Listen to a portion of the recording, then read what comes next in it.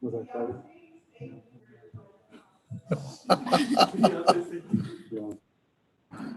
afternoon, colleagues. Good afternoon, everyone. Well, let's go ahead and get started. Thank you very much for being a part of this, everyone. Uh, oh, actually, we can't start yet. Having a registration or roll call, um, technical difficulty. So let's go wait another 1-2 minutes.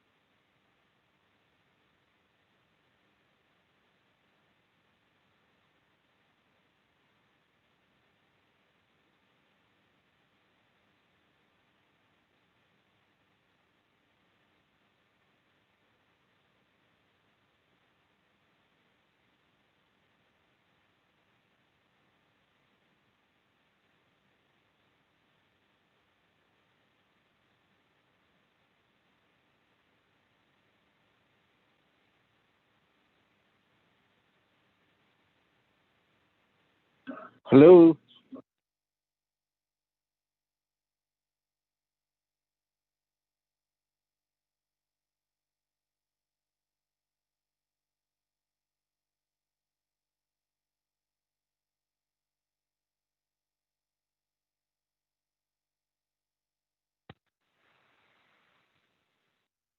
Hello.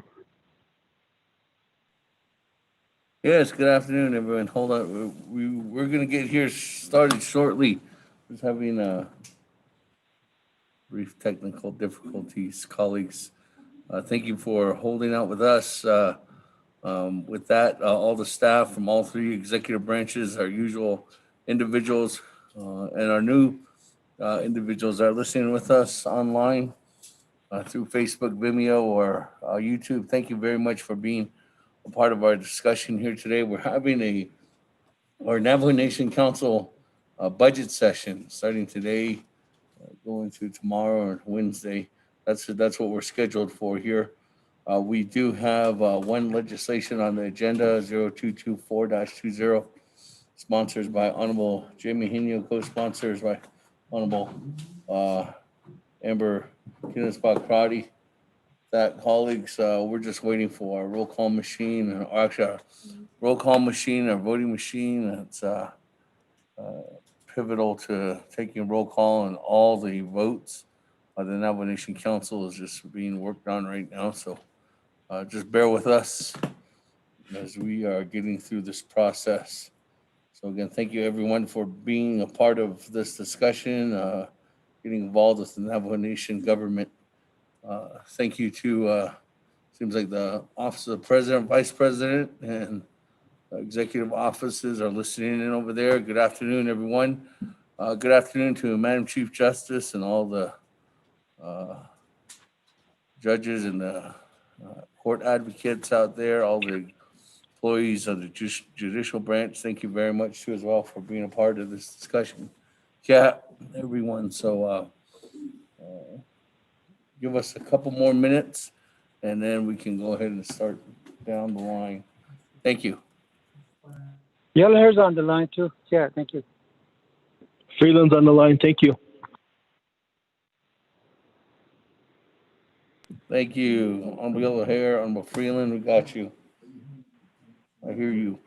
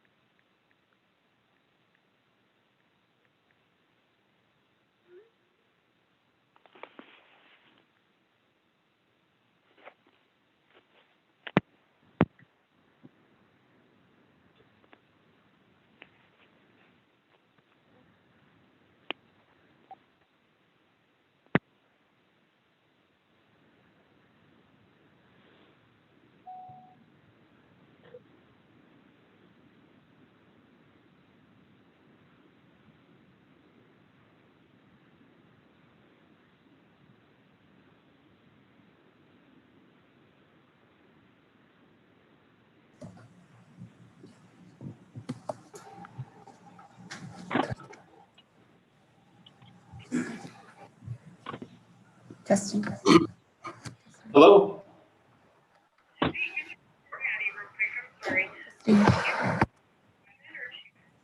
Testing. Testing. Maddie, this is Donovan.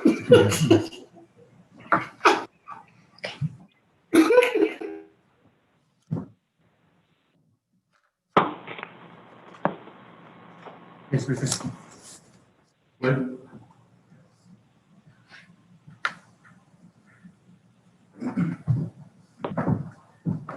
Warning, you're not muted.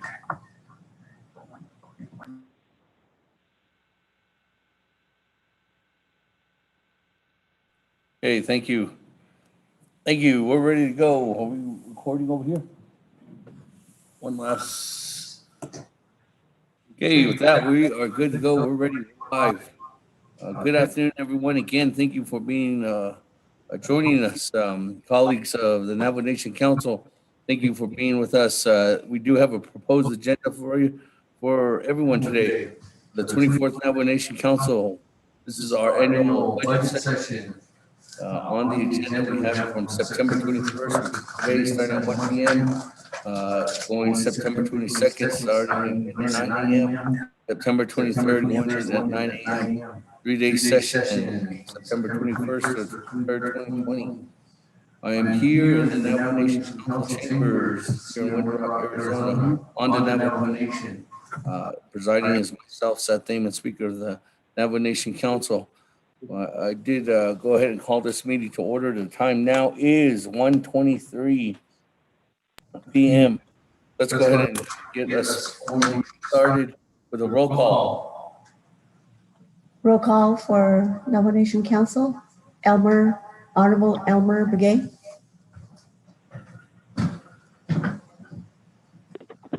Honorable Key Allen Begay Jr. Key Allen Begay present. Key Allen Begay Jr. present. Honorable Paul Begay.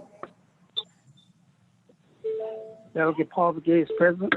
Honorable Paul Begay is present. Honorable Nathaniel Brown. Delegate Brown is present. Honorable Nathaniel Brown is present. Eugenia Charles Newton. Honorable Charles Eugenia Newton, Charles present Newton. from Mexico. Honorable Eugenia Charles Newton is present. Amber Knusbach Crowdy.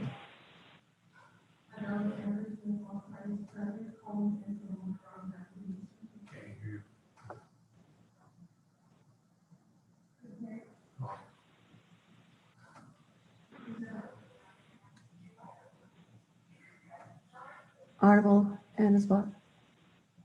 Amber Knusbach Crowdy is present.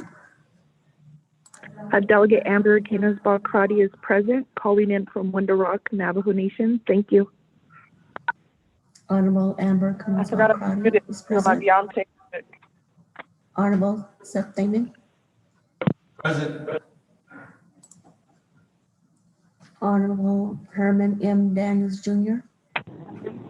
Yeah, this is Herman Daniels Jr. Honorable Herman Daniels M. Daniels is present. Honorable Mark Freeland. Good afternoon, Delegate Freeland, calling in from the east side. Thank you. Honorable Mark Freeland is present. Honorable Pernell Halona.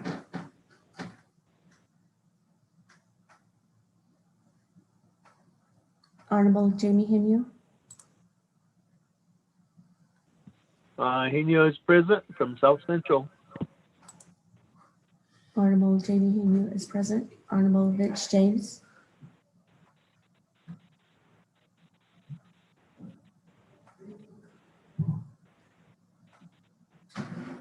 Honorable Rick Ness. Delegate Rick Nez is present. Honorable Rick Ness is present. Honorable Carl Slater. Delegate Slater present. Honorable Carl Slater is present. Honorable Raymond Smith Jr.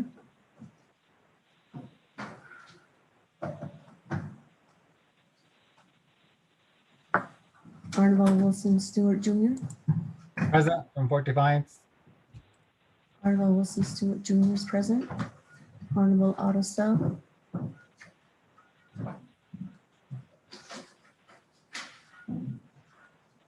Honorable Charlene Stowe. Present. Honorable Charlene Otto Stowe is is present. Honorable Otto Stowe is present. Honorable Daniel Stowe. Daniel So is present. Honorable From Daniel home. Stowe. Daniel Stowe is present. Honorable Eugene Stowe.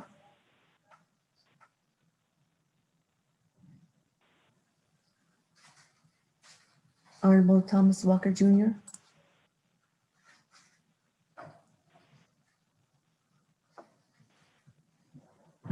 Honorable Edison Winika. Here. Honorable Edison Winika is present. Honorable Edmund Yazzie. Here. Honorable Edmund Yazzie is present.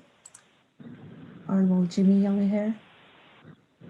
This is Delegate Yellowhair. I'm present. Thank you. Honorable Jimmy Younghair is present. Honorable Elmer Begay.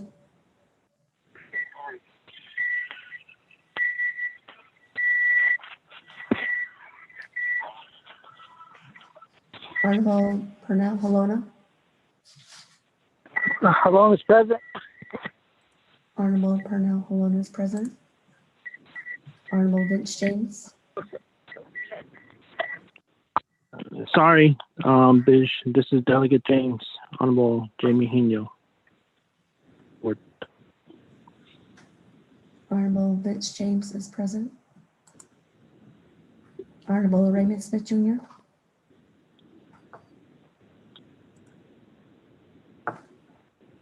Honorable Eugene Stowe.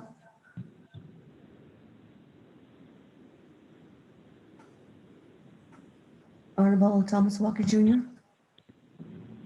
Thomas Walker is present. Arnold Thomas Walker Jr. is present. Mr. Speaker, you have 21 members present.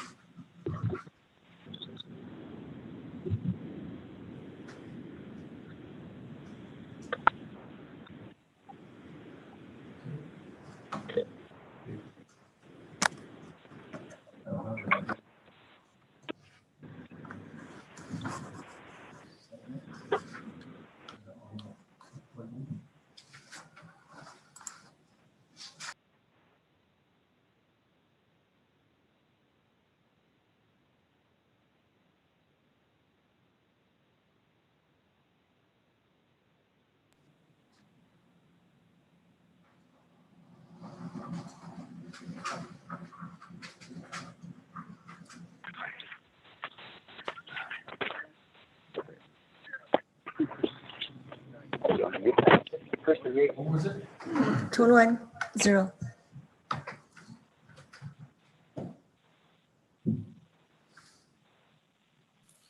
Thank you very much, Lorraine. That, colleagues, 21, we do have a roll call, including myself. With that, let's go ahead and continue on down. We did have an invocation this morning by Madam Chair Charles Newton, so we can continue on down with our invocation. That, let's go on down to item number 2 on our agenda, recognizing guests and visiting officials to the Navajo Nation. Any recognizing guests and visiting officials to the Navajo Nation?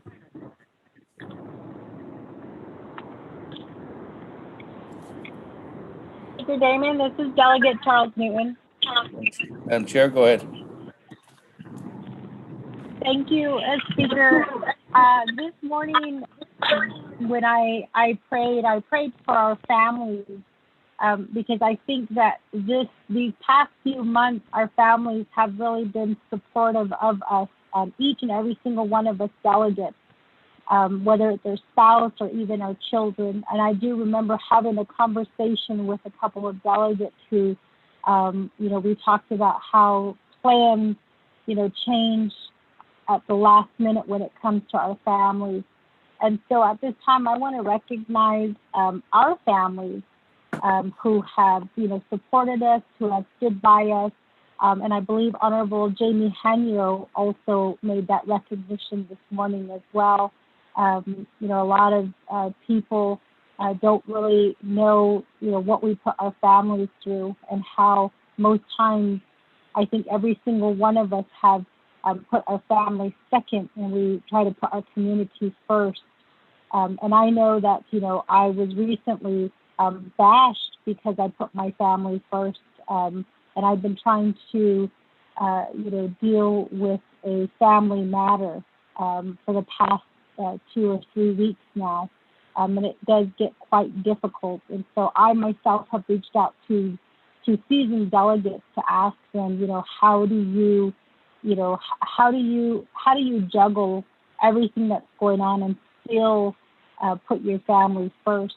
And it was really great because I also got text messages from the vice president's staff who also stated that they are also in, feel the same type of pressure as well, our political appointees.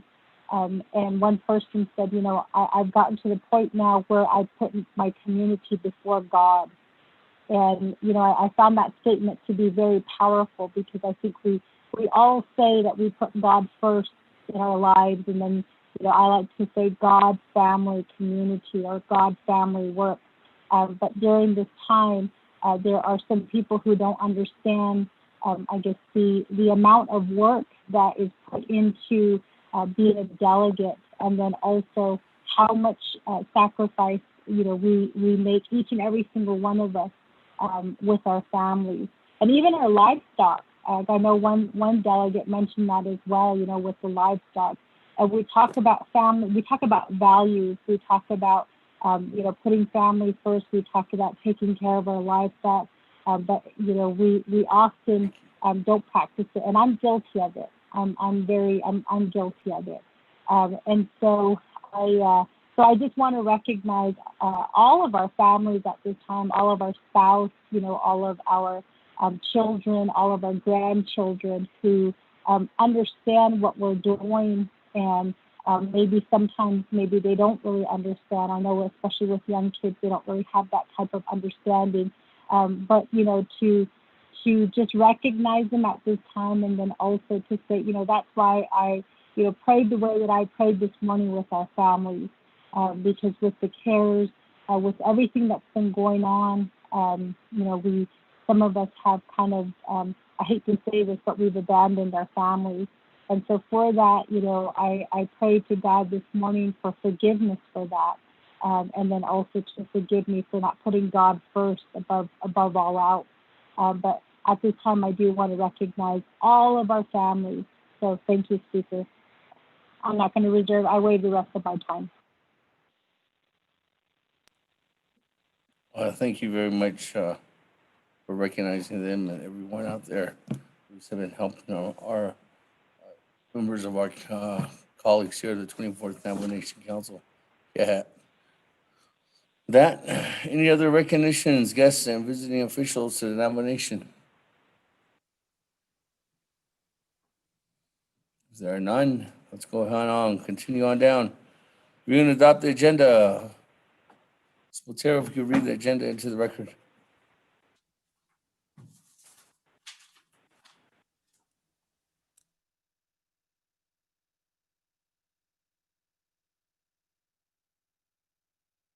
Mr. Speaker, members of the council, proposed agenda of the 24th Navajo Nation Council Budget Session, September 21 through 23, 2020.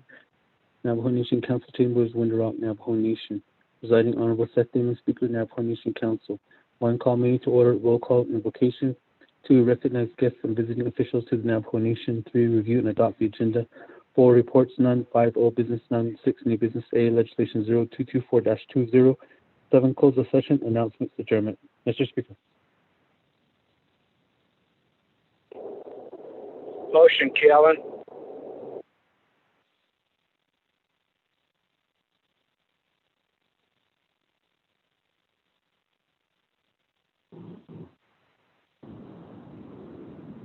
Delegate Crotty will second. Okay, motion by Honorable Keon Begay, second by Honorable Madam Chair Amber Crotty. Colleagues, any discussion on the agenda? Once, going twice. Speaker, Delegate Crotty. Yes, Madam Chair.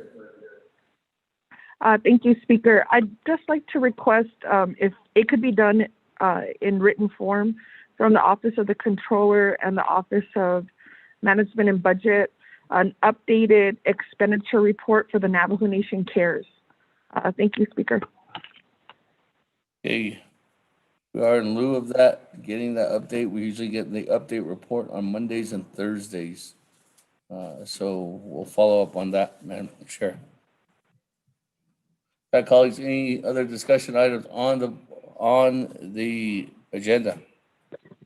Once, twice, 3 times, go to the board, roll call, vote.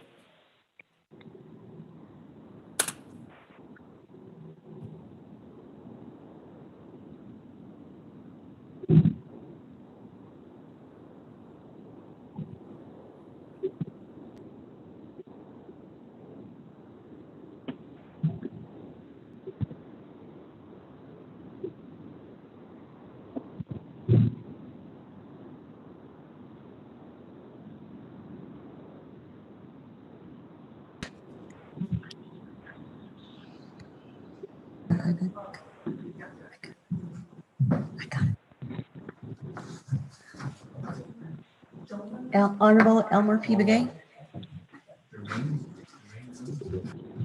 Honorable Key Allen Begay Jr. Delegate Kellen, vote screen. Honorable Key Allen Begay Jr. Vote screen. Honorable Paul Begay. Delegate Paul Begay, vote screen. Honorable Paul Begay Vote screen. Honorable Nathaniel Brown. Delegate Brown, vote screen. Honorable Nathaniel Brown Vote screen. Honorable Eugenia Charles Newton. Charles Newton votes green. Honorable Eugenia Charles Newton votes green. Honorable Amber Knuzbach-Crotty. Delegate Amber Knuzbach-Crotty votes green. Thank you. Honorable Amber Knuzbach-Crotty votes green. Honorable Herman M. Daniels Jr.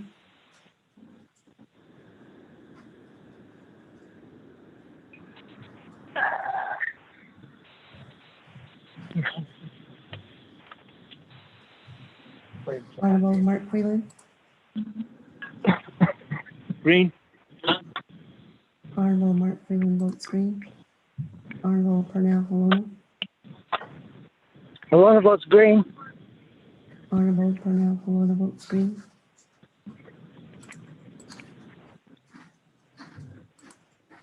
Honorable Jamie Henio. Nahinio votes green. Honorable Jamie Henio votes green. Honorable Vince James. Delegate James votes green. Honorable Vince James votes green. Honorable Rick Nez. Delegate Rick Nez votes green. Honorable Rick Nez votes green.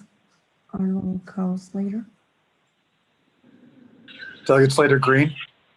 Honorable Carl Slater votes green. Honorable Raymond Smith Jr.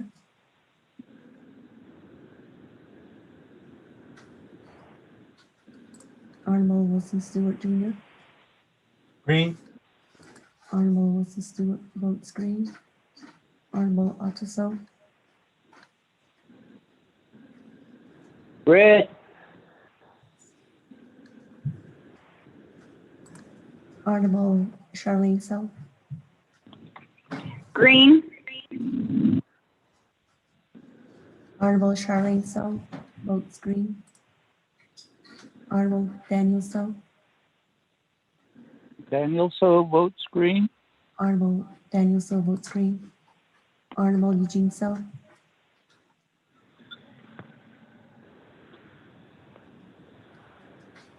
Honorable Thomas Walker Jr. Thomas Walker votes green. Honorable Thomas Walker votes green. Honorable Edison Winnicott.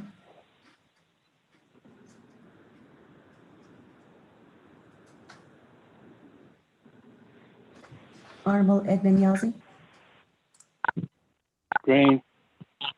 Honorable Edmund Yazzie votes green. Honorable Jimmy O'Hare. Delegate O'Hare votes green. Honorable Jimmy O'Hare votes green. Honorable Elmer Begay.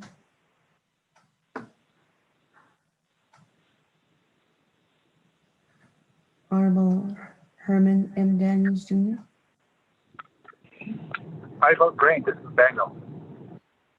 Honorable Herman Daniels and Daniel votes green. Honorable Raymond Smith Jr.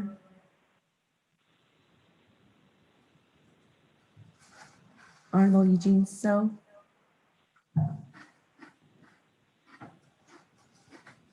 Honorable Edison Winnicott. Green. Honorable Edison Winnicott votes green.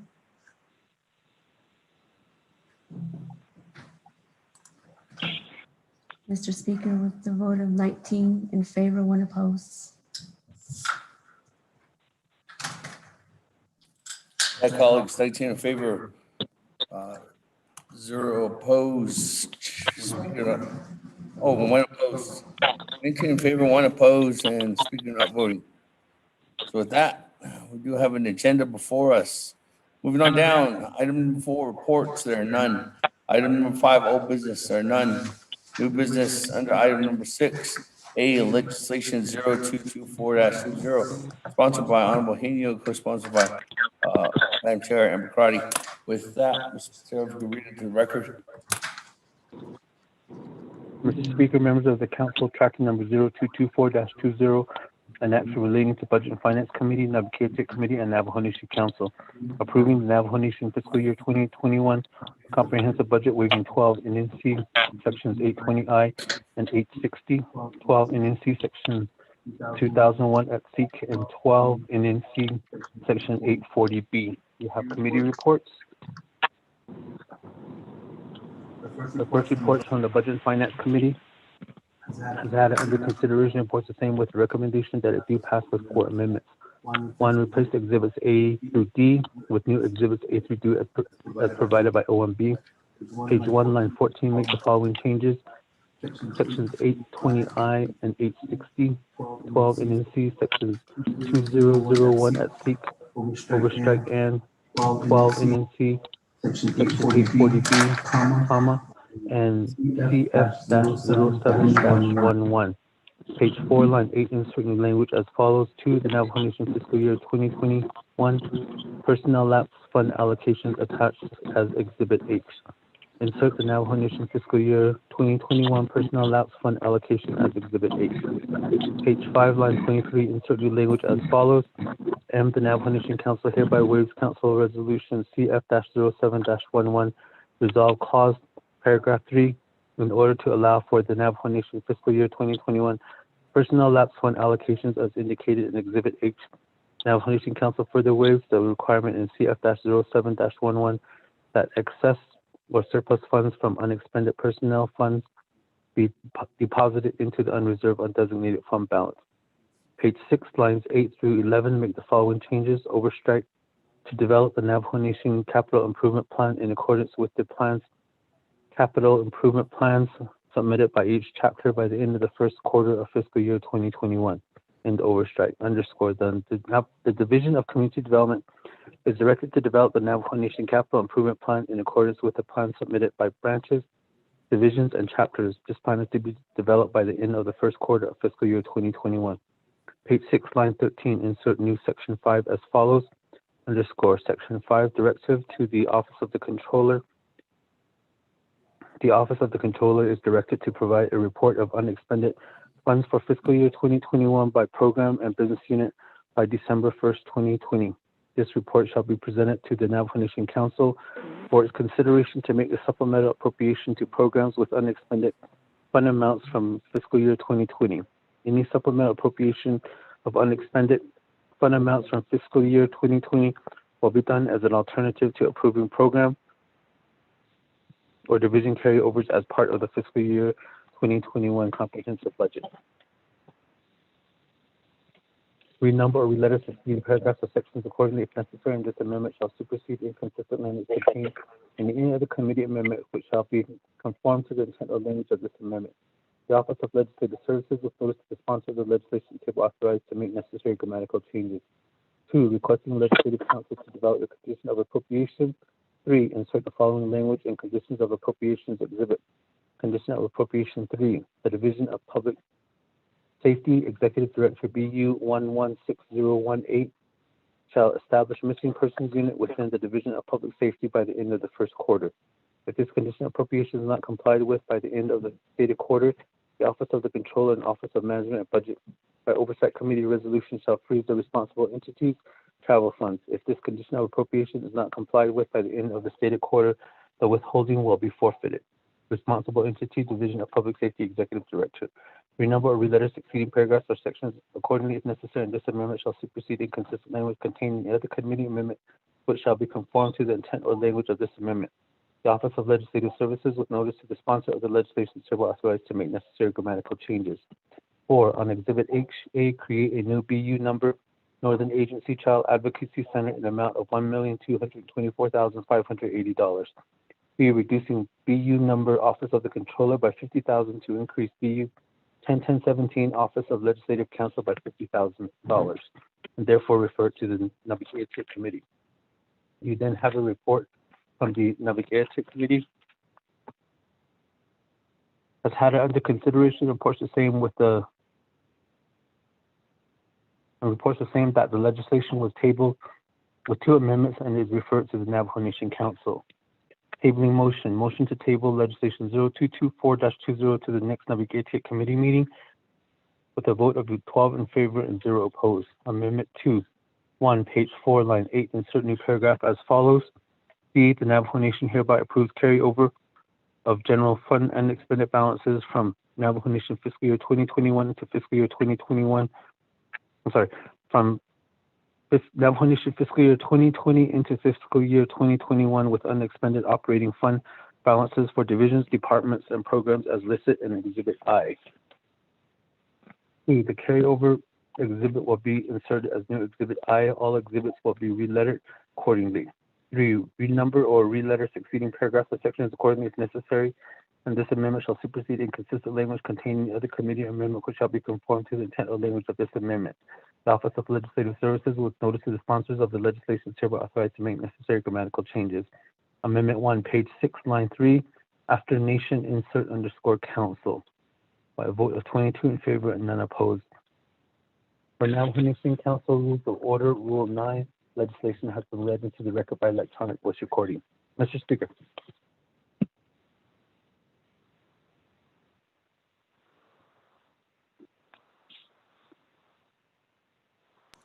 That. Was there a motion? Motion, Delegate James. Motion by Honorable James. Is there a second? Second, Stewart. Second by Honorable Stewart.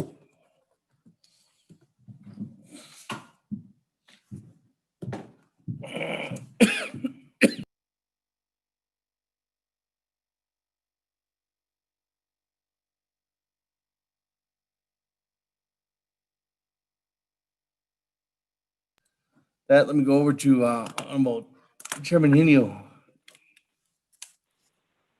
20 minutes on the board. Okay, thank you, Senate Speaker Damon. The 24th Navajo Nation Council.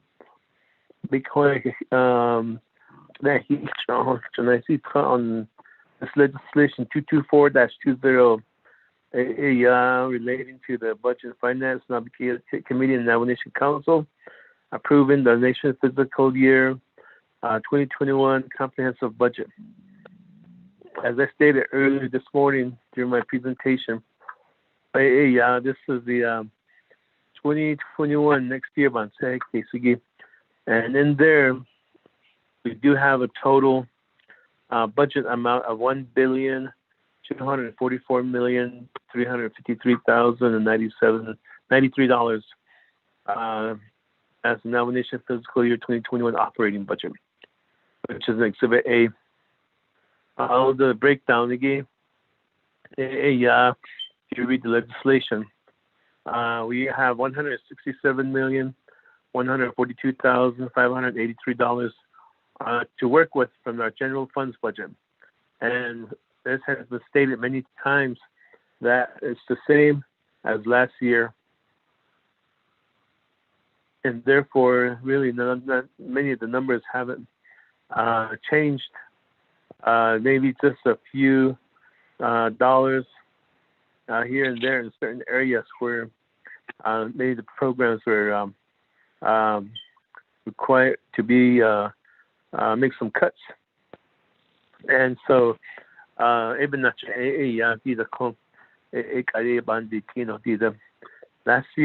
week and the week before, Budget and Finance, we had a comprehensive overall budget hearings, and we went over all the budgets for all the programs from all the executive branch programs, and then the legislative branch programs, and then also we heard from judicial branch also.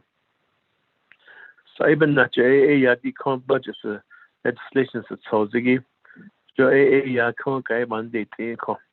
and again, because of this whole pandemic, it has put a damper into our schedules, the way we meet.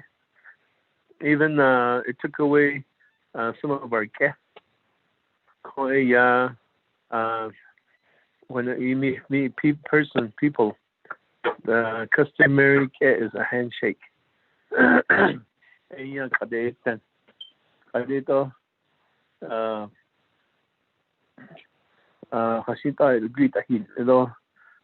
the elbow touch or fist bump, and she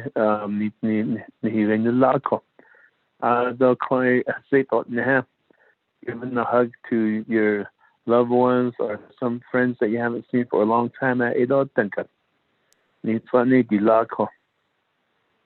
So Ebanache, the coin the Tashin so you have the star 2021 budget schedule. I is going eho.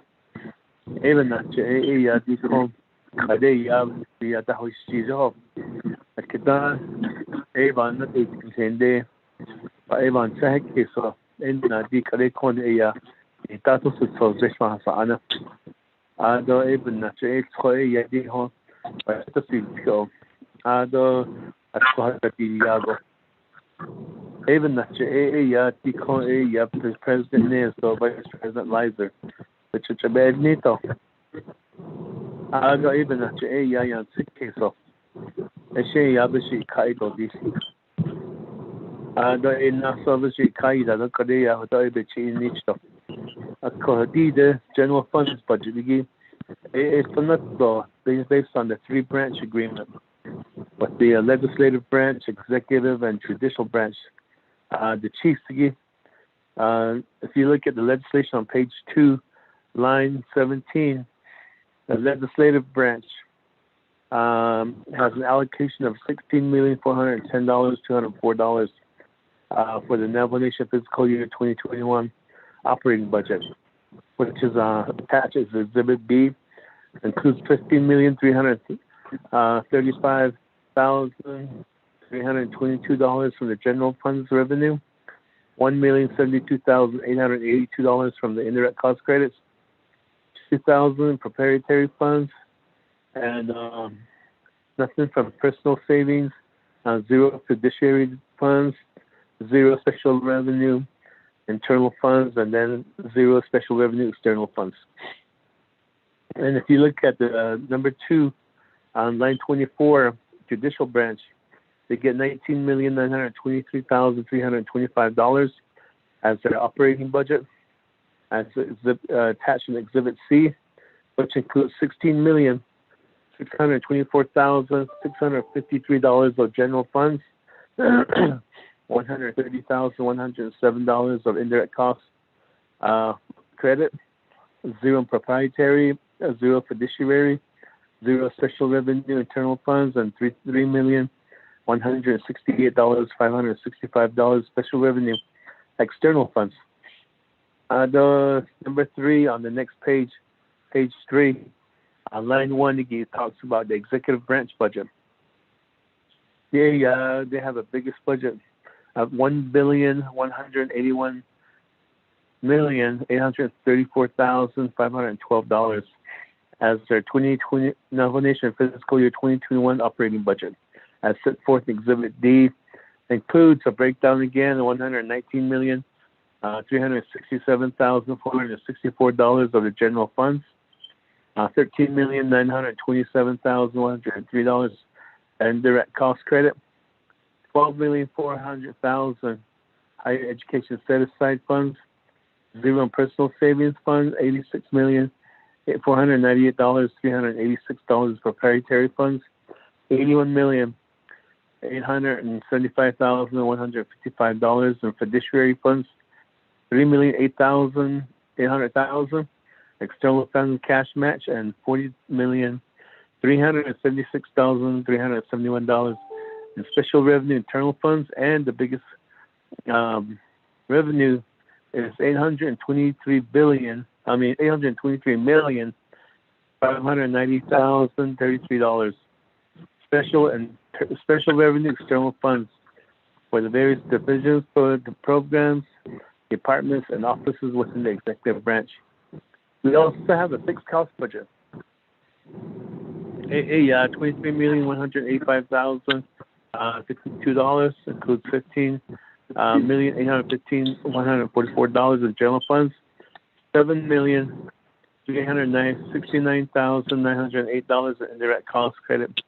Though you have your capital improvement funds, which includes the $3 million capital outlay match to be used at the chapter's discretion. Though, with the exception that these funds are not used for recurrent expenses. The 6G on page 3, line 15, chapter non-administrative costs, $11,998,900 $69 for non-administrative costs. This means it does not include chapter official stipends, permanent personnel costs, travel expenses of chapter officials and chapter staff. Then we have an external cash match of $3,800,000 for external funds, cash match obligations. So, Shinanta, that is a breakdown of the three branches, including the chapter government allocations. And of course, as we move down on this budget, though, we do have budget books that has all the budgets for all the programs, and and then there are some other exhibit H's that Aggie, which is a breakdown of the allocations from the personnel lapse fund. And of course, we always have unmet needs from our programs, and as an oversight for each of these programs, I think it's a committee that we need to really pay special attention to some of their unmet needs and the rationale behind their unmet needs. So, with this, the Budget and Finance Committee members, the 6 of us, with Vice Chair Smith, Shinanta, Delegate Yellowhair, Shinanta, Delegate Amber Crowdy, Shinanta, Delegate Nathaniel Brown, and Shinanta, Delegate Elmer P.V. We worked and also took into consideration the oversight legislations and also each program as they came before us with their detailed budget. So with that, Shinanta, I will yield the floor back to the Speaker Damon for any questions or comments.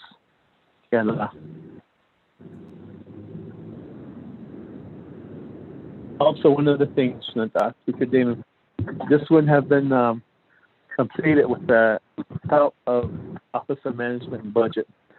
I mean, Mr. Dominic Dial, Lisa Jim, and his staff, as they worked with us tirelessly, answering questions and making comments along the way.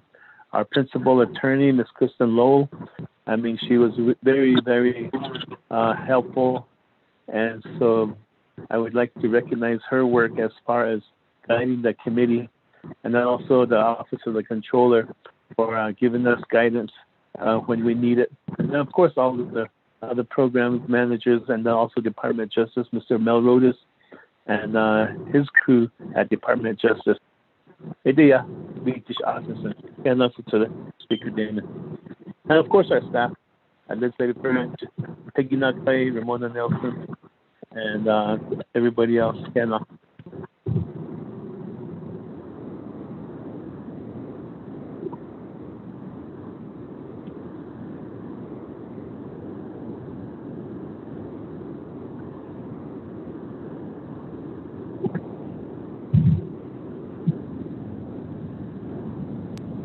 Thank you. Chairman Inu for that opening remark regarding the budget. With that, on legislation 0224-20, let's go to the floor now. I do have Honorable Slater. The floor is yours. Thank you, Speaker. I have an amendment prepared by the Office of Legislative Counsel. Reserve my time.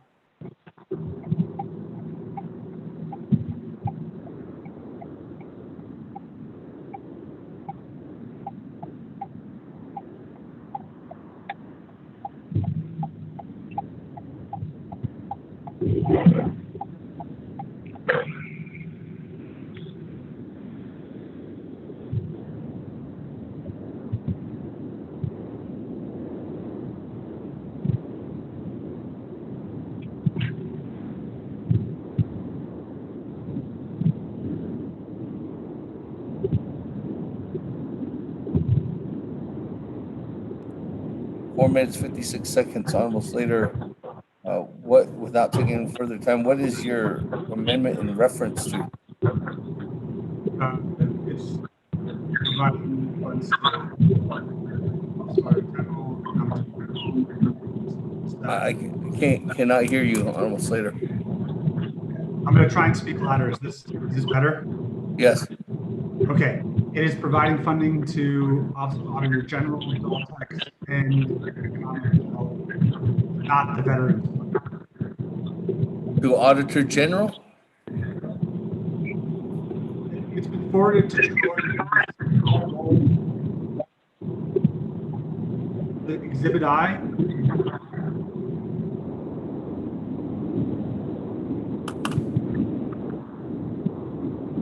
Office Legislative Council, do you know what Honorable Slater is referring to?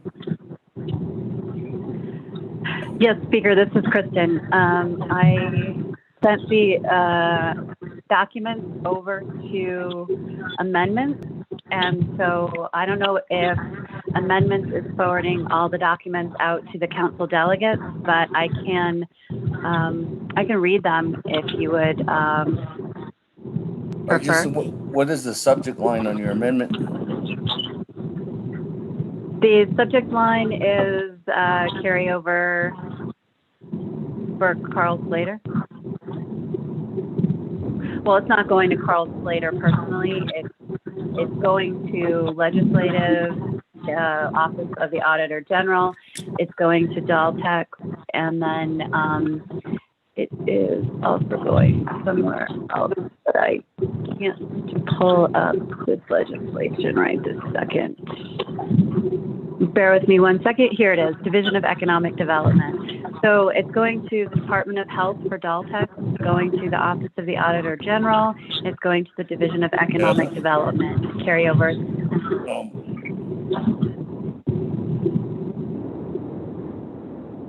Ms. Lowe, can you send that over to amendment? I sent it at 2 o'clock. I forwarded it at 2 o'clock. I'm happy to send it, forwarding it right now again, Speaker. Okay, thank you. Yeah, we got it. We just don't got it.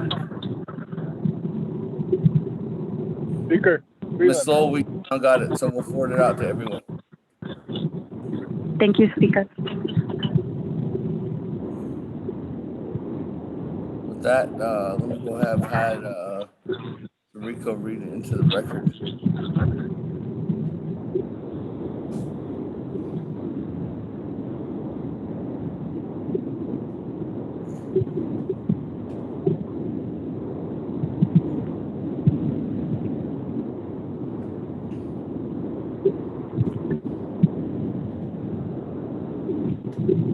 Mr. Speaker, members of the council, amendment number one, amend the document title Navajo Nation FY 2020 carryovers into 2021 new Exhibit I as attached to reflect carryovers from the Department of Health, the Legislative Branch, and Economic Development. 2, renumber, reletter succeeding paragraphs or sections accordingly if necessary, and this amendment shall supersede inconsistent language contained in any other committee amendment which shall be conformed to the intent or language of this amendment. The Office of Legislative Services, with notice to the sponsor of the legislation, is hereby authorized to make necessary grammatical changes.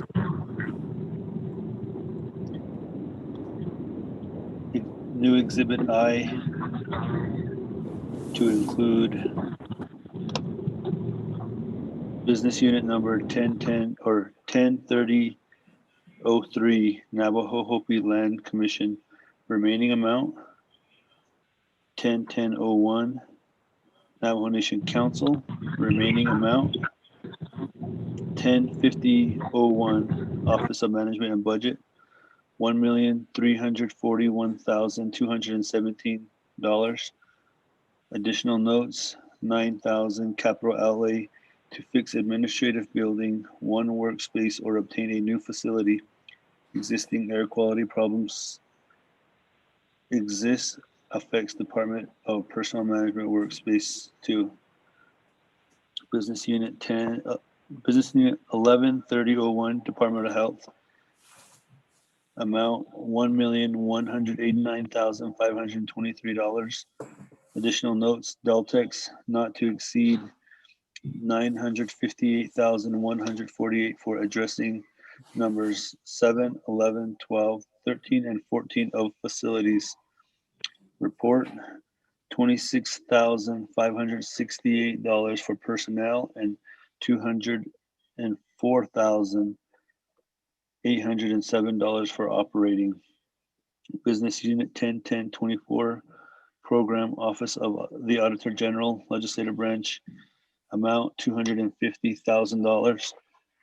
Additional notes for audits or follow-ups regarding NHA DSS performance with compliance, Veterans Housing follow-up, and Veterans Trust Fund performance compliance.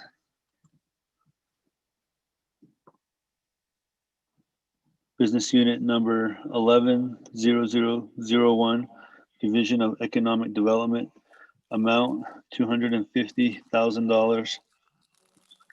Additional notes, administration, add to program performance measure number 4, end of sentence.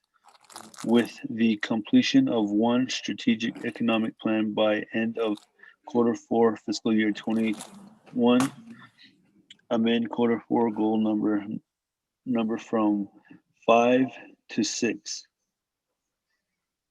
Mr. Speaker.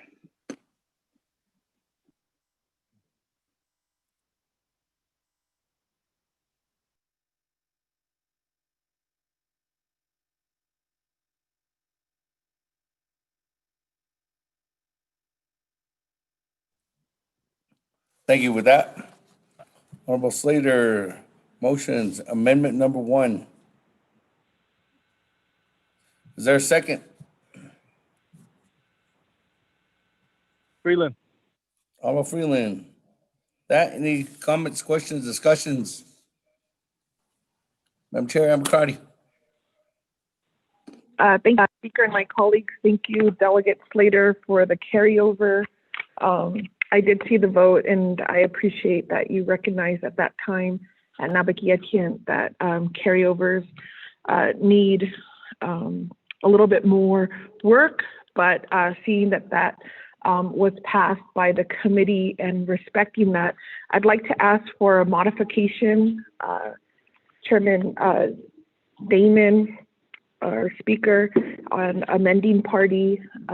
We do have a request from Navajo Nation Veterans Administration, and they are requesting a carryover balance of $716,365 from all of the NNVA business units. Speaker, if I'm in order, if I could ask the amending party to modify. Thank you, Speaker.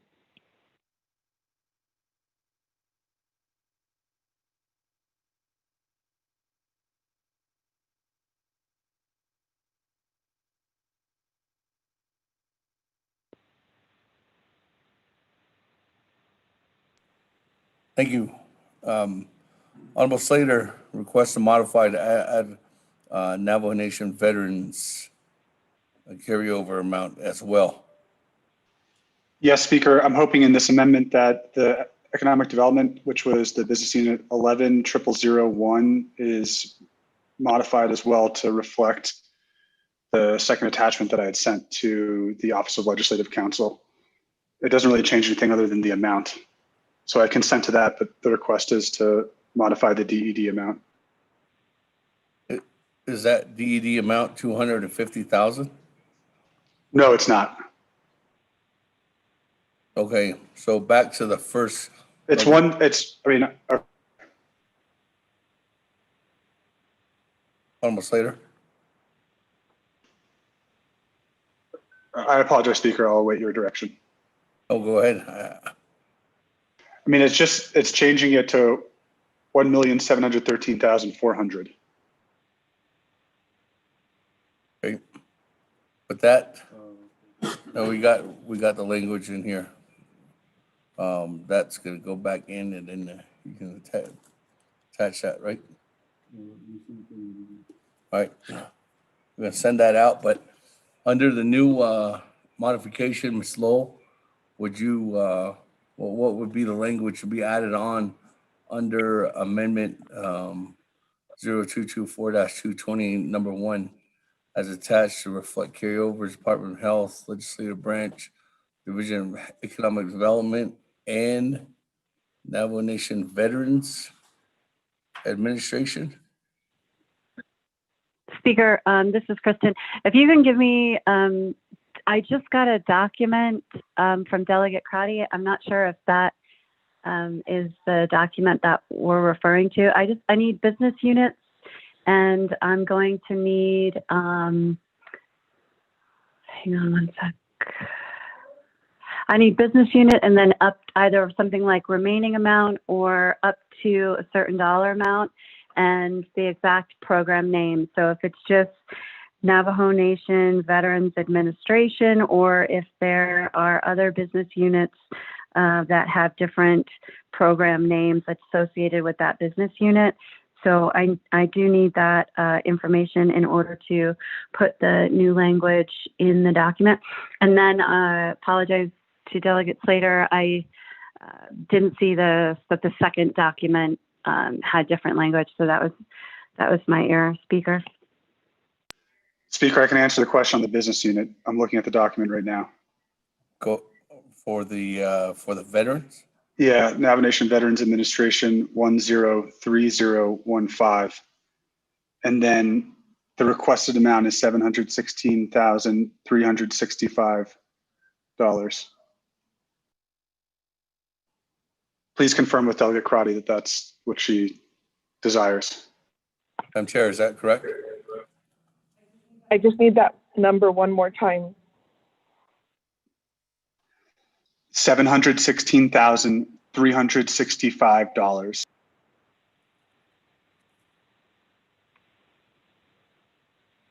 Madam Chair. Thank you, Speaker, colleagues.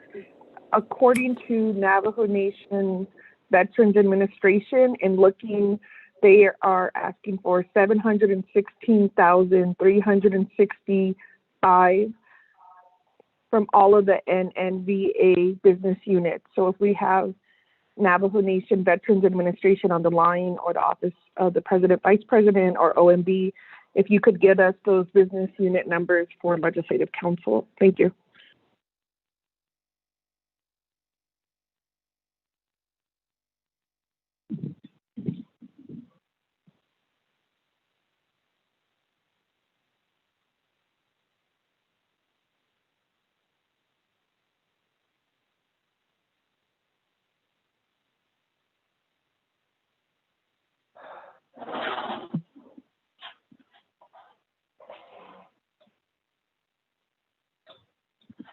Wow, 7. Madam Chair, so it's not just 10/30/15, correct?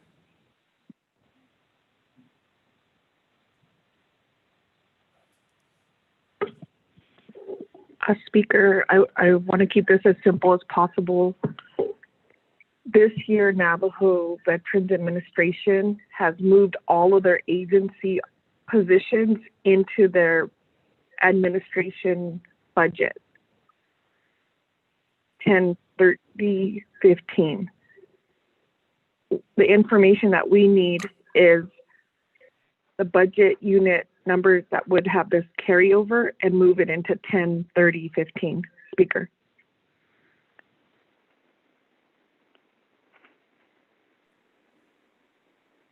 Office of Management Budget.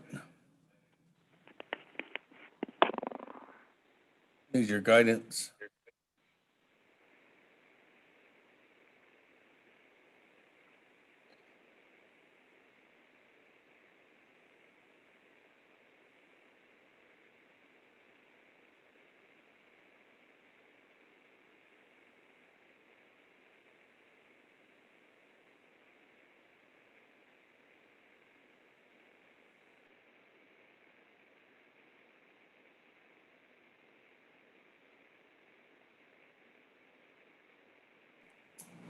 OMB, are you there?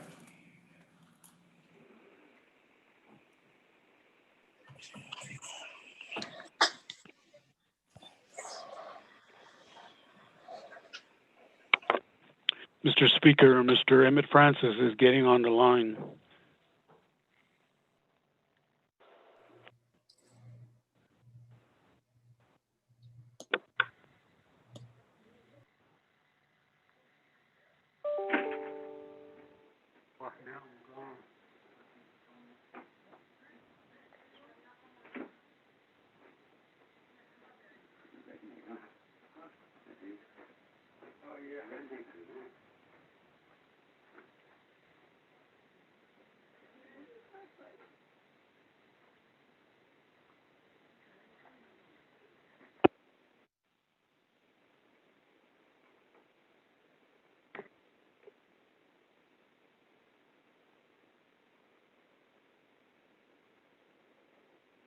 Vice Chair Smith on board. Thank you.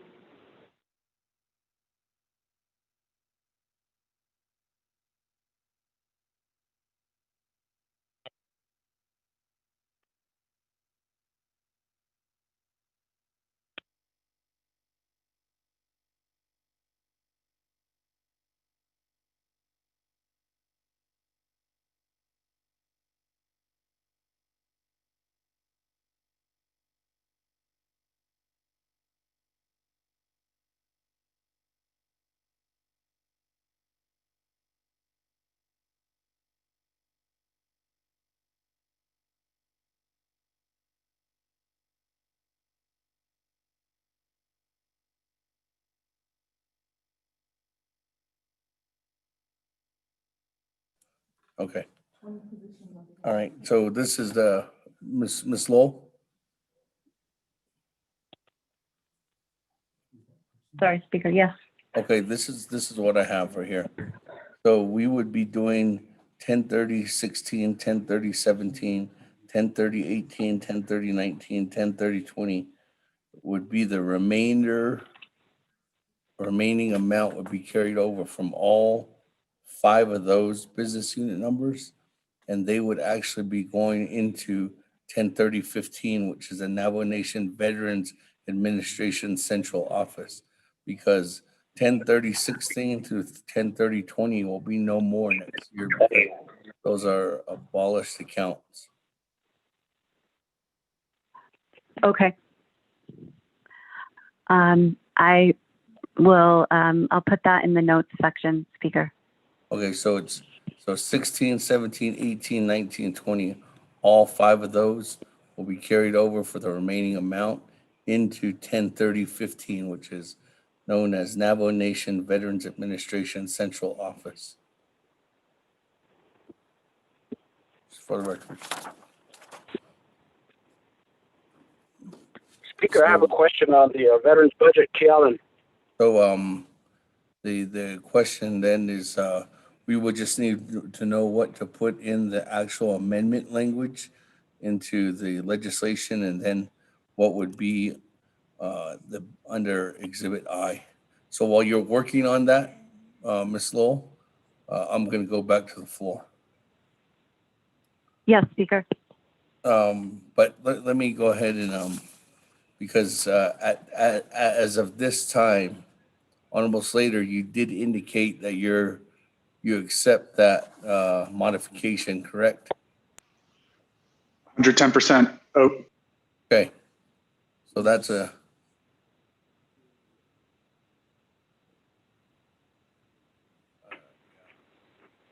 back with the recommended language. So but that's what we have. I mean, that looks good to me, but make sure Mr. Emmett Francis is good with it. With that, let me go on down. Shay, Honorable Kealan Begay on Amendment 1. Yes, Amendment 1. Speaker, the Amendment 1, Kudoshna Ash Yeniyahaki, could the council just provide a simple statement, a language within the resolution indicating to support the carryover request by programs? Would that be much easier than trying to pick and choose whose programs should be, whose funding should be carried over? Now, the other one, Nikki, maybe the Oversight Committee has further information. Are we saying, are they saying that they're eliminating or moving a lot of the agency level veterans position to the central office? That's my question, and I have further questions. Speaker.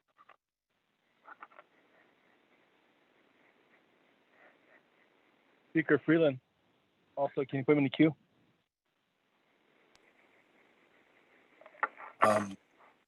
Let me refer over, as a sponsor of this amendment, Honorable Slater. I'm not too sure if you know that answer, but you can call upon individuals that may help assist in answering that question. Thank you. Yeah, Josh. The committee's been informed that the program wanted to consolidate it into one business unit, and the plan of operations doesn't indicate that that's admissible. There is some latitude there, but I think based off the work session that we had yesterday afternoon with the Veterans Administration, the committee, advisory council, and others made it clear that that was not our preference and that's not what we would be supporting in this budget. So the funding, by Delegate Crotty identifying that the funding would carry over with the agency business units, that's meant to support the agency efforts instead of the consolidation. I think that we're going to have a later amendment regarding the Veterans Administration, but at least in this one request, we'll be able to get the funding into the program, or sorry, carry over the funding for those agency program business units so that it stays out there in the agencies, and then address the veterans budget overall, because there are other things that we need to address, but I don't think it's appropriate to throw all of that into this amendment right now yet.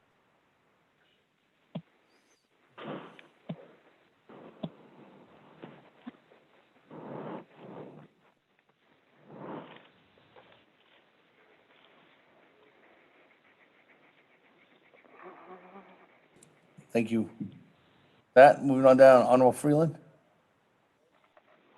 Thank you, Speaker.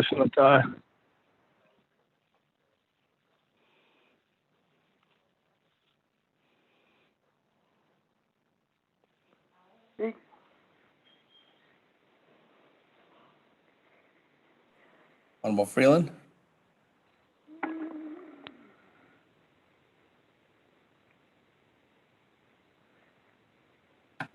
There.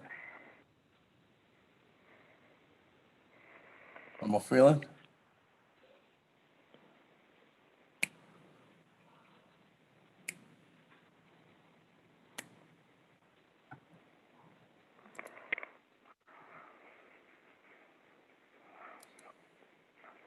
I think we lost Honorable Freeland.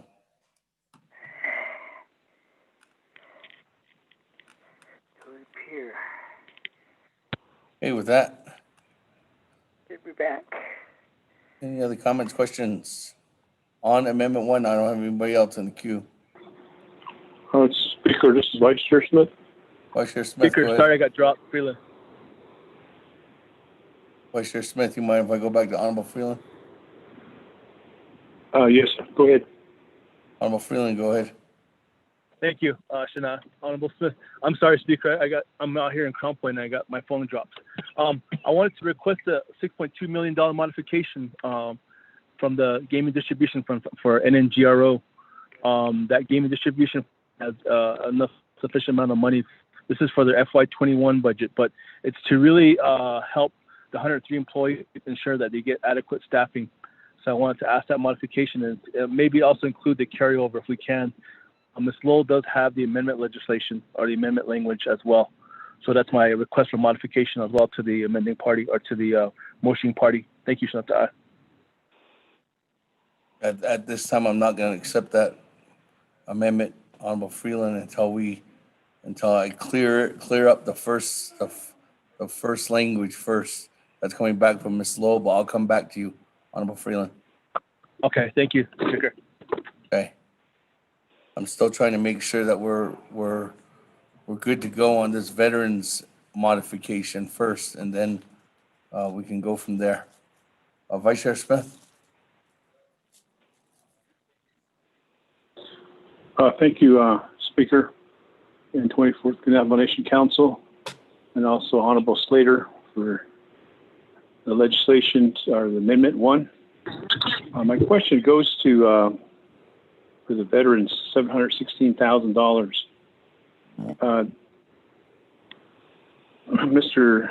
Zerling had sent an email requesting for an additional amount. Are we just doing the $716,365? And his request is we're requesting to do the 1.5 million, 1,548,000, which I guess is part of the request that he submitted under business unit number 103015. I know that we were talking about the carryover just now, but when are we going to, is Honorable Slater, are you going to entertain the rest of this later on? What's requested from James Zerline? That's my question, Speaker. Thank you. And I reserve my time.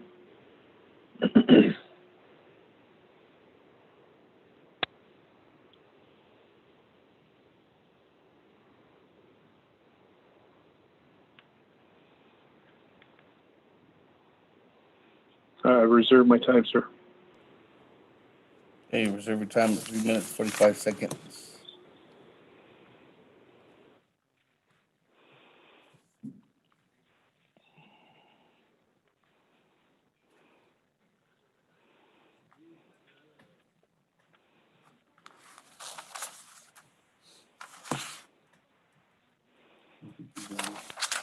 You get it?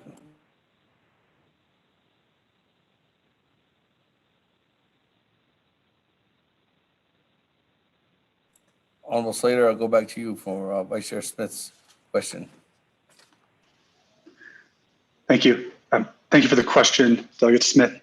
The remainder, or I'd say the proposal and revised budget that we received this morning really needs more consideration than just the time that we've had. And I prefer that we, as a committee, address that in a separate amendment. And I think we're all of the mind that we do need to address it, and we will address it in this budget. But there's so many levels to it that I think we need to have one good comprehensive amendment for the Veterans Administration minus the carryover. We can do the carryover easily right now, and it's not disrupting how things were going this past year, where you did have the agency program business units. Instead, we'll work on a separate amendment that'll address all of the sort of reforms that the director is interested in, as well as the concerns that I think all of us have based off the chapter veterans organizations and the Navajo Nation Veterans Advisory Council. Thank you.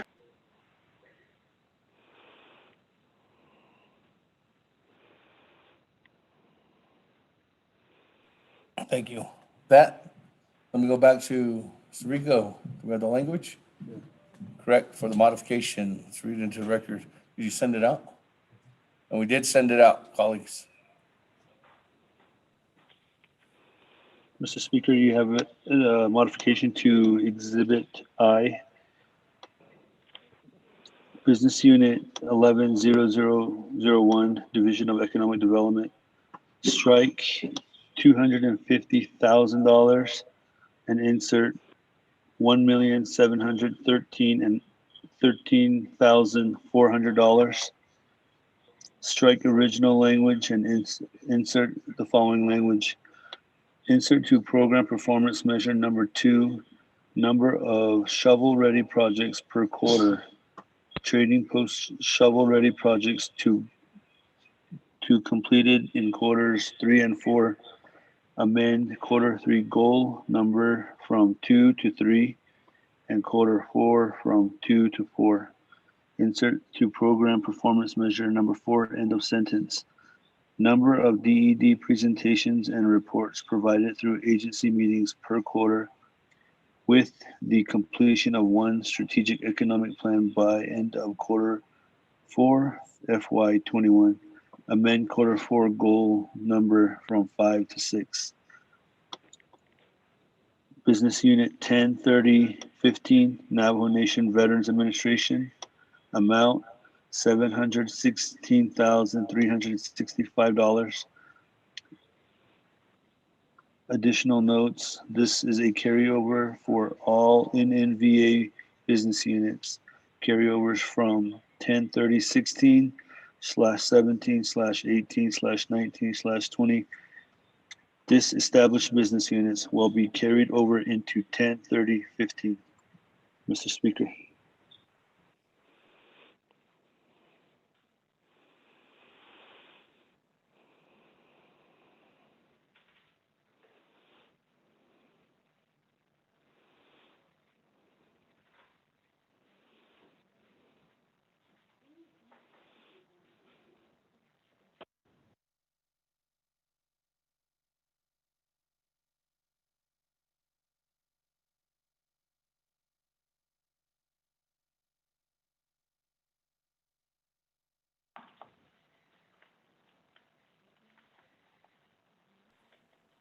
Okay, with that, Honorable Slater, you good?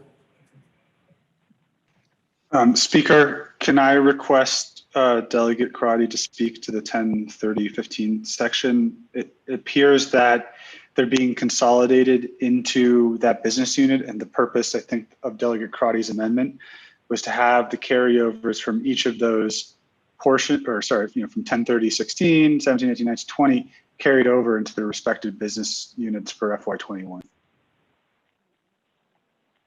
Other than that, it's correct.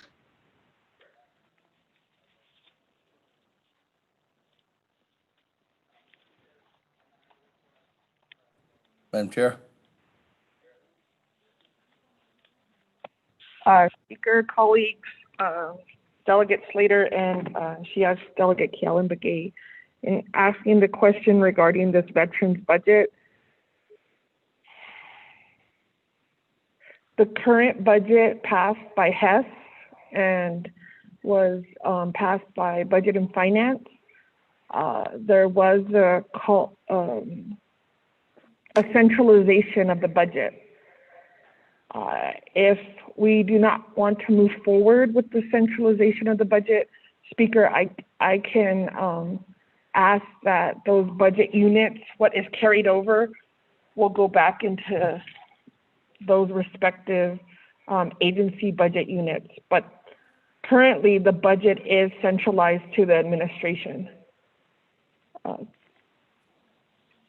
So maybe if I could ask OMB, am I able to request a carryover from an agency budget unit and create the similar budget unit in this Veterans Administration budget? Thank you, Speaker. We did something similar when we did the budget modification to redistribute veteran trust funds. So I think we can still maintain those business units with this carryover request. Thank you, Speaker.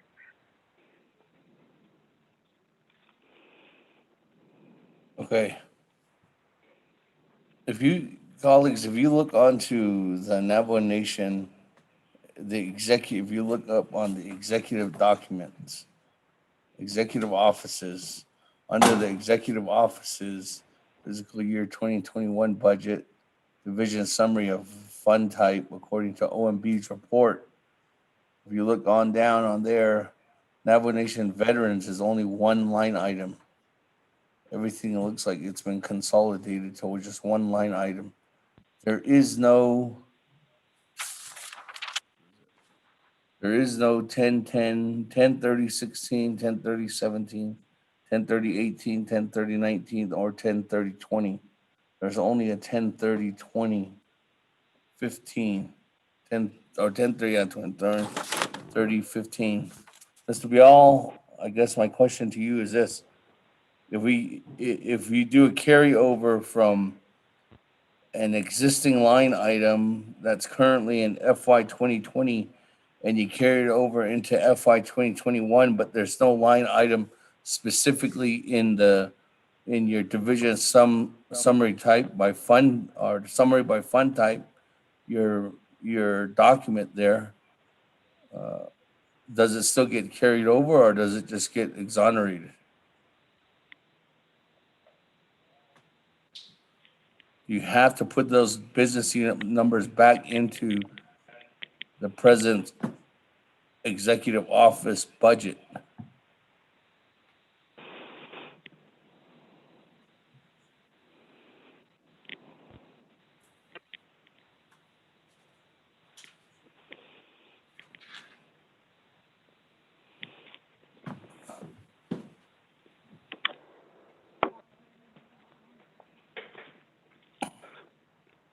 Somebody from OMB.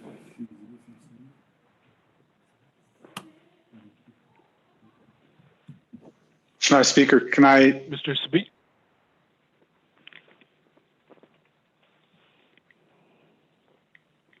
Honorable Slater? No, please let OMB proceed. I can speak after that.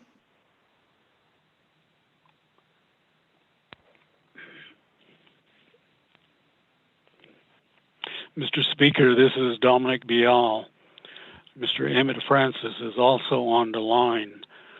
But Speaker, you were referring to page 1 of the Executive Office's budgets, and you were looking at Business Unit 103015, Navajo Nation Veterans, 1.5 million 48,000 as far as the general fund goes.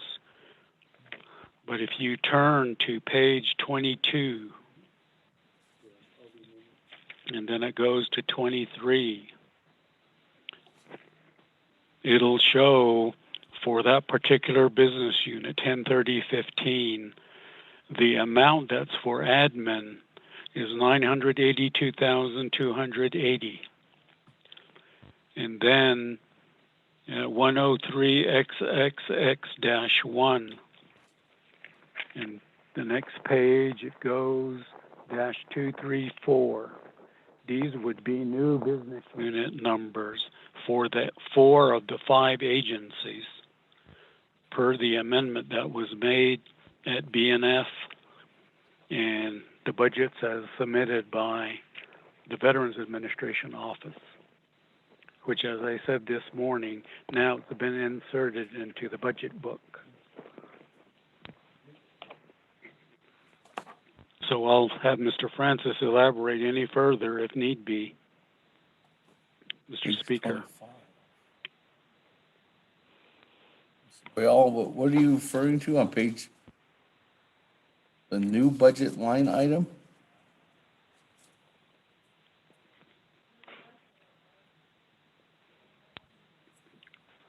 Mr. Speaker, if you're looking at the big budget book.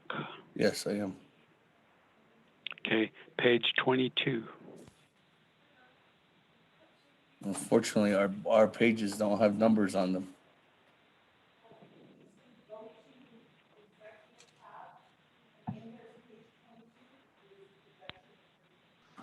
Speaker, can I offer a proposal right now that might eliminate the need for discussion at this time, and so we can keep moving?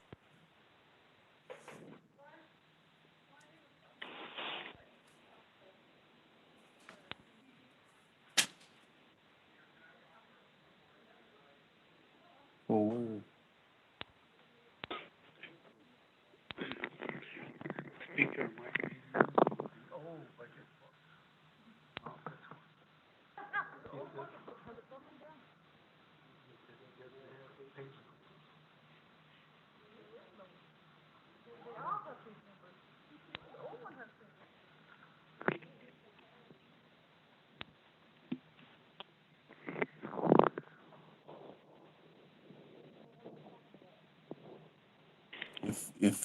If they do a carryover from 10, 30, 16, 17, 18, 19, and 20, and they put in, and this amendment puts it all into 10, 30, 15, that just goes directly to the Navajo Veterans Administration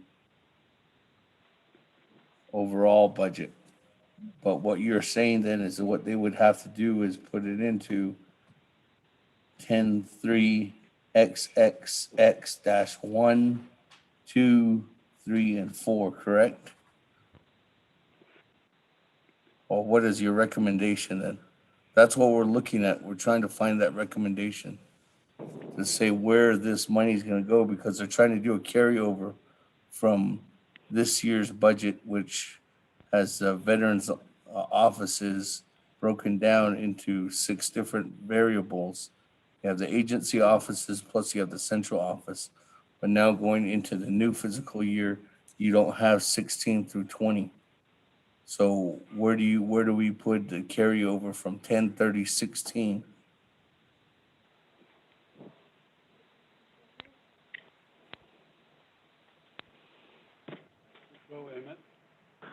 Mr. Speaker, this is Emmett Francis from OMB.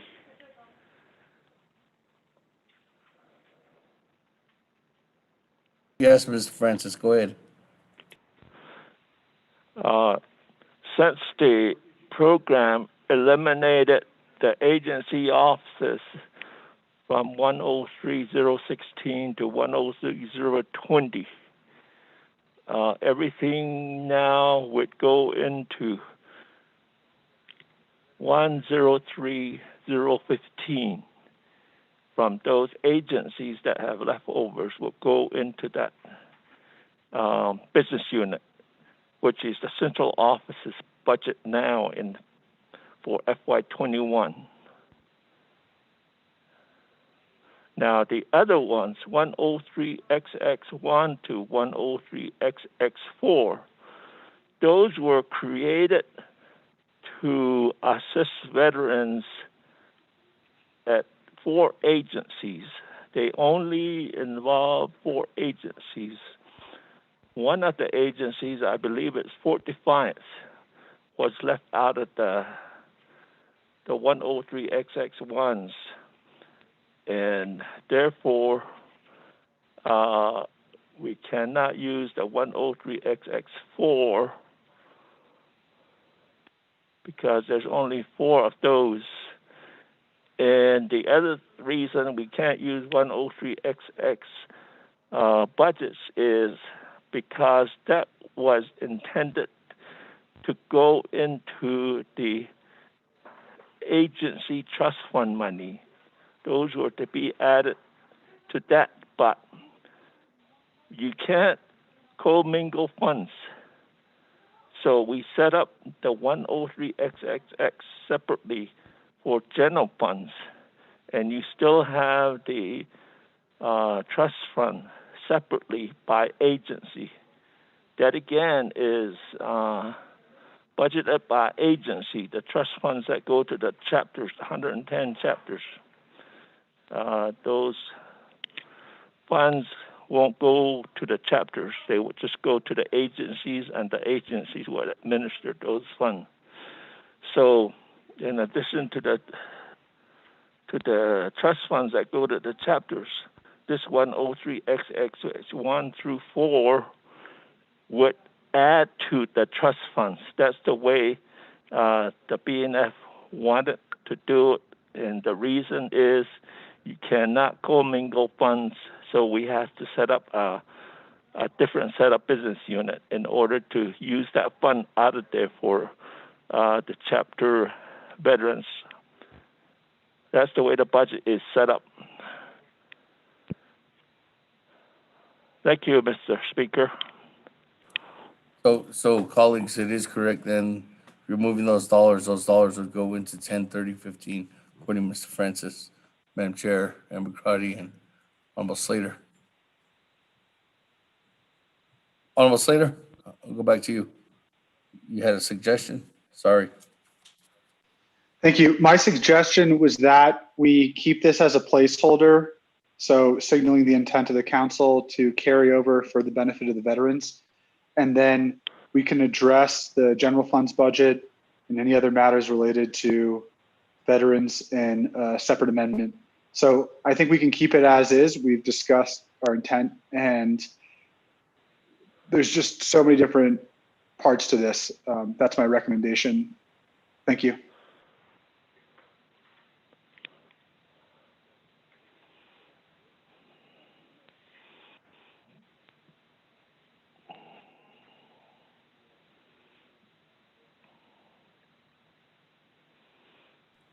Okay, so we're good then. Moving forward. All right. Well, if there's any other comments, Galen. questions? On McCallum Gay. Jay. Speaker, I have a problem with the way we're budgeting the veterans budget. In the midst of carryover, we're establishing position within the Veterans Administration at Windrush level.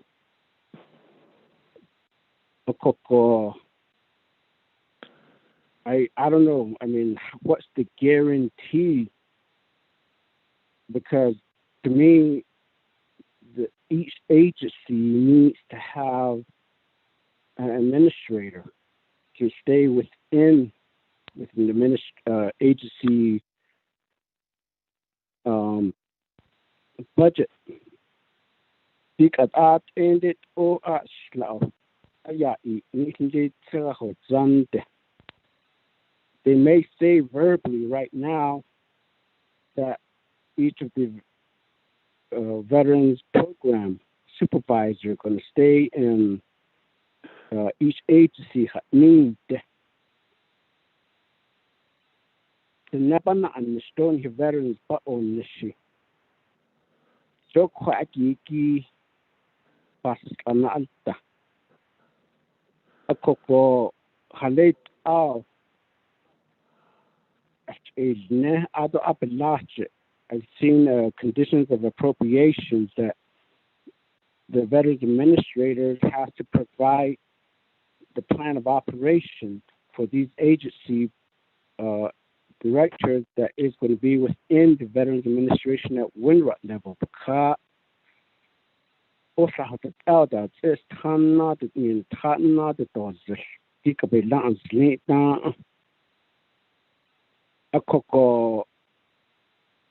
in utilizing the carryover, I mean, don't need each of the budget. I live in the agency, the other job, that is the job veterans organization,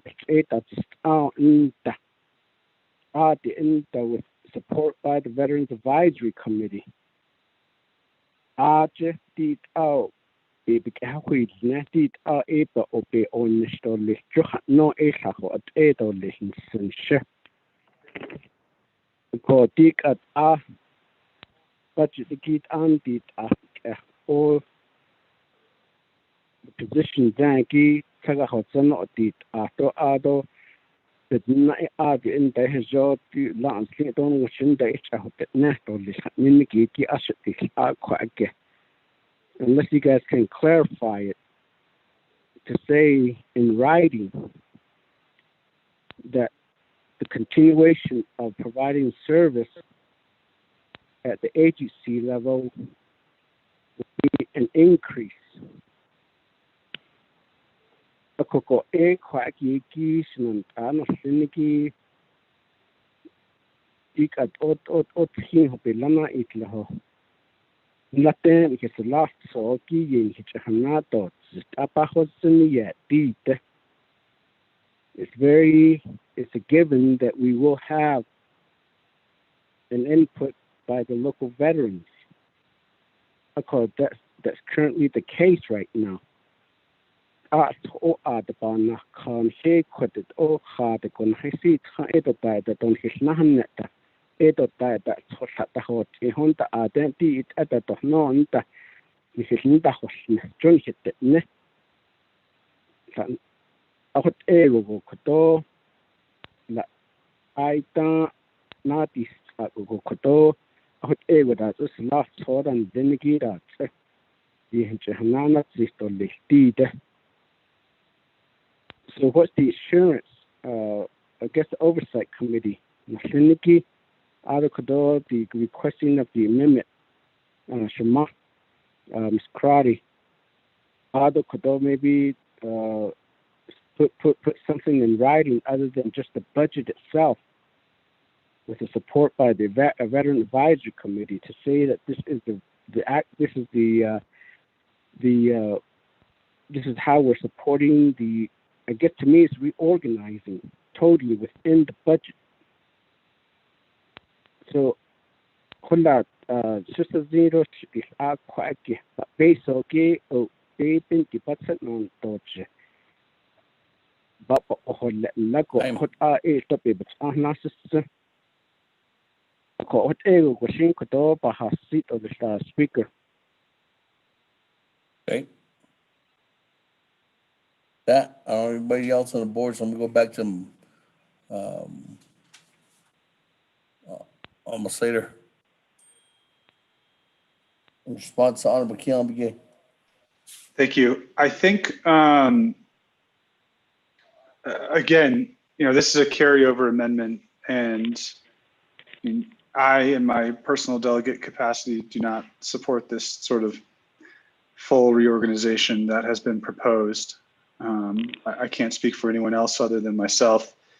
And maybe my recommendation is that we offer a condition on appropriation saying that the reorganizations cannot occur until X, Y, or Z has taken place.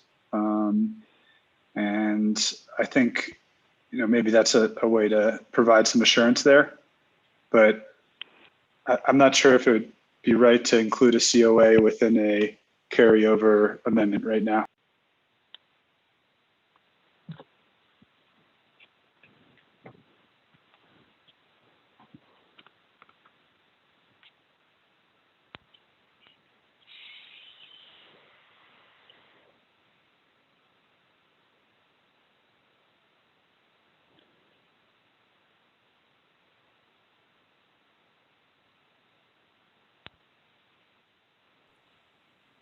That. Any other comments, questions on Amendment 1? There's none. Let me go Speaker back Damon? to, yes. Amber Cardi, Madam Chair. Thank you, Speaker. So I would like to clarify, and thank you, Keelan Begay, in this amendment, so it will be identifying those business unit carryovers and carrying over into the same business unit. Thank you, Speaker. To clarify.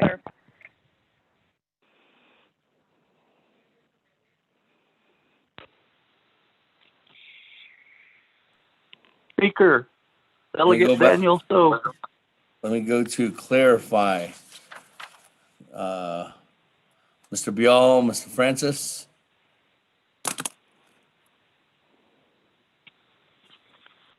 And Chairman So, I got you in the queue.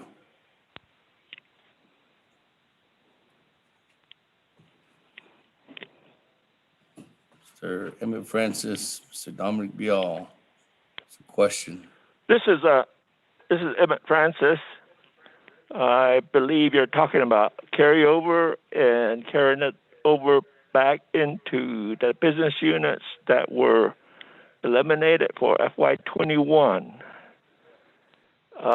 It probably could be done by language that would say that, but I'm not sure once a business unit is eliminated by a program, normally we don't go back and put money in there. The only thing I'm requesting is, what does the controller think about it? Because they're the ones that kind of determine how these carryovers will be dealt with. They give us a carryover report and so on. So I think you need to hear from the controller how he does it. But for me, in looking at the carryover situation, there needs to be language somewhere in the legislation or some kind of language somewhere that says carry over these funds into the agency business units, which would be the 103016 to 103020. I think we need some kind of language, but I want to see what the controller says. Thank you very much.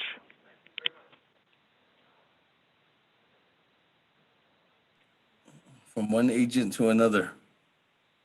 Mr. Willie, are you on the line still with us? Good afternoon, Mr. Speaker. I'm here. I don't know if you heard the question to you. If you could repeat it, I'd surely appreciate it, sir.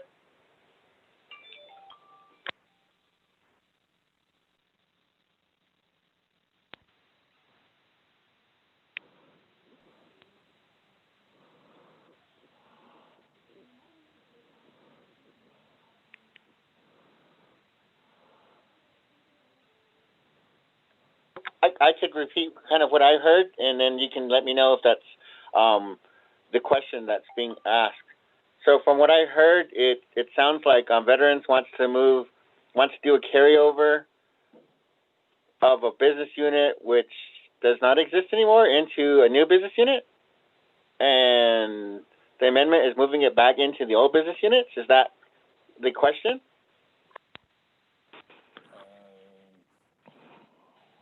Yes. Okay. Once we get the numbers and we start calculating the carryover, we'll come up with the number from the business units that are currently in play this year, FY20. So once that amount is determined, if there's language within the budget resolution which states that it needs to be carried over to a specific business unit, I believe that would work. As far as the responsibility of those business units, and if they're still closed, I'm not sure how they would be reopened if they've been closed. Have they been closed through a resolution? That's what I'm not clear about, how the old business units got closed. If there was a specific way that they were closed and it needed to be amended through a resolution, that might become a problem. That's a legal question. If the business unit is just not being utilized anymore, I believe that they could utilize it again. But it really depends on how the old business unit was closed. That's my response at this time with the information that I have. Thank you. Mr. Willie, I don't believe these business units are closed out. They're currently in place, and I don't see any language in the legislation that says that they will be closed out by the end of the fiscal year.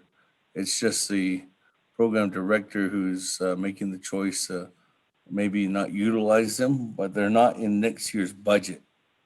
There's nothing in next year's budget that has identified these business unit numbers to be active. So I don't know internally, if you don't use a budget, a line item or a business unit number, for how long does it become inactive? That's something, I don't know if it's in the BIM manual. Mr. Speaker? Yes, go ahead, Mr. Willie. Internally, when we calculate the carryovers, it's assumed that it's going to carry over back into that business unit. If it specifically implies that it's going to another business unit, I've never run into that situation, but if it's being carried over and it specifically states it's going back into the same business unit, then I don't think there should be a problem with that. If there's no law against a business unit that had been closed, that's generally how we calculate them anyway. Doing a carryover into a new business unit, that might cause a problem, but I guess we'll cross that bridge once we get to it. Thank you. Okay, there it is.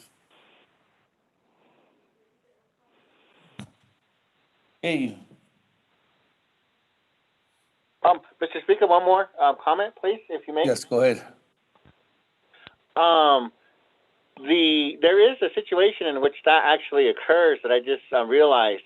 So on the branch carryovers, after we calculate the individual carryovers, that's which is usually Exhibit C, which specifies specific business unit numbers.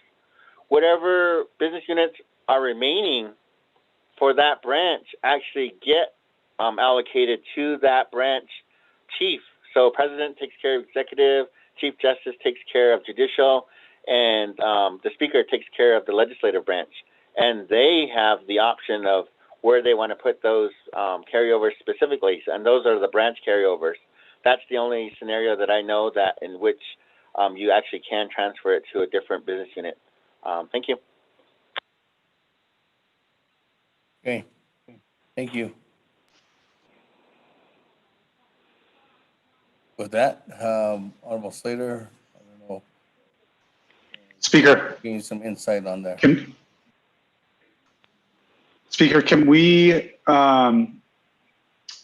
just list those numbers? So it's 10, 30, 16, 17, 18, 19, 20. And I guess we should also include 10, 30, 15 in the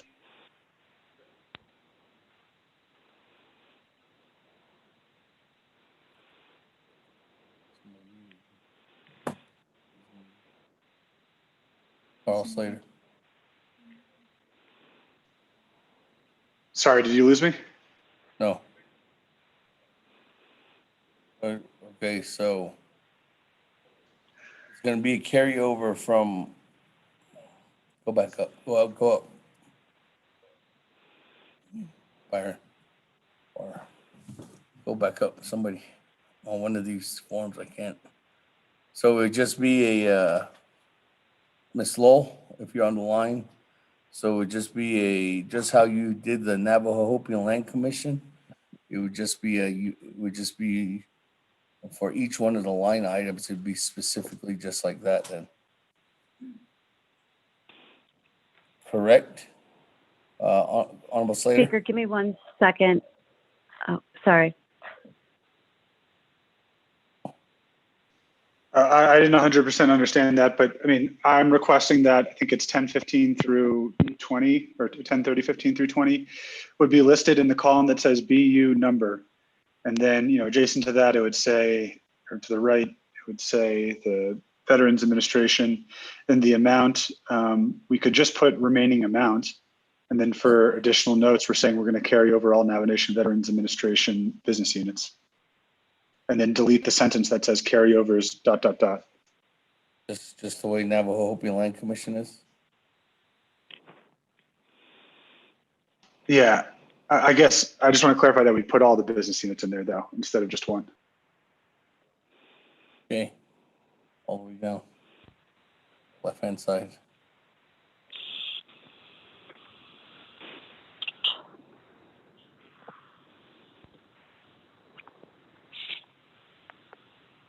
Then you would have to name them, because 1030, 15 is 1030, 15 is Central, 1030, 16 is Chinle, 1017 is Crown Point, 1018 is Fort Defiance, 1019 is Shiprock, and 1020 is Tuba City.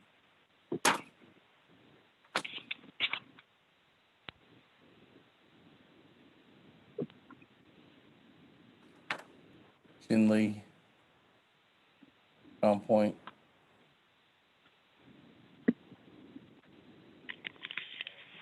line them up. Western. So line them up. Because 1010, just put now when they should see that one like, well, no, those, that's just a business unit on the right hand side. Make sure that they're, if there's a space, just put Navajo Nation, like so that there, I mean that there's. All right, so then the next one would be Chinle, so you put a.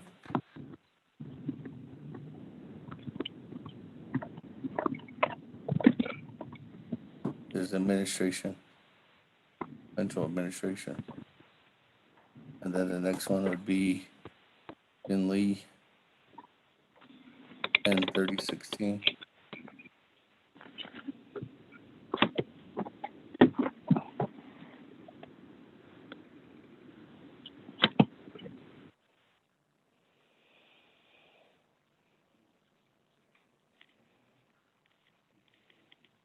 Crown Point, 18 is Fort Defiance. 19 is Shiprock. 20 is Tuba City. And then strike out that 716, 365 for the remaining balance.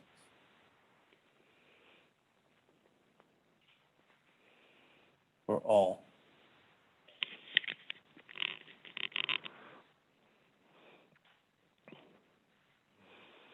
Strike out the language there.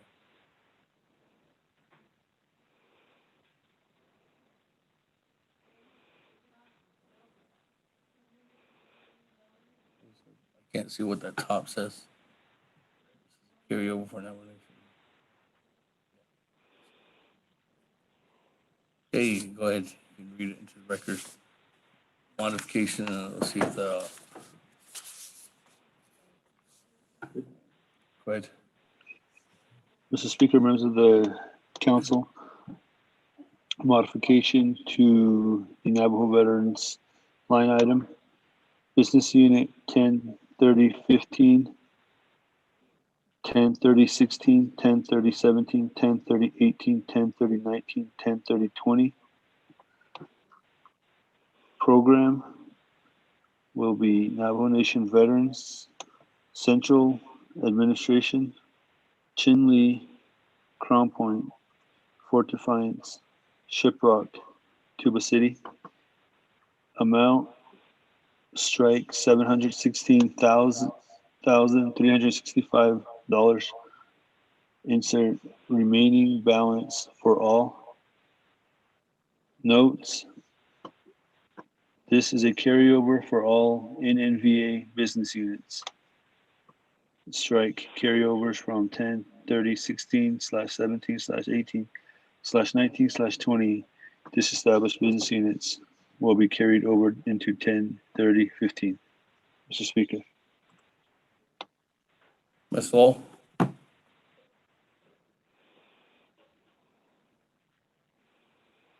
Speaker?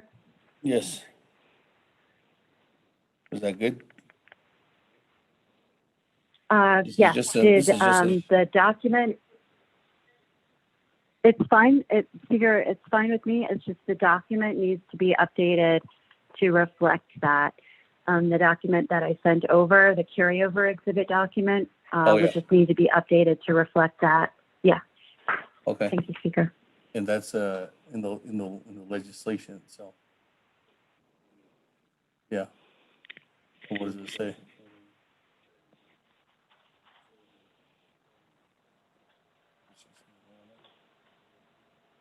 Did you send a new one over, Ms. Lowell? I can. I'm just gonna. I don't have the. I'm sorry. I didn't note down the dollar amounts for the different business units. So that's the question that I have. If Manuel could just email me. It's just remaining balance. Sorry, Speaker. There's no amount. Okay. Then that's fine. I'll send that over right now, Speaker. Okay, but my question is this on the. Go back to the other one. On your top. Well, after you send that. Right there. My question is this. It's on. If you could read that into the record, because that needs to be written into the record.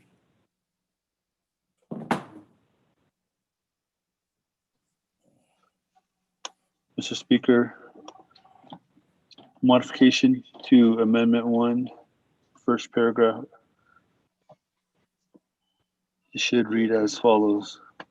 Amend the document title, the Navajo Nation FY 2020 carryovers into 2021 new Exhibit I as attached to reflect carryovers from the Department of Health, the Legislative Branch, Overstrike and Division of Economic Development, and Navajo Nation Veterans Administration. Mr. Speaker.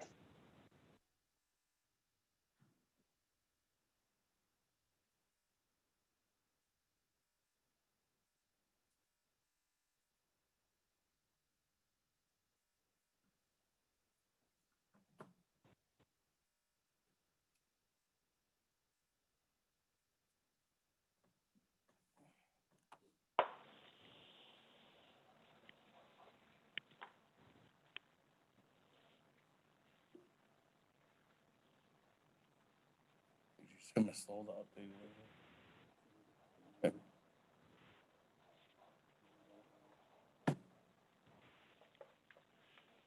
Whenever you think that's good to go, Ms. Lowell, we just need your concurrence.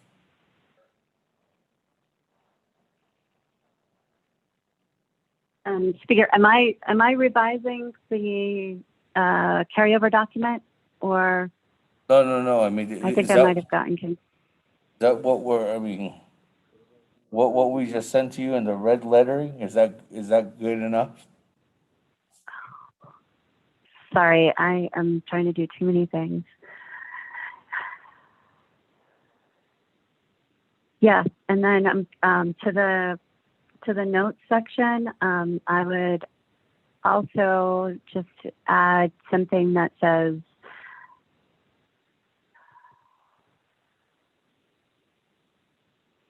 all business units will be carried over into 10-03-015. No, that's not the request, Ms. Lowell. The request is for them to continue to carry over into each individual line item. Like to still, whatever amount is in 10-10-30-15, which is at the central agency, to carry over into 10-30-15 by itself. Or 10-30-16, you carry over that specifically for the Chinle office. Because what's going to happen later, according to the discussion, correct me if I'm wrong, is that there's going to be a condition of appropriation that this is how these offices are still going to be implemented into the next year until certain provisions are met due to the COA. Okay, so they're not being combined into 10-30-15. They're not combining. Carried over. Okay. And that's why I asked OMB and the controller's office, and they have both said that that's okay, that it'll still be carried over, even though there's no 10-30-16-15 or 16, 17, 18, 19, 20 that's in the budget right now.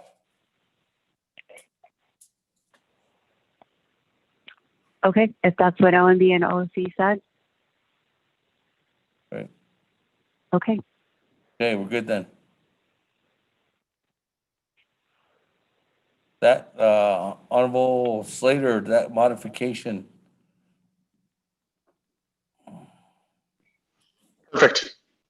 Did you you're good with that modification then? Yes, Speaker. Hey, Honorable Freeland, second. Are you okay? Modification?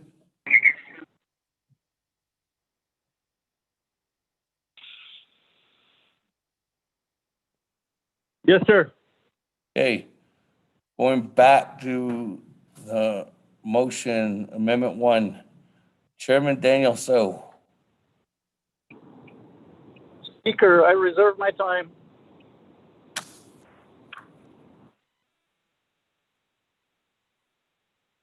4:58. That, I don't see anybody else on the board. I'm gonna go back to reserve time. Honorable Slater, 4 minutes, 56 seconds. Oh, that's on the main motion. Sorry.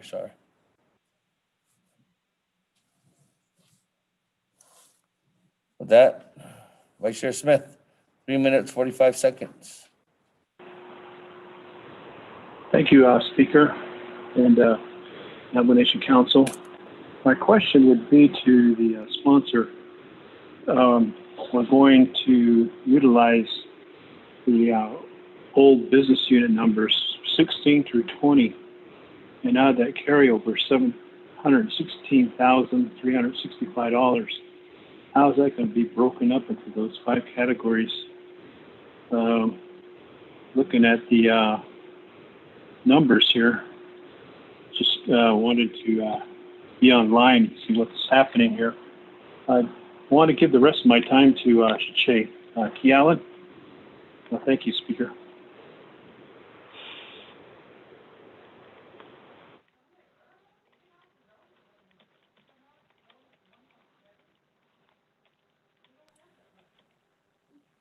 Honorable Keon Begay, 3 minutes, 9 seconds. Are you okay with that?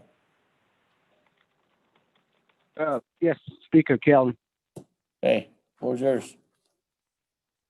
Okay, I just want to make sure that the modification that was specified be emailed to us, indicating the funding stays with the programs at each of the agency level. I forgot that we are in council session where we have to reserve time earlier. I forgot to reserve it. But within addition, I'm lingi kodoti ngi last on lingi pa unisto panda pan pati niche at the agency level. Ajo patso kosto pan sahaki slap budget ban naditi base of ban naditi pindi na ketel ada ad de nicho no la kut ala e bit so benna pa hanas to pa yashti do indata the tapin hicha hatot withdraw min base or centralize it as even a direct service that no kodo na sos honda hicha honda itan hit do so with that haki kodo pan si kesto pa so so shinti ka budget linki sato papa ye keto sato ngisla so dan linki sato dit e pa needs to ye go don hit this that churton hit ne to shit ne shista zinke ko ashin ne hit ati koto sato pa nana street on this specifically for the 5 chapters that I represent. Kodo resolutions that do legislation, chapter resolutions that the veterans organization resolutions that you need to kodo share forward dash on. I never get no response on any of these resolutions. Speaker, if you could provide me guidance, the appropriate time that I'll be able to include conditions of appropriation and also legislative concerns regarding our veterans program. Speaker, so I don't hear all this, Mr. Smith, for giving me the time. Thank you, Honorable Keon Begay. You can bring those amendments up at any time, but I just recommend that you have them ready and you've worked with Office of Legislative Counsel to get those legislative concerns or conditions of appropriations ready, Che. Okay, thank you. Okay. That, I don't have anybody else. Let me go back to reserve time. 4 minutes, 58 seconds. Chairman So.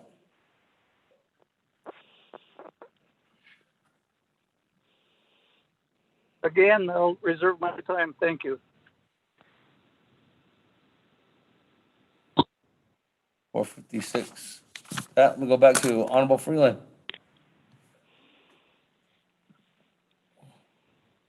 Thank you, You have Speaker. that amendment ready? Speaker, could I make my amendment now, or should I wait on making the proposed amendment modification request? I would highly suggest that you do that on another amendment, because those are just two different things. Honorable Freeland. Okay, I'll go ahead and wait then. Thank you. And the reason why is because we're calling it carryover, and that one is actually probably going to go into an in-depth conversation that's outside the scope of a carryover. Okay, thank you, Speaker. I waited the rest of my time. Okay. That, back to reserve time. Chairman Daniel So, 4 minutes, 56 seconds. Thank you, Speaker. I encourage the council to vote in favor of this amendment as we are the agency veterans operations, and they would their office space, whatnot. So rather than leaving that to an administrator to, I guess, use it as his own condition of appropriation, I'd rather we fund it as the amendment read. Thank you. I'll waive the rest of my time. Hey, that, nobody else on reserve time or nobody on the board? We good to vote on Amendment 1? Huh? Or you never reserve time? Speaker. Honorable Otto So. Vice Chair Smith. Vice Chair Smith, you have no more time. You gave your time to Honorable Keon McGee. I know. He asked a question. Oh. Yes, thank you, Honorable Slater. With that, Honorable Slater. Thank you. In response to the question, they'll carry over into the existing business unit. So nothing's going to move in between business units. Everything's staying at the agency offices. So saying that this is some sort of centralization move is just inaccurate. But in terms of where the funding will go, it's from the same business unit to the same business unit year over year. Nothing's transferring in or out here.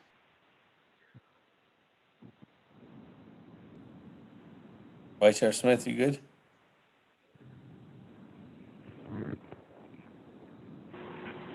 Thank you, Honorable Slater and Speaker. I am good.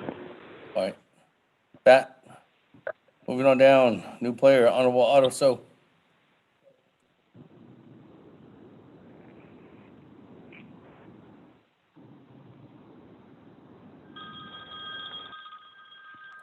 Honorable Otto So.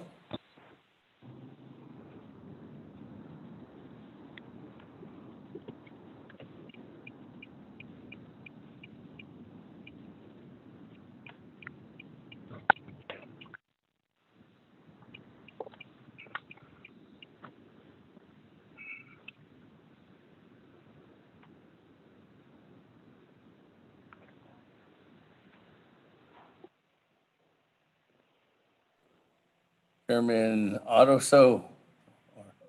Can you hear me? Vice Chair Otto So. Can you hear me? Yeah, I can hear you Yeah, now. they keep muting me.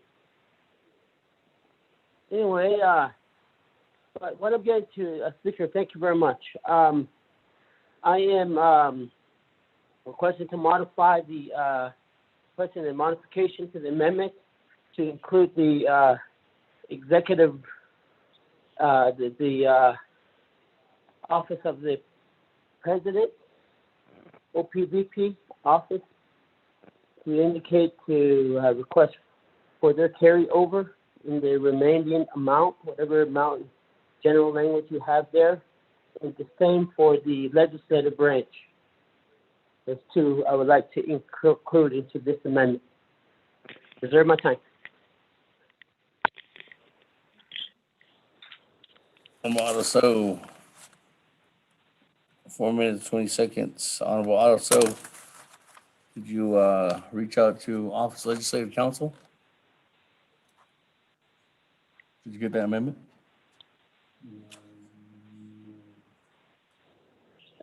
Chair?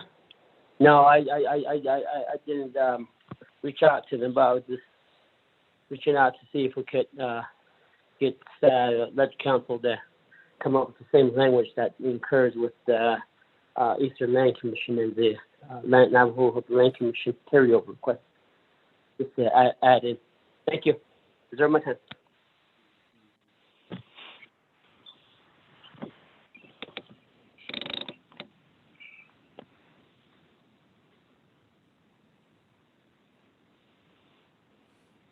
Honorable Otto So, we would need business unit numbers from the executive branch.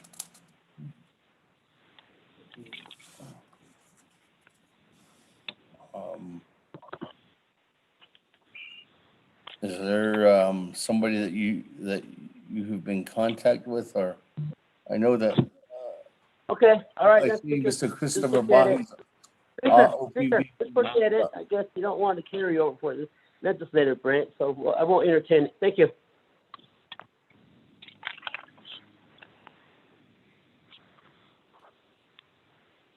Okay, Reserve my time. reserve your time, 4 minutes, 20 seconds.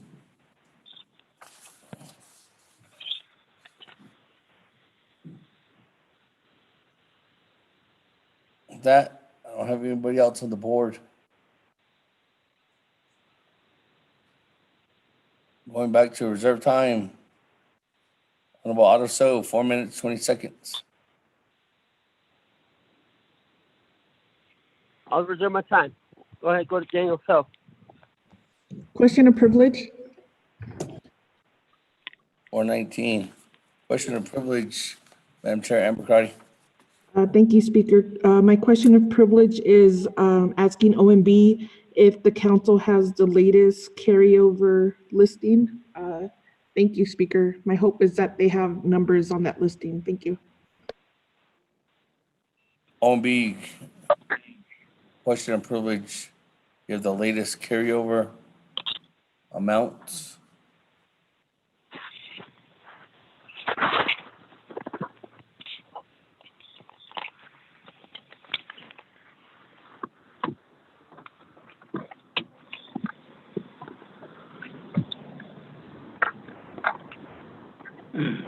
Mr. Speaker, this is Dominic Biel. Oh, yes, go ahead. For the Budget and Finance Committee deliberation on the budget, we did make a listing of all the recommended or suggested carryovers as submitted from the oversight committees.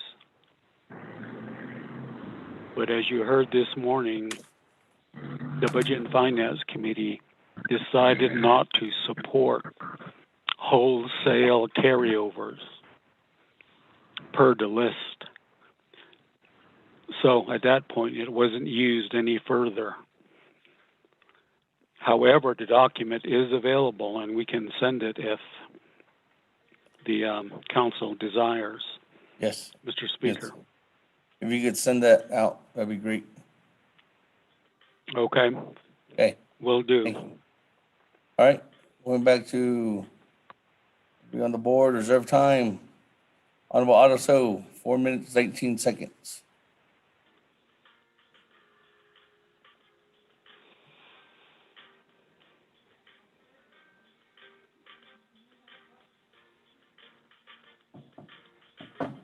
Honorable Otto So.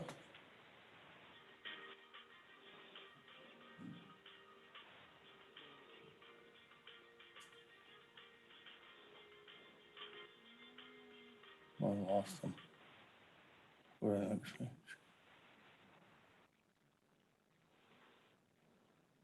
Don't see him.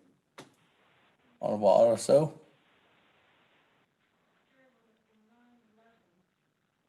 That, colleagues. Honorable Otto So going twice. Speaker, Oh, there. Honorable Otto. you guys keep muting me. Not too sure what's going on, but anyway, Chris Bahi, should have a business unit for the carryover request for the office of the president and vice president, and Mr. Tom Potero should have the business unit for the legislative branches. So would like to get those two business units to be sent over to the council, so an amendment could be drafted.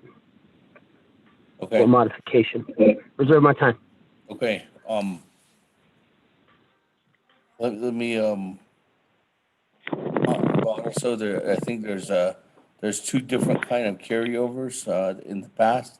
One of them is individual business unit numbers, just like this one, and then the other one is that for the past couple of years, there's been an overall carryover budget for each one of the branches.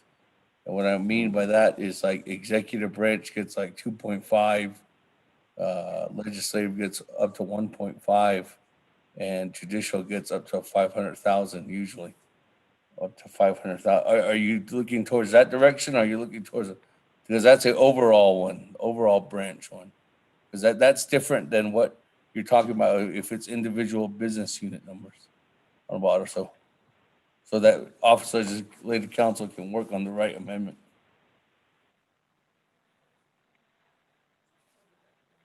Speaker, the individual. We know that the overall is in there, but the office of the president, if he has carryover, let's grant him his carryover request for the office of the president. Okay. And then for the legislative branch. Thank you. Reserve my time. All right, let me go. I'll have our Chief of Staff reach out to Mr. Bahi. And Tom, I think the one that we had was we gave it over to Office or the Budget and Finance Committee, so we can forward that over to the Office of Legislative Counsel on about auto. So, Okay, thank you very much. Mr. Bahi, Reserve my I time. think you're on the line, so I don't know if you can send over that individual business unit numbers. Yes.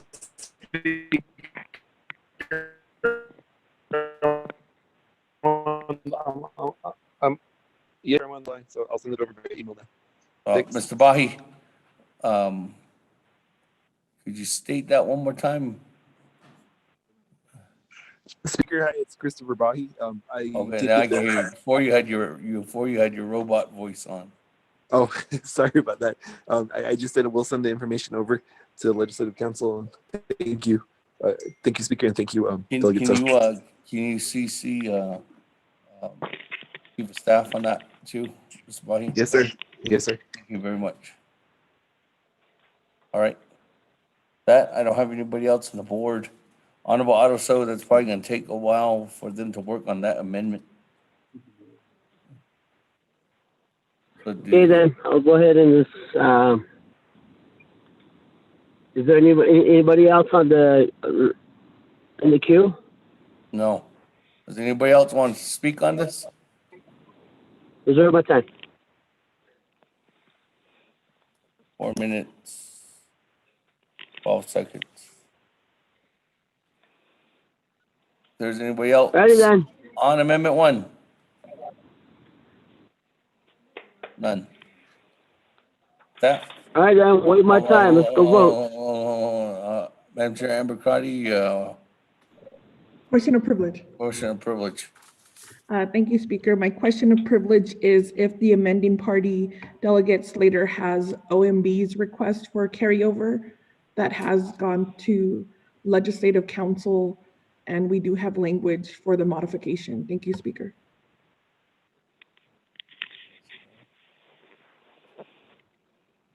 OMB. Honorable Slater, question. Speaker, should in the attachment that was forwarded to me and I pulled up, it had 10505001 Office of Management and Budget. The amount was $1,341,217, and there's some notes about capital outlay. I see in the written amendment language that it does not say the Office of Management and Budget right now, and so to fix that inconsistency, can we include in line 1 a fix for that? So we would include the Office of Management and Budget in there and say remaining amount instead of the $1,341,217 in the other attachment.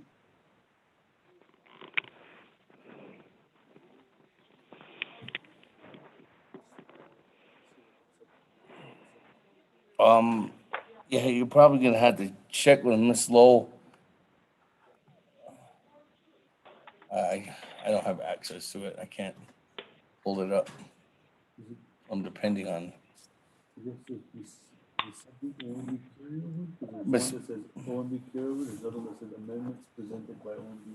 Okay, there's Ms. Lowell. Which one is it? There's OMB carryover. There's amendments presented by OMB. And then there's. Okay, Speaker. Yes. The carryover, that is in the carryover exhibit. I'm not sure what Delegate Slater is referencing. The documents presented OMB, that is not a carryover. Those are amendments to the body of the legislation, and they recomputed the amendment that reads personnel lapse fund allocations based on actions taken at the Budget and Finance Committee, and then they also did another adjustment to another document, but that would not affect carryovers. Carryovers to OMB were in a separate line of the document titled Navajo Nation FY 2020 Carryovers into 2021, which was the new Exhibit I, Speaker.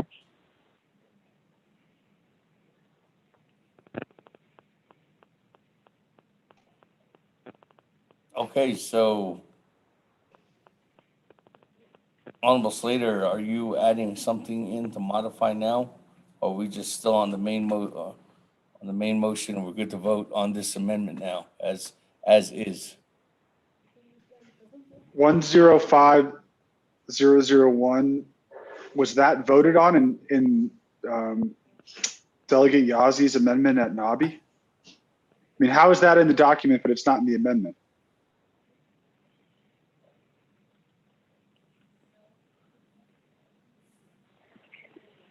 Speaker, this is Kristen. The document that was prepared by the Office of Legislative Counsel, I don't know if it was voted on now at NABI or not, but the document that was prepared by Legislative Counsel included the Office of Management and Budget. So if it wasn't voted on at NABI, then it has to come out of the document because it needs to be voted on, Speaker. Speaker, so this is what I'm trying to address right now. We have an amendment that I agree with, sorry, an attachment or an exhibit, an updated Exhibit I that I consent to that includes the business unit 105001, Office of Management and Budget, where it says the 1.341 million. I would like to strike that out and put remaining amount, keep the note section the same, and then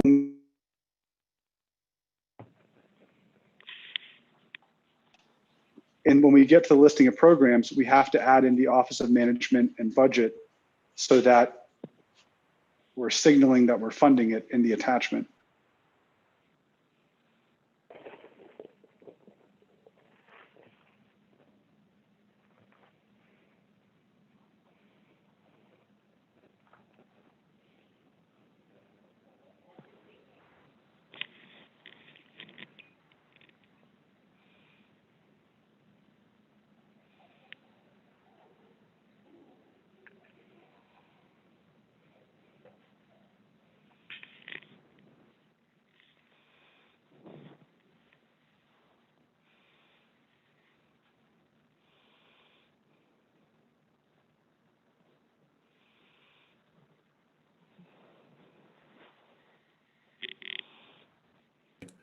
The only two things that were approved in Chairman Yazi's amendment was 10-10-27, which was Eastern Navajo Land Commission for those two line items, 6520 and 6910. And then from there on, what's going on this that has been recognized is 10-30-03, 10-10-01, which is Navajo Land Commission and Navajo Nation Council. And then also Daltex 10-11-30-01, Department of Health, and 10-10-24, Office of Auditor General. And then 10-10-001, the Division of Economic Development, and then Navajo Nation Veterans Administration. This Office of Management and Budget, if you can see right there, Honorable Delegate Slater, that's 10-50-01. That's right in the middle. It was read into the record, but it would be on this amendment, current amendment, but we would have to add on language onto the paragraph that includes OMB. Yeah, right there. So, Honorable Slater, is that what you're wanting? Where it says 10-50-01, Office of Management and Budget, amount $1,341,217. That's my question to you. Speaker, when were 10-3003 and 10-1001 added? In what amendment? Go back up on this side. They were added. They were read into the record when it was given, when we first were given these documents. So the very first language that was given to us was amending the document title Navajo Nation FY 2020 carryover into FY 2021, attached to reflect carryovers for Department of Health, Legislative Branch, and Division of Economic Development. So a legislative branch. So in that, Hopi Land Commission, Navajo Nation Council, and Office of Auditor General under legislative branch. And Speaker, there was amendment language that was submitted that was consistent with what I had forwarded to the Office of Legislative Counsel. When the attachments were distributed, they included programs that were not included in my request. I agree with keeping in OMB. I do not consent to the other ones, which includes Navajo Hopi Land Commission and Navajo Nation Council. I think we need to address those in a separate amendment. And at no point was there ever a modification to include them. They were read into the record erroneously because they were erroneously distributed to the council.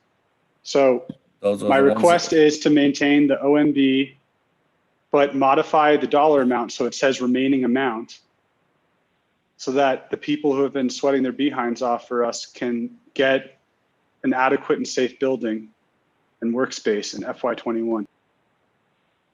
But that would require that in amendment for 0224-20, number 1, we add in OMB when we're listing the program. So that's my request at this time.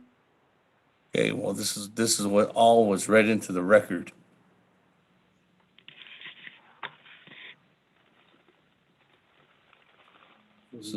So at that time, when it was read into the record, there was no objections, and I asked if you're good with that, Honorable Slater, and you said yes. That was the amendment that was forwarded over to us. So because as I understood it, those were already included, and that was an error in my understanding. But when we go into the amendment language, those programs are not included. So we'd have an amendment that isn't consistent necessarily with the Exhibit I. Oh.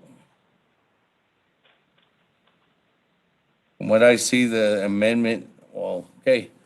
So the only thing that we're having in this amendment then is 1050-01, 1130-01, 1010-24. Oh well, Office of Legislative Auditor General, that one you're taking out too. And then 1011-0001. And then plus the modified section, which is 1030-15 all the way down to 1030-20. Okay, send that out.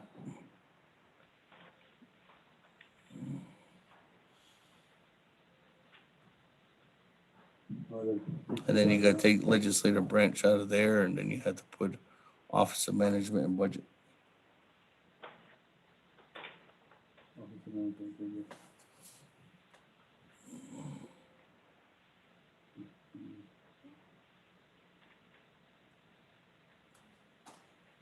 Can you read the business units again, or go on the screen where we're showing everything and highlight which business units you're referring to? Because I heard legislative branch, but OAG was included in the initial request. So.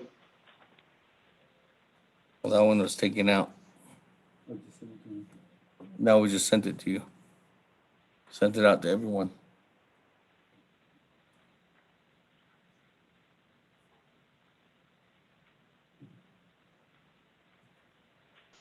But Speaker, I don't want Office of Auditor General taken out.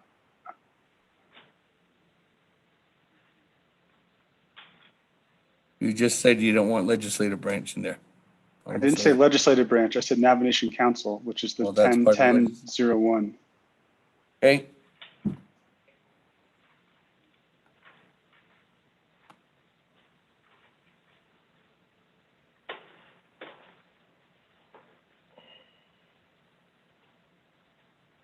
Oh, unstrike the Office of the Auditor General.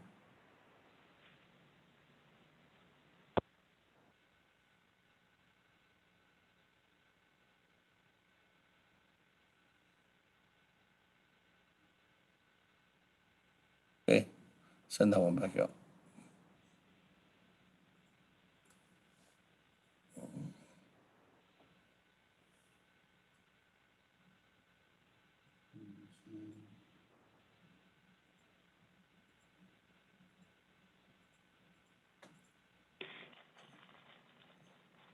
So under the Office of Management and Budget, you're striking 1.3 million, and you're putting remaining balance. Honorable Slater. Does the second? Yeah, this looks good to me. Can you consult with Delegate Crotty, who I think is there? She made the request for the OMB one. Oh, the remaining amount, that's the only one.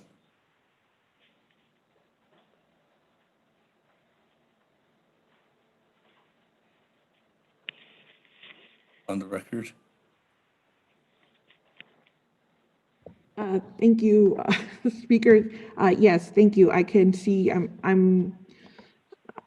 if you're on Zoom, you can see the document. So I'm on Zoom and I see that it says 105001 remaining amount. Thank you, Speaker. There was a move also for OOC. I'm not sure if that's being made with this amendment. Thank you, Speaker. There's nothing to do with OOC on here.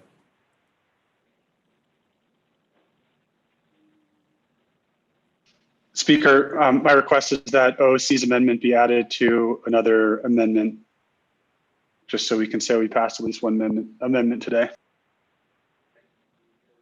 I can't even, oh, it doesn't even.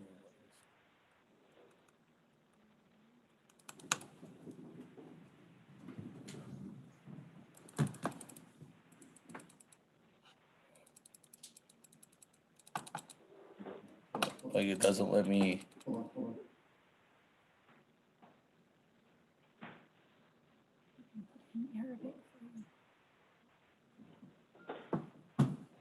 There it goes.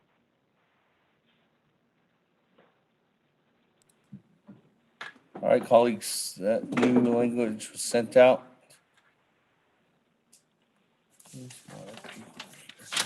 Hey, with that, no one else on the board.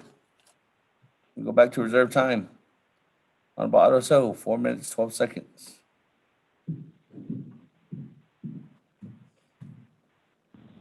Thank you very much. I was gonna ask the amending party to keep the amendment the way it was, and that way we can entertain all these amendments all these carryovers under one amendment.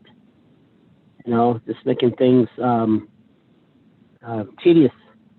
Reserve my time.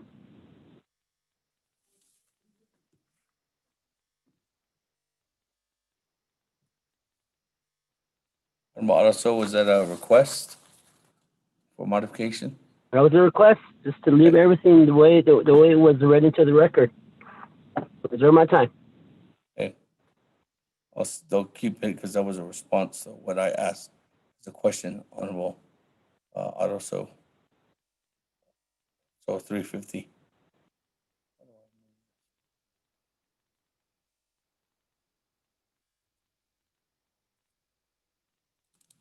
There it goes. Okay. Honorable Slater, there's a request to modify.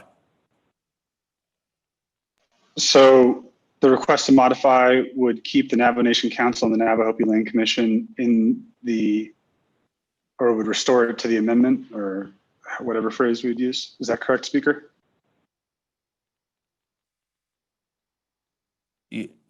Yes.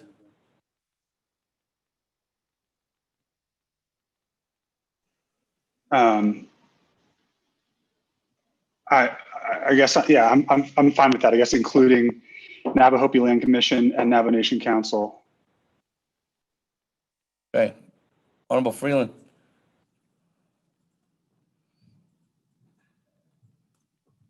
I'm fine, Speaker. Okay. Okay. Go.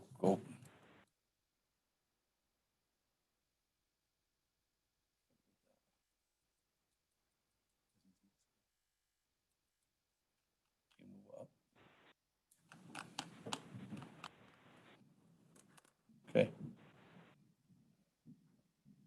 Okay, request to modify is accepted, Honorable Otto. So that, moving on down, back to the board. Any other comments, questions?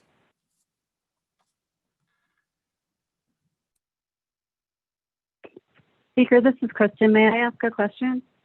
Yes, Ms. Lowell, go ahead.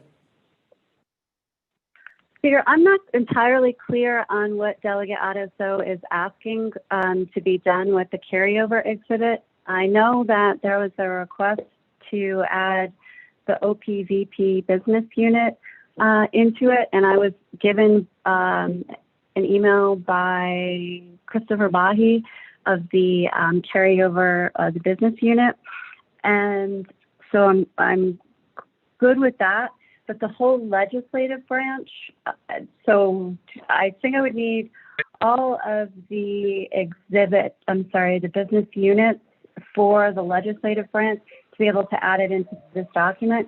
This document was designed to be a standalone document listing all the carryovers. So what the amendment did is put the amendment at NABI is to create this document carryovers, which is the new Exhibit I, and then it would be referred to instead of listing all of the programs into the body of the legislation, Speaker.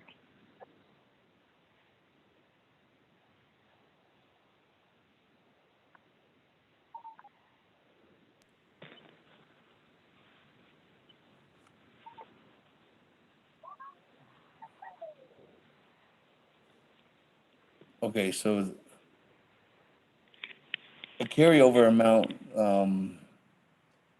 there's not going to be any changes to this particularly amendment.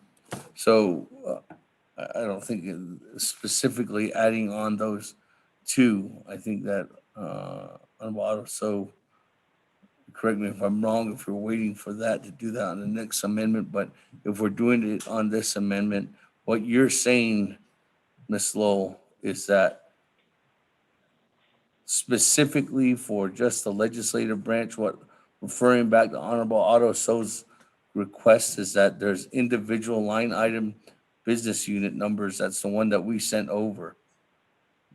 What is the problem? I don't understand the problem with that. I don't have that document, Speaker. I don't have a document that says individual. Are you talking about business units? Yeah, Mr. Platero sent that over to yourself and Troy. We'll send it again right now.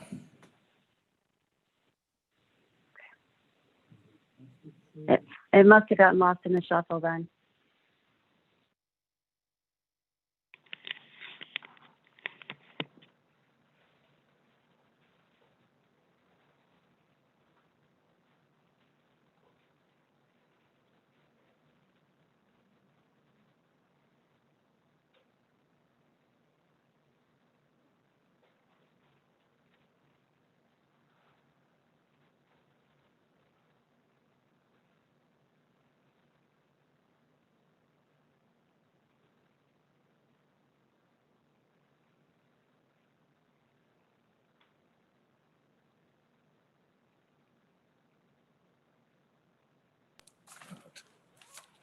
I was talking to myself the whole time. Sorry, colleagues. I was muted. Somebody muted me. Honorable Otto, so gonna go back to the floor because there's nobody else in the queue lined up. Reserve time, Honorable Hey, Otto Speaker. Slow, 3 minutes and 50 seconds. Thank you very much, Speaker. I believe the amendment to be modified also would be OOC. I believe it is email something here. The email for OOC. Meant to carry over the modification to include OOC business unit 10-7-02-20 and up to 40,000 for supplies and repairs. 10-70-21 and up to $65,000 for supplies and repairs and maintenance and travel. Business unit 10-70-22 and up to $150,000 for supplies and office equipment, contractual service and repairs. And I believe that document had been forwarded to OOC or to Ledge Council. Then the other is the Office of the President.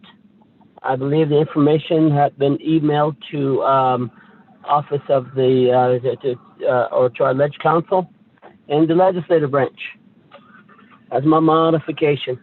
Thank you. Reserve my time.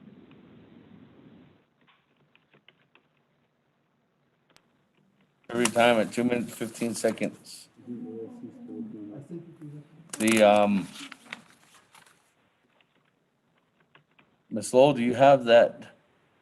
I'm looking over here. Speaker, I can confirm that I got the document from Mr. Platero.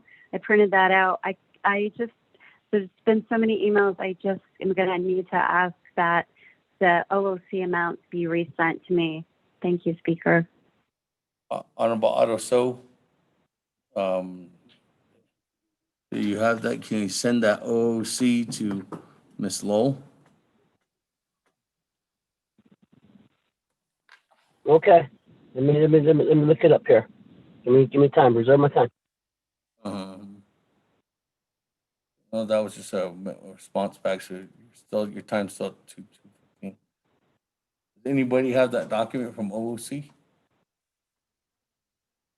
Oh, Madam Chair Amber Crotty sent it over, Ms. Lowell.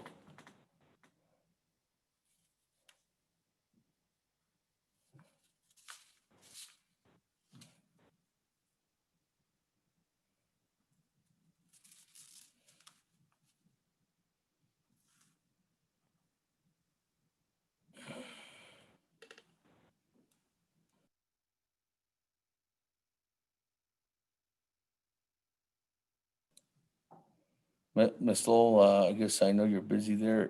Are these amendments going to take some time? Speaker, this is Kristen. Okay, thank you. I did get the document again from Ms. Cotty and from Delegate So on OOC. And then the document sent by Mr. Platero, those are going to have to be typed in. So I'm probably going to need about 10 minutes or so, Speaker. Okay.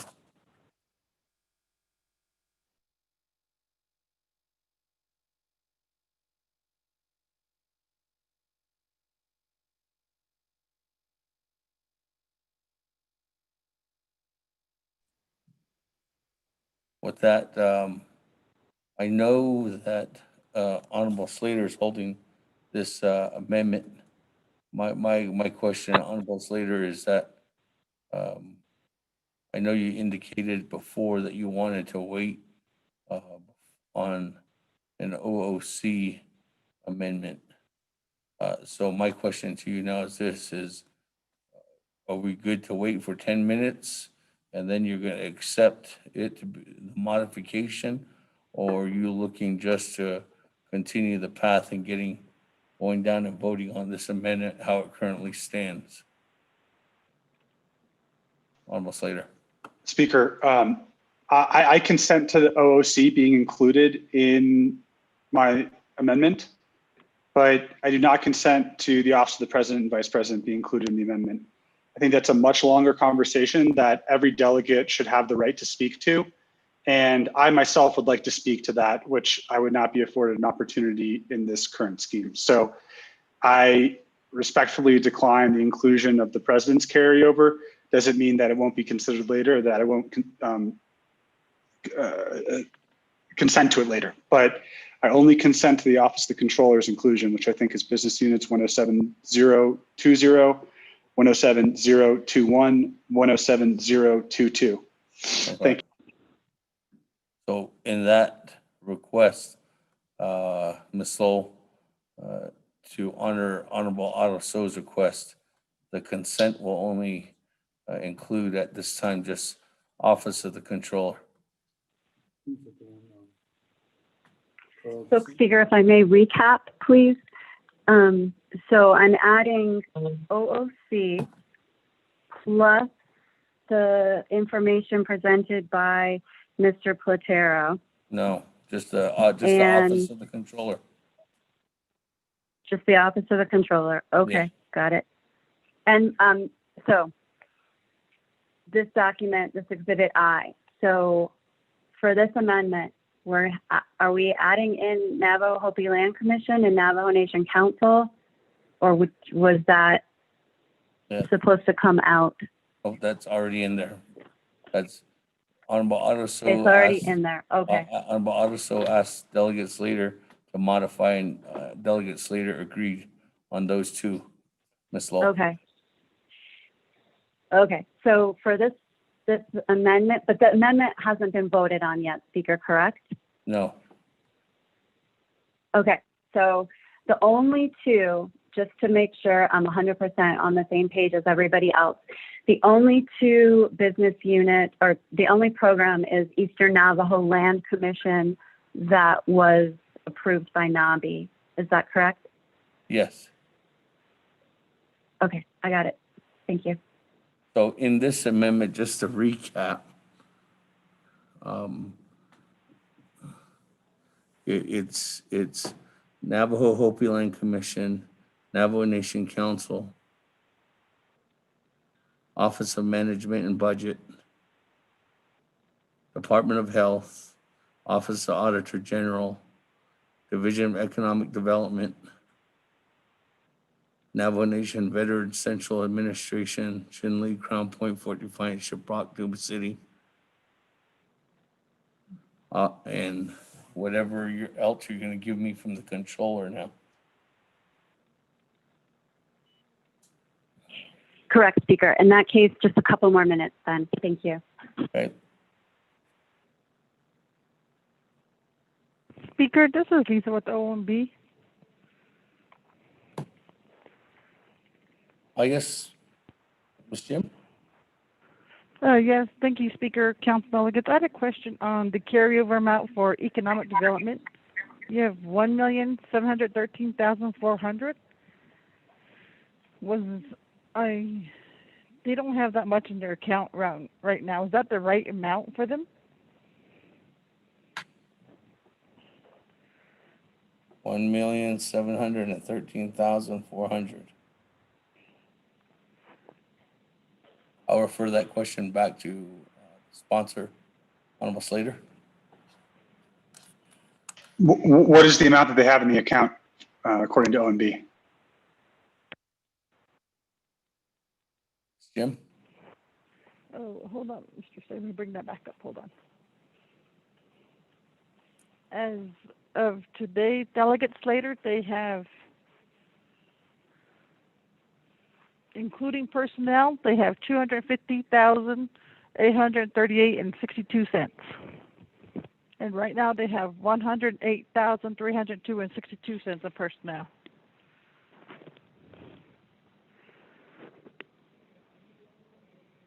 So the net available would be, well, after you deduct the pay periods that we still have remaining, around 100,000.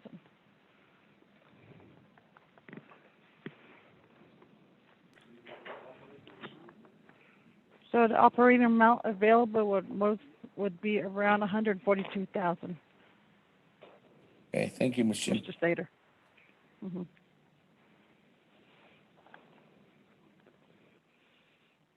Speaker, so my question to you then is it possible to appropriate from the general carryover amounts for the entire Navajo Nation or within the executive branch and keep it at that amount? Or should we amend it to say remaining amount? Because the way that I interpret this document is that we are taking from the general carryover amounts and not just from the business units.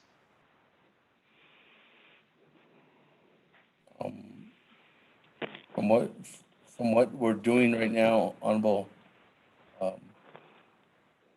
Slater, is that we're actually taking from each individual business units. We're not taking over from the overall carried over amount from each branch. That's a different kind of overall carryover.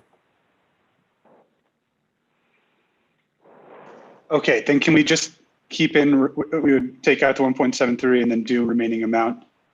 Remaining balance? Yeah, remaining amount. Yes, you could do that.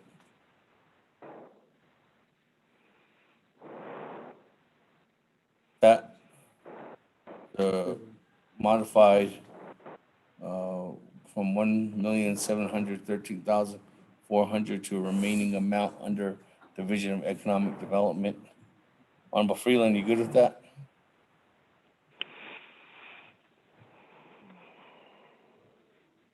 Yes, Speaker, I am. Thank you.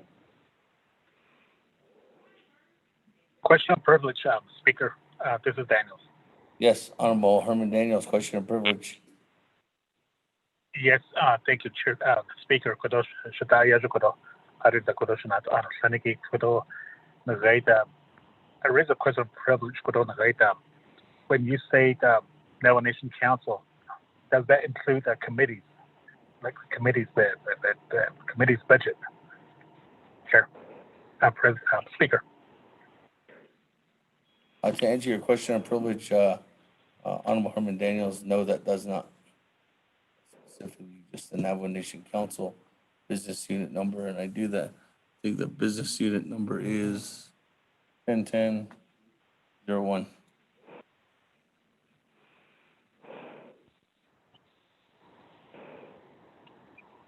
If you could look at the, Mr. Tom Platero sent out a legislative carryover request that was presented to Budget and Finance Committee. And that's the one that was sent out at 3:59. Right. Sending it out again, Honorable Daniels, and I'll show that's the difference on other Navajo Nation committees.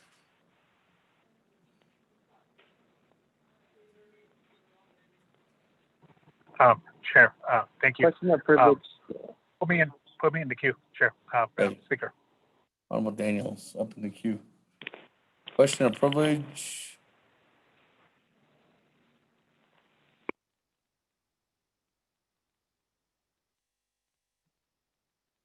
Who raised a question of privilege?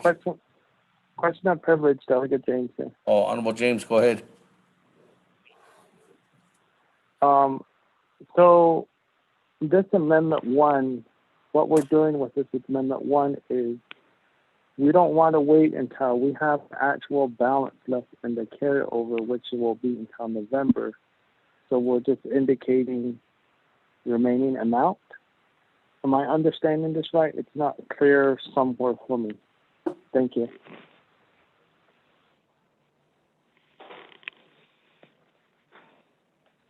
Honorable Slater.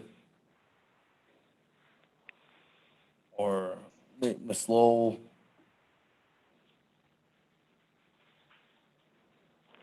OMB Speaker. Controller. Yes. Speaker, this is Kristen, but yes, Delegate James is correct. This is in lieu of waiting until the dollar amounts are finalized by OOC, Speaker. Okay. That I have a new individual on the board. Honorable Daniels, go ahead.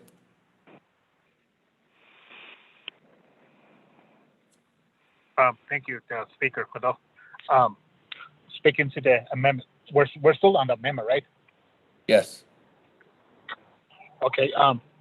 Speaking to the amendment, Kudo, which is held by Delegate Slater. Kudo, I want to ask for a modification, Kudo, request for a modification, Kudo, sponsors of the amendment, Kudo, to include Business Unit 101031. That's RDC's carryover for FY 2020 to be carried over into 2021. Some of these funds weren't utilized because of the COVID-19. So, Chair, Speaker, I just want to request that to the motion parties. Thank you.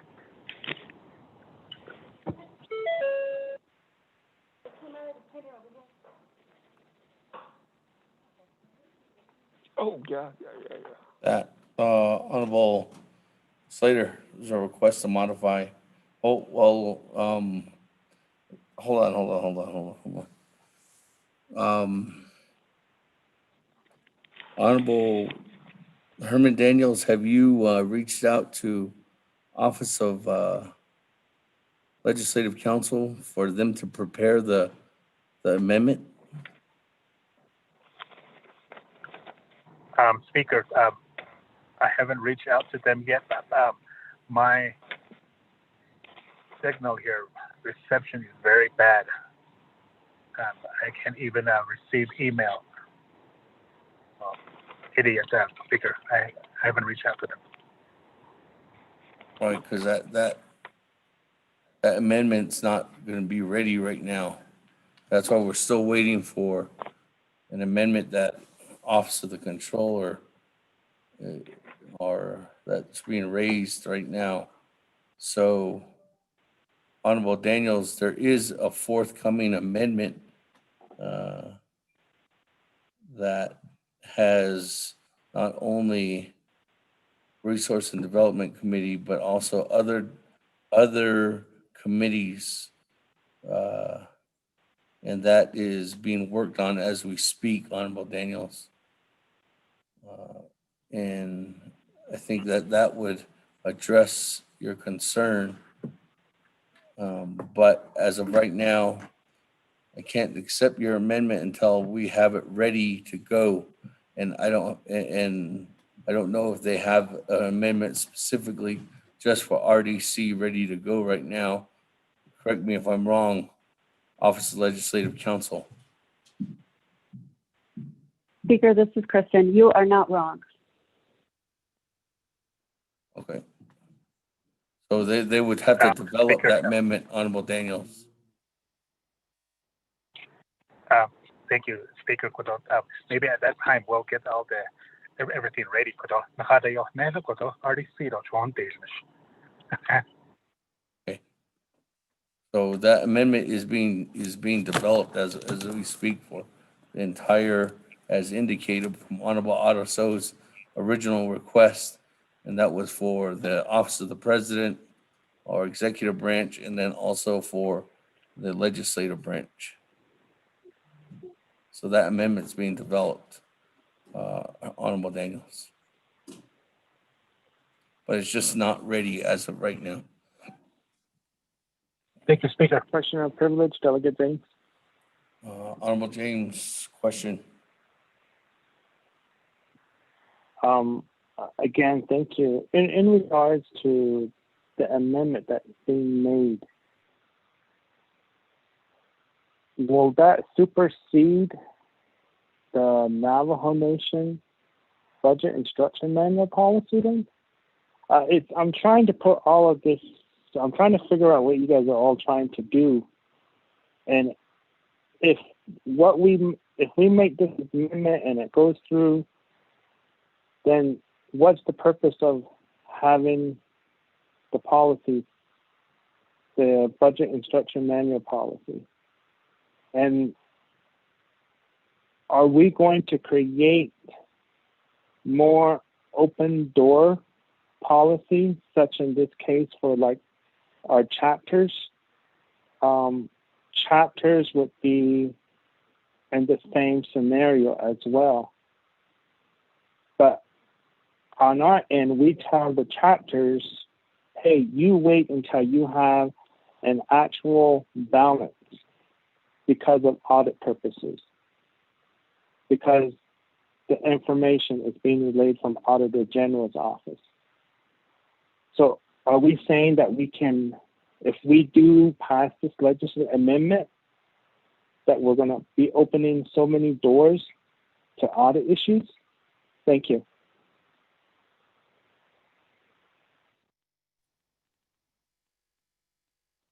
I can refer that question to the Controller's office, Honorable James. Thank you.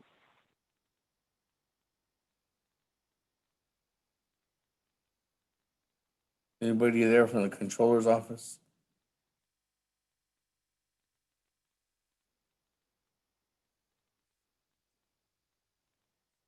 Just speaking, Honorable Vince James, this is nothing new. Every year there is carryover amounts, and there's usually, in some cases, 2 to 3 pages of carryovers for each one of the departments across the whole Navajo Nation and divisions. And most of the time, it's a specific amount, or it does say remaining amount of funding to be carried over. And that is what Mr. Bial and his team have put together. And that carryover amendment that was not included, but is usually put together by the Office of Management and Budget, was sent out. Mr. Speaker, I'm sorry. So he can refer to that on how many other programs are asking for carryovers too as well. Let me go to Mr. Willie as he's on the line now. Thank you, Mr. Speaker. The question, as I had understood it, is there an audit issue with the carryovers? Is that correct? Yes. Okay, so going through the budget process now, if the carryovers are authorized and they are a part of the resolution and not line item vetoed, then they are reserved within the fund balance. As long as we're able to trace the numbers back to the closeout numbers, there's no problem with the auditors. I believe that as far as practicality and budgets, keeping the budgets within the same year, I guess that's where Delegate James is concerned, because each business unit is allocated a certain dollar amount. And as far as budgeting purposes, they're supposed to spend that money within that year. So as far as budgeting purposes, I guess the question would be, are these programs actually staying within the fiscal year in order to spend these dollars? I guess it would be a performance issue. So I'm not sure if Office of Management and Budget has any thoughts on that, but that's my response, Mr. Speaker, and members of the Navajo Nation Council. Thank you. Thank you, Mr. Willie. That Speaker, this is Delegate Slater. Can I ask a question, Mr. Willie? Yes, go ahead. Almost later. Thank you. Mr. Willie, I've consulted with Director Willie, actually, regarding the DED portion, and they have carryovers from the general funds business units that are in possession of DED. Can we consolidate the carryover into that and from those business units and send it into 11-0001 administration? That's the program's preference.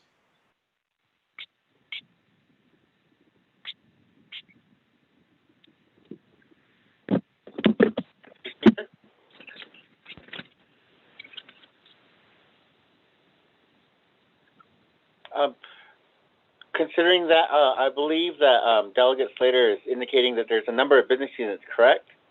And they want to put it all within the administration as a part of the carryover. I would assume that you would be able to indicate that number of business units as the carryover and going directly into that one business unit as part of the resolution in order for that to take place. I would have Office of Management and Budget also chime in on that type of amendment also, if they're able to. Thank you.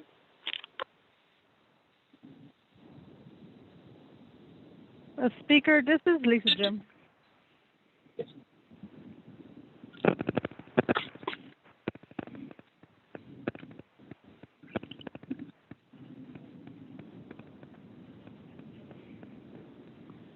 Speaker? Yes, Ms. Jim, go ahead. Yeah, this is Lisa with OMB. If I'm correct, Delegate Slater would like to get all the DED business units carried over, but carried over into one, which would be DED admin. Is that how I'm understanding him, Mr. Speaker? Oh, Ms. Jim? Okay. Yes, Ms. Jim. So all remaining balances in DED would go into DED admin. So that would be, hold on just a minute.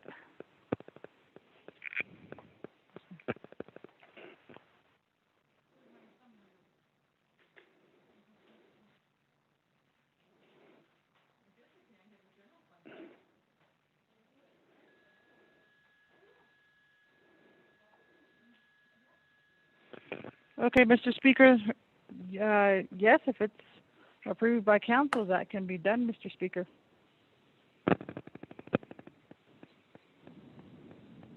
Hey, thank you. With that,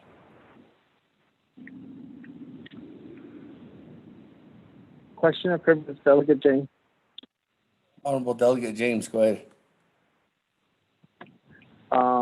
My question's related to superseding.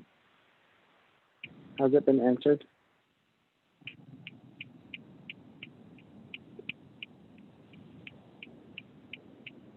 Superseding the BIM manual? Is that what it was, Honorable James? Yes. So my question was, if this amendment that we're on passes, does that supersede the budget instruction manual policy, the BIM booklet? Thank you. Okay.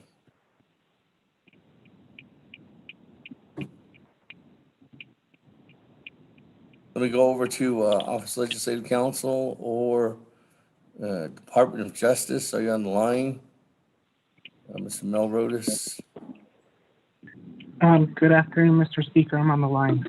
This is Mel. Mr. Speaker, if I could just direct council's attention to the Appropriations Act at 12 NNC Section 820, paragraph or subsection N, and that refers to the appropriations lapse. And so appropriations lapse for all entities except for chapters unless otherwise designated by council. And so this action that council is taking is the otherwise designating. So council at this time is saying these appropriations shall not lapse at the end of the fiscal year. Mr. Speaker. Okay, thank you. Rodas. With that, Ms. Lowell, are we ready to modify for OOC now?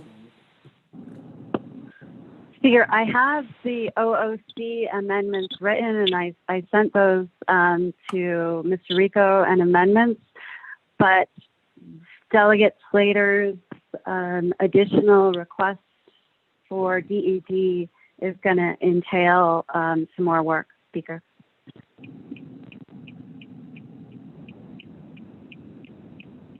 You have the modification or OOC?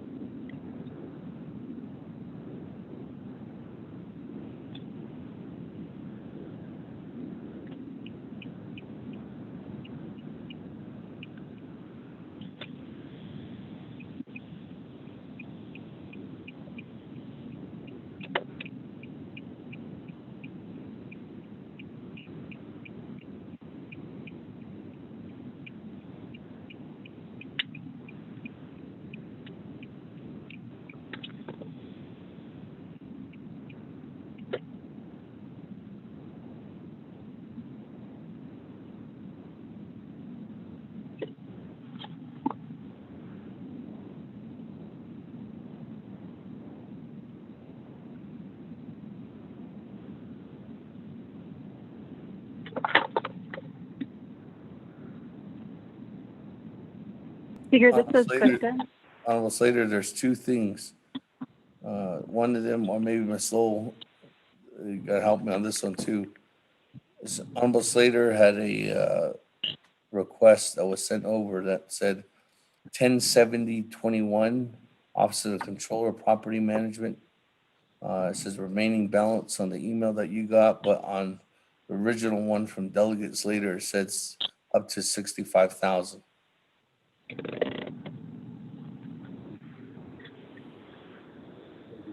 Am I going with Speaker, I went with remaining balance or up to I went with 65,000? is that for Delegate Slater, Speaker? Yes. Well, no, I don't know, both. Okay. Both. I pulled my information from Mr. Willie's email. I thought that he would have the latest information, Speaker, but right. It might not reflect the wishes of Delegate Slater. Honorable Slater? Speaker, which business unit did you just say? Is this, I assume you're talking about the Office of the Controller. Yep. 107021. Property Management. I have no issue with remaining balance. I assume that, yeah, okay. All right. But Speaker. Read it into the record. Okay, thank you. Honorable Slater? I had sent an email to Ms. Lowell trying to address that issue about the consolidation that I asked from Mr. Willie from OOC. And my request is that it be included with the OOC modification. Since we received information, this is appropriate for OOC, or that it's that OOC and OMB consent to this. Speaker, this is Kristen. I'm working on that for DED. There's another request that Delegate Slater has asked me to make for NDOH. And so NDOH, the general funds, all carryover funds from NDOH are going to go into 113001. Is that correct?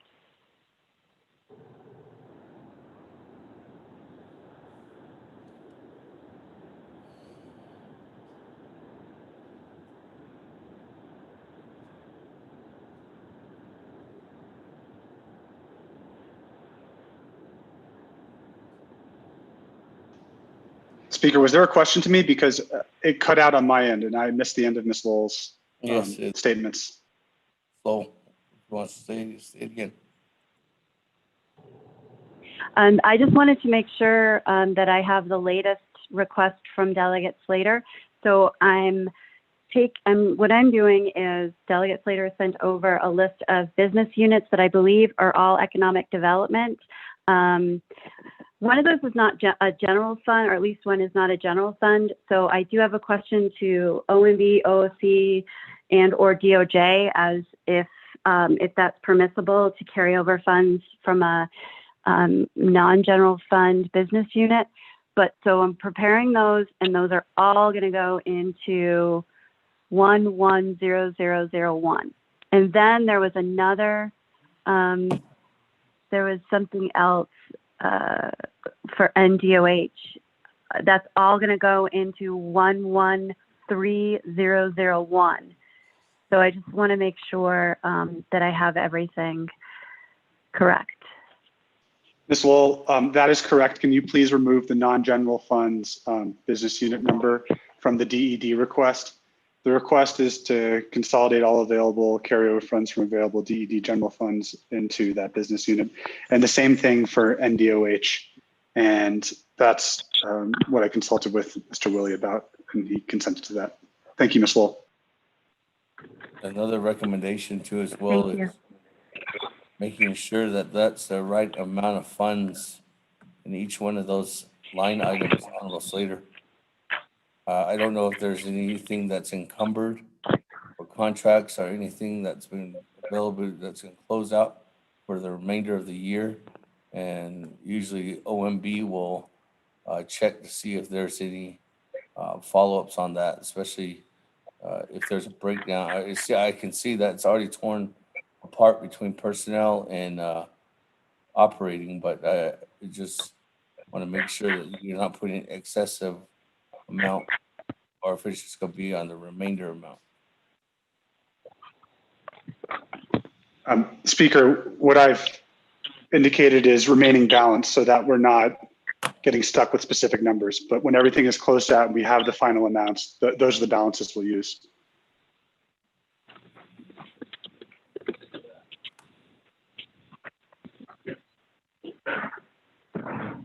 Colleagues,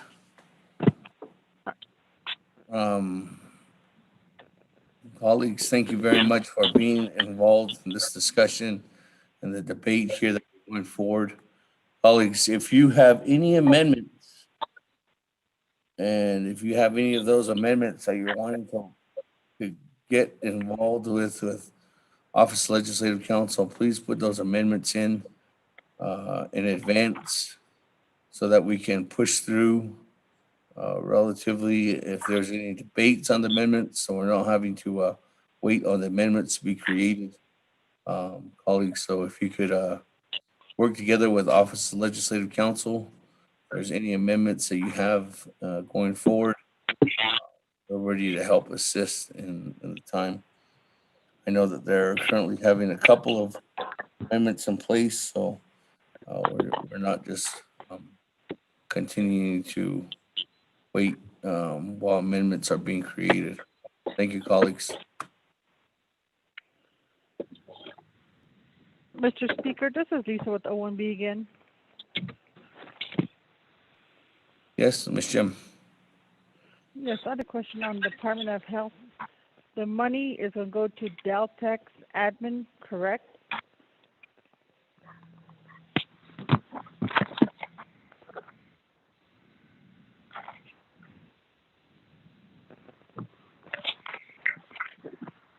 Yes, according to the amendment here, 113001. Okay, Mr. Speaker, 113001 is Department of Health Admin. Daltex Admin's business unit is 113010. Mr. Speaker.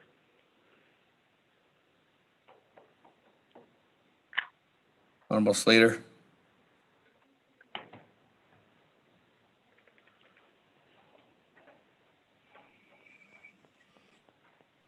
Yes, Speaker. I am trying to find the unmet needs document for carryover, and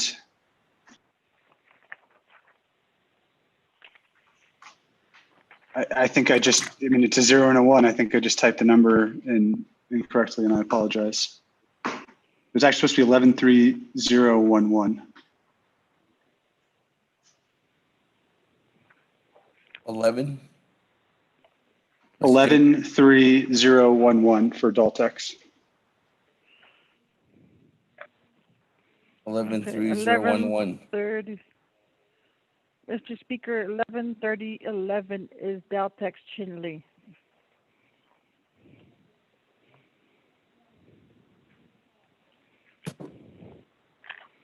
They're going to administration or to Chinley?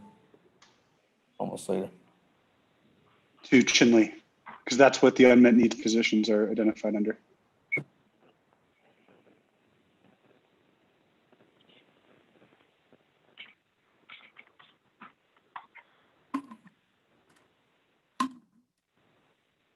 So striking out 113001 and modifying that to 113011. Department of Health, Chinley office. Chinley district. Okay, Speaker, this is Kristen. I'm sending the document again to amendments and to Delegate Slater. With that, Honorable Mark Freeland, are you good with the amendment change on Daltex? Yes, I am, Speaker. Okay.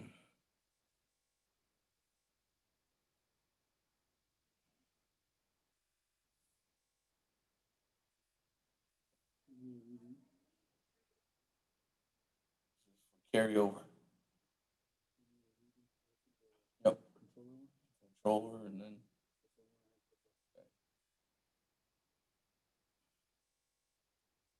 That, let's go and read for Office of the Controller.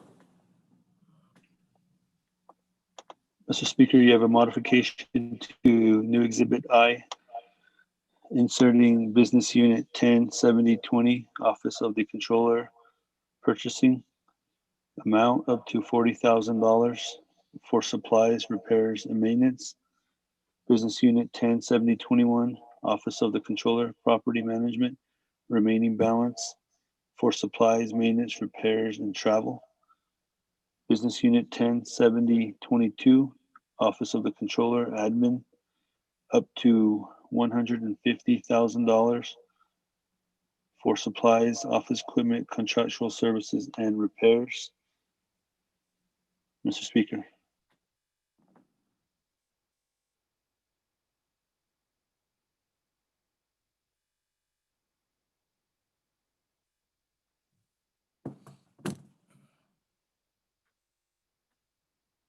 Then the other one.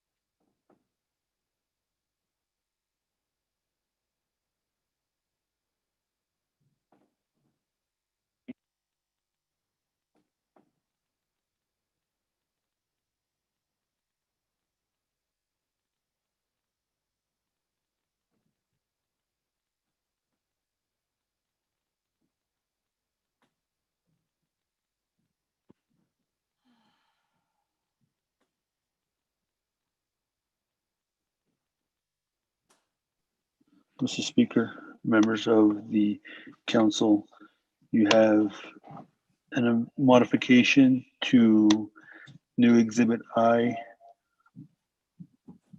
modification to the line item 110001, Division of Economic Development, remaining balance.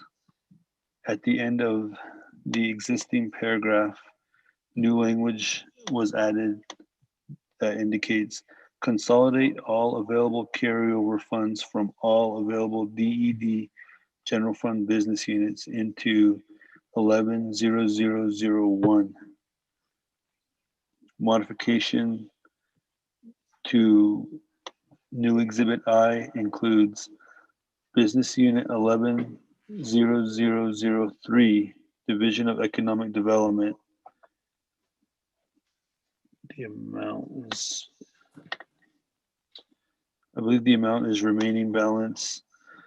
Consolidate all available carryover funds from all available DED general fund business units into 110001. Business Unit 110004, Division of Economic Development, amount blank. Notes, additional notes, consolidate all available carryover funds from available DED general fund business units into 110001. Business Unit 110005, Division of Economic Development, amount blank. Consolidate all available carryover funds from all available DED general fund business units into 110001. 11 Business Unit 110006, Division of Economic Development, amount blank. Consolidate all available carryover funds from all available DED general fund business units into 110001. Business Unit 11009, Division of Economic Development, amount blank. Consolidate all available carryover funds from all available DED general fund business units into 110001. Business Unit 110010, Division of Economic Development, consolidate all available carryover funds from all available DED general fund business units into 110001.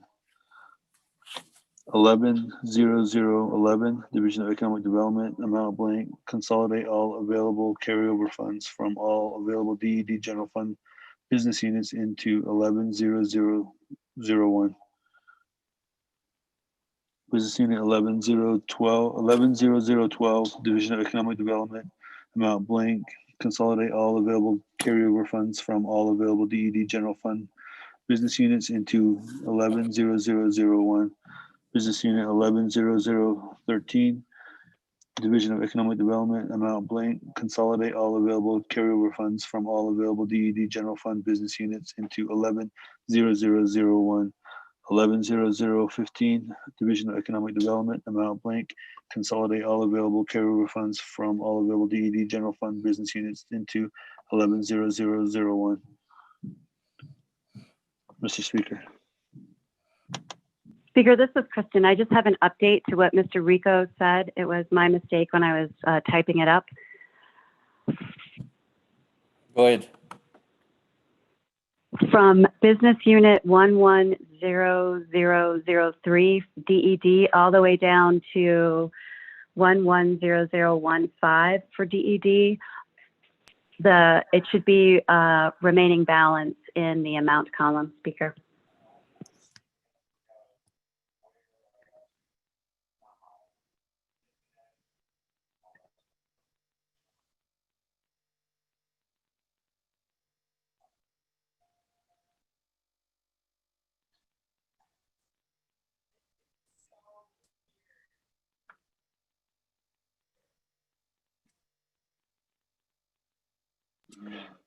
Mr. Speaker, members of the council, the correction was made. Of all the business units I just read, the amount will be remaining balance. Mr. Speaker.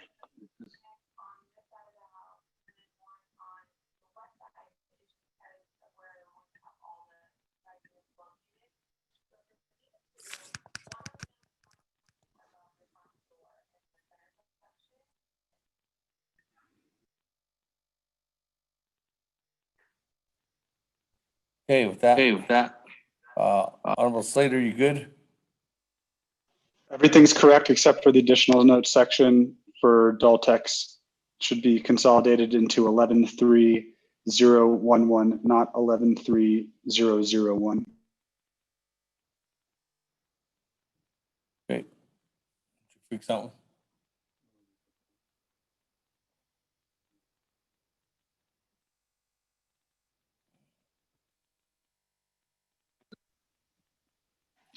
Mr. Speaker, members of the council, modification to new Exhibit I, Business Unit 113011, Department of Health, Daltex, amount 1,189,523. Additional notes, Daltex, not to exceed $958,148 for addressing numbers 7, 11, 12, 13, and 14 of Facilities Report. $26,568 for personnel and $204,807 for operating. Consolidate all available carryover funds from all available NDOH general fund business units into 113011. Mr. Speaker.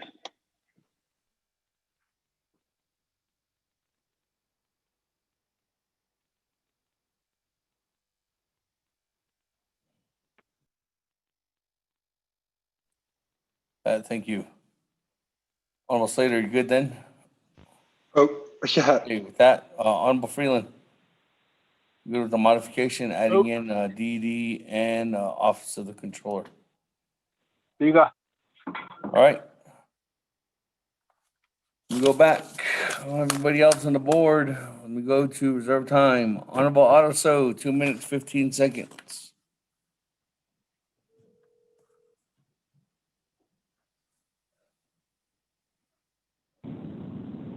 Thank you very much. I guess the legislative branches carryovers all entertained in a separate amendment. Getting the feeling that they don't want certain amendments on this amendment, so we'll go ahead and do that and get other amendments on another amendment there. Other than that, I'm good and waive my time on this amendment.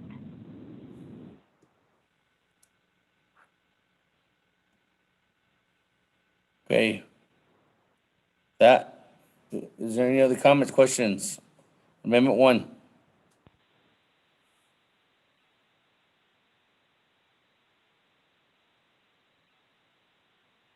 Not twice, 3 times. Rico, second reading.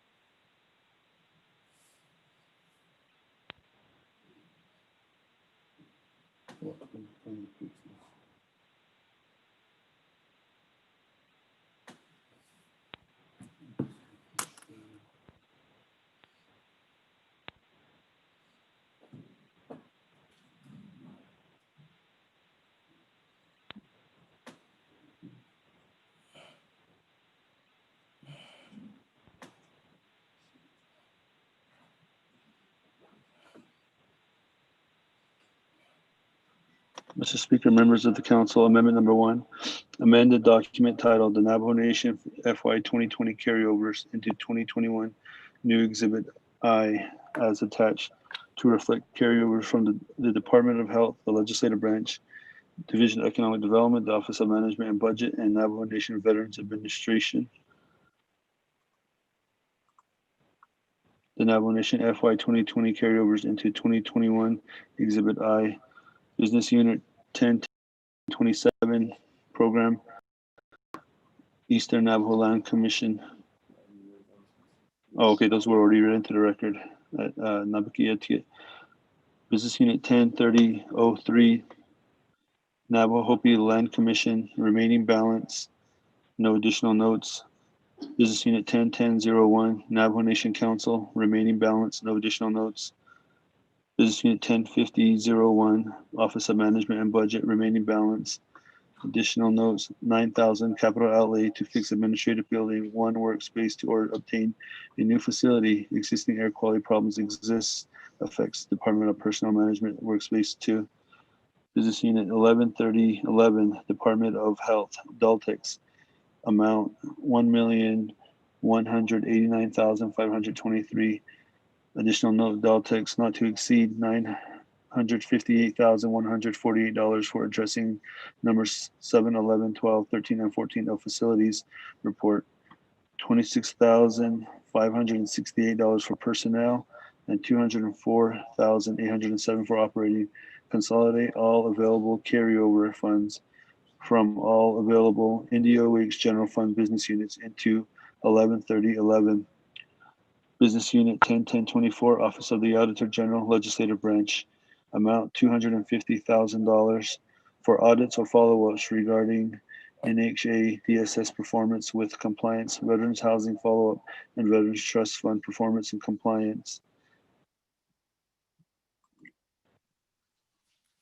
Business Unit 103015, 103016, 103017, 103018, 103019, 103020, Navajo Nation Veterans, Central Administration Office, Chinle, Crown Point, Fort Defiance, Shiprock, Tuba City, amount remaining balance for all. Additional note, this is a carryover for all Navajo Nation Veterans Administration business units. Business Unit 107021, Office of the Controller, Property Management, remaining balance for supplies, maintenance, repairs, and travel. 107022, Office of the Controller, Admin, up to $150,000 for supplies, office equipment, contractual services, and repairs. Business Unit 107020, Office of Controller, Purchasing, up to $40,000. Additional notes for supplies, repairs, and maintenance. Business Unit 110001, Division of Economic Development, remaining balance. Insert to program performance measure number 2, number of shovel-ready projects per quarter. Trading posts, shovel-ready projects to completed in quarters 3 and 4. Amend quarter 3 goal number from 2 to 3 and quarter 4 from 2 to 4. Insert it to program performance measure number 4, end of sentence. Number of DED presentations and reports provided through agency meetings per quarter with the completion of 1 strategic economic plan by end of quarter 4 FY21. Amend quarter 4 goal number from 5 to 6. Consolidate all available carryover funds from available DED General Fund business units into Business Unit 110001. Business Unit 110003, Division of Economic Development, remaining balance. Consolidate all available carryover funds from all available DED General Fund business units into 110001. Business Unit 110004, Division of Economic Development, remaining balance.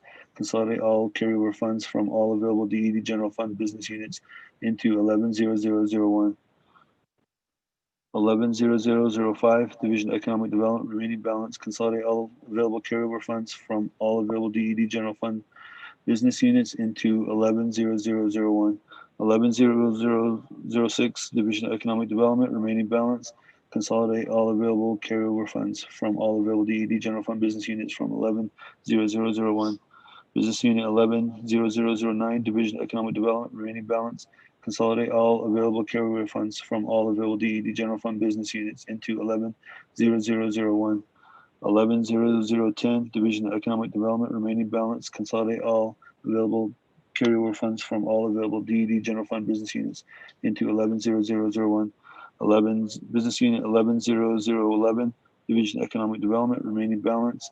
Consolidate all available carryover funds from all available DED General Fund business units into 110001. Business Unit 110012, Division of Economic Development, remaining balance. Consolidate all available carryover funds from all available DED General Fund business units into 110001.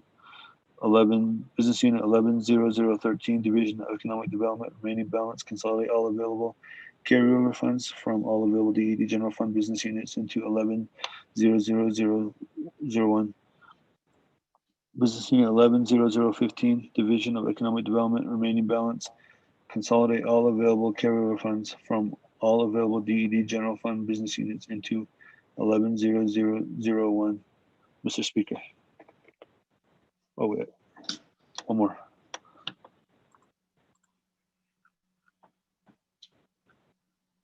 Two, renumber or reletter succeeding paragraphs or sections accordingly, if necessary, and this amendment shall supersede inconsistent language contained in any other committee amendment, which shall be conformed to the intent or language of this amendment. The Office of Legislative Services, with notice to the sponsor of the legislation, is hereby authorized to make necessary grammatical changes. Mr. Speaker.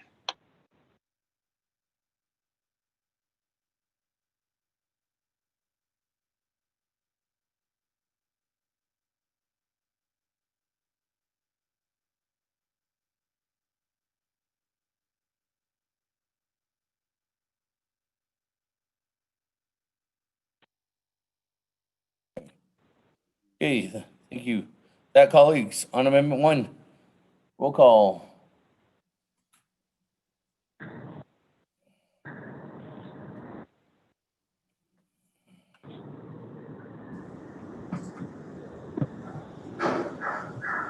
Elmer Begay. I'll vote green. I'll vote green. Honorable Elmer Begay votes green. Honorable Key Allen Begay Jr. Delegate Key Allen votes green. Honorable Key Allen Begay Jr. votes green. Honorable Paul Begay.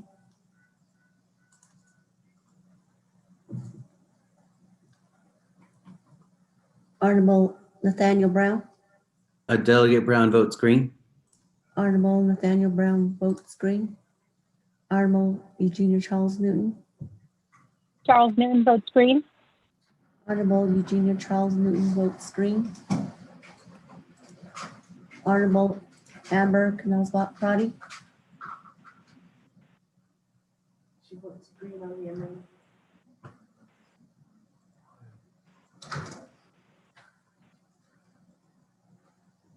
Honorable Amber Knowles-Bott Crotty votes green. Honorable Herman Daniels Jr. I vote green. Honorable Herman M. Daniels votes green. Honorable Mark Phelan. I vote green. Honorable Mark Phelan votes green. Honorable Pernell Halona. Halona votes green. Honorable Pernell Halona votes green. Honorable Jamie Henio. Henio votes red. Honorable Jamie Henio votes green. Honorable Vince James. Red. Red. Honorable Vince James votes red. No. Henio votes red. Oh.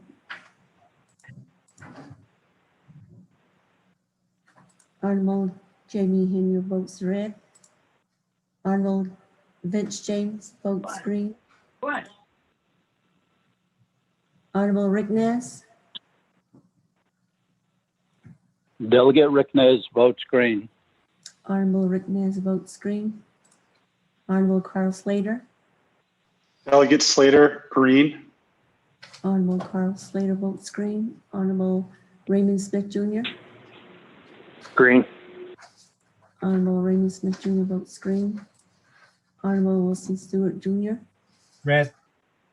Honorable Wilson Stewart Jr. votes red. Honorable Otto So.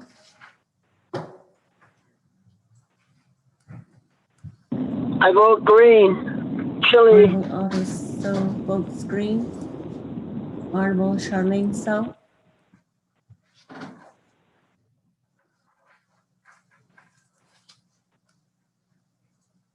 Honorable Daniel So.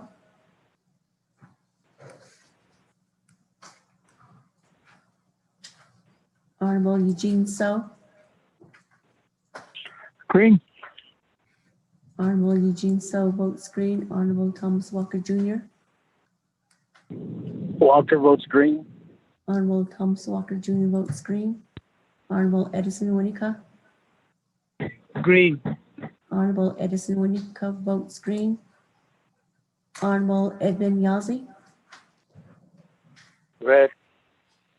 Honorable Edmund Yazzie votes red. Honorable Jimmy Yellowhair.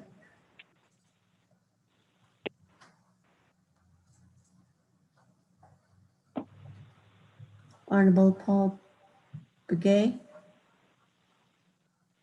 Paul Begay votes green. Honorable Paul Begay votes green. Honorable Charlene Sow.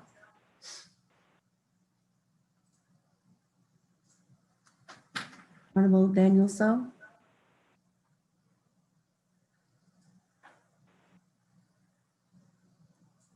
Honorable Jimmy Yellowhair.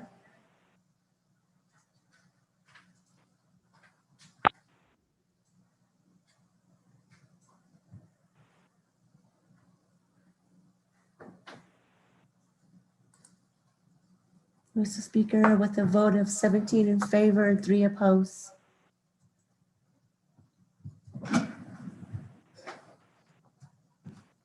At 17 in favor, 3 opposed. You're not voting, motion carries. That, back to the main motion on 0224-20. Moving on down, Madam Chair, Amber Crotty.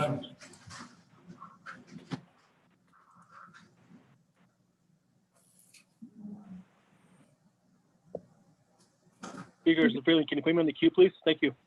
Can you hear me? Yes. Oh, yeah, Day Speaker, thank you.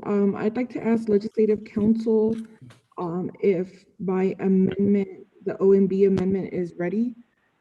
I'll reserve my time. Thank you, Speaker.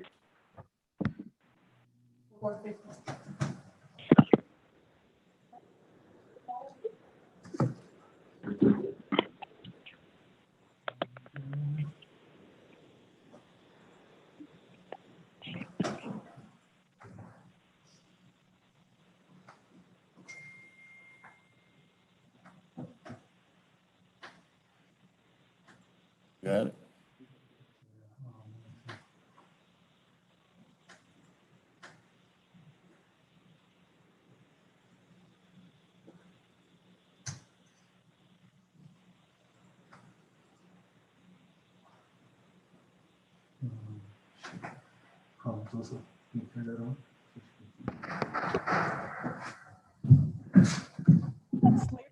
All that.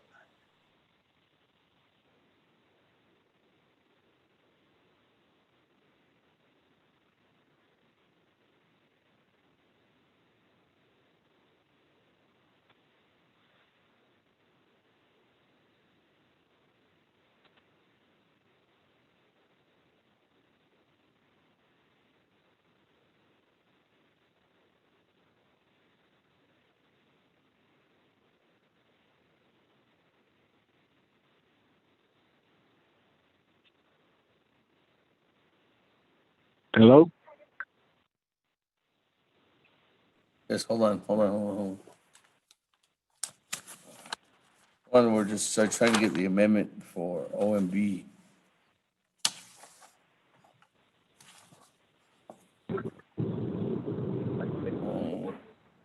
Speaker, let's go into a 20-minute recess. That way you can get all the amendments in order. And we can come back. Thank you. I second that. Speaker, this is Delegate Yellow here. Are you going to send the email when everything is all current on those carryover money? For Amendment 1, Yeah. you can send that out. Okay. All right. Thank you. Yeah. We're ready for Yeah. Amendment 2. We're ready for Amendment 2 right now. Yeah, I need all that money. Okay. Kidding. All right. Thank you. Okay. Amendment 2. Mr. Rico, this is just a typographical fix. Mr. Speaker, members of the council, amendment number 2, No. 1. Hold on. Honorable Yellow Hair? Oh, excuse me. I'm sorry, but Mr. Honorable Slater has a request for all the money. That says not voted yet, huh? Number 1. No, we voted on Amendment 1 already. Okay. Did I vote on that one? I was step outside for a little while. I don't know if I voted then.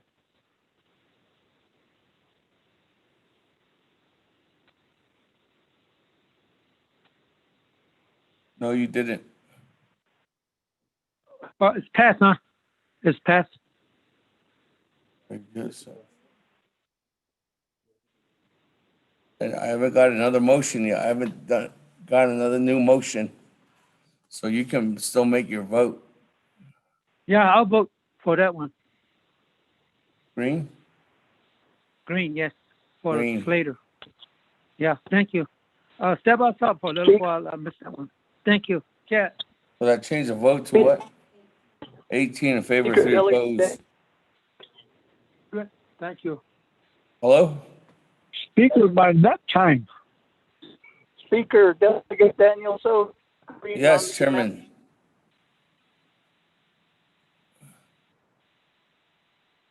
I vote green on the amendment. Did Delegate Daniel So? Daniel So didn't vote either.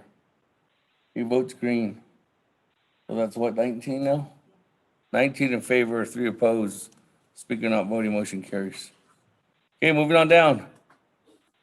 Amendment 2, sponsored by Madam Chair Amber Crotty. Read to the record. Mr. Speaker, members of the council, amendment number 2, 1, replace exhibits A through D with new exhibits A through D as provided by OMB to reflect amendments made at the Budget and Finance Committee. 2, page 2, line 9, make the following changes. Strike $1,244,353,093 to $1,253,589,642. 3, page 2, line 12. Make the following changes. Strike 0. Change to 9. Oh, that number's messed up. Where's that supposed to be? Personal savings. You see it? I think.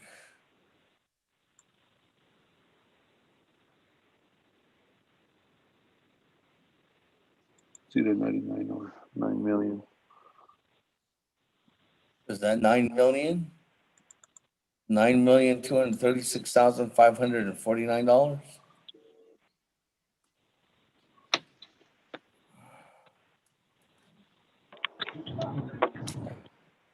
My document. Okay, colleagues. This is going to take some time. They're going to have to research this. Going into a 20-minute recess. Speaker. Oh, there's a bottom one too that needs to be changed. Okay, we're going 20-minute recess. Speaker Hall. Okay. My amendment's ready. 5:35. Coming back into session. My amendment's ready.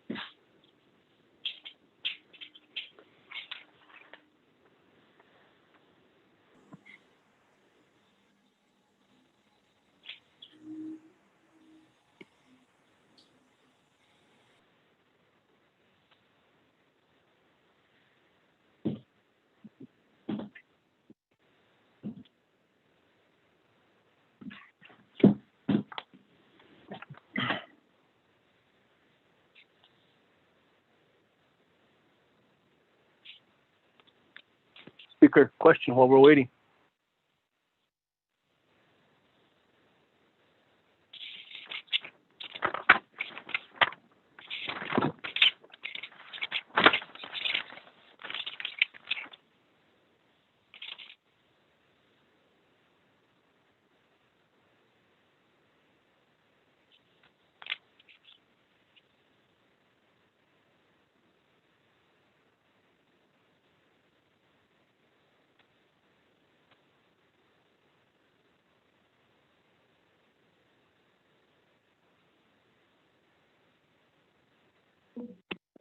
Speaker, Mr. Platero or Mr. Rico, this is Kristen.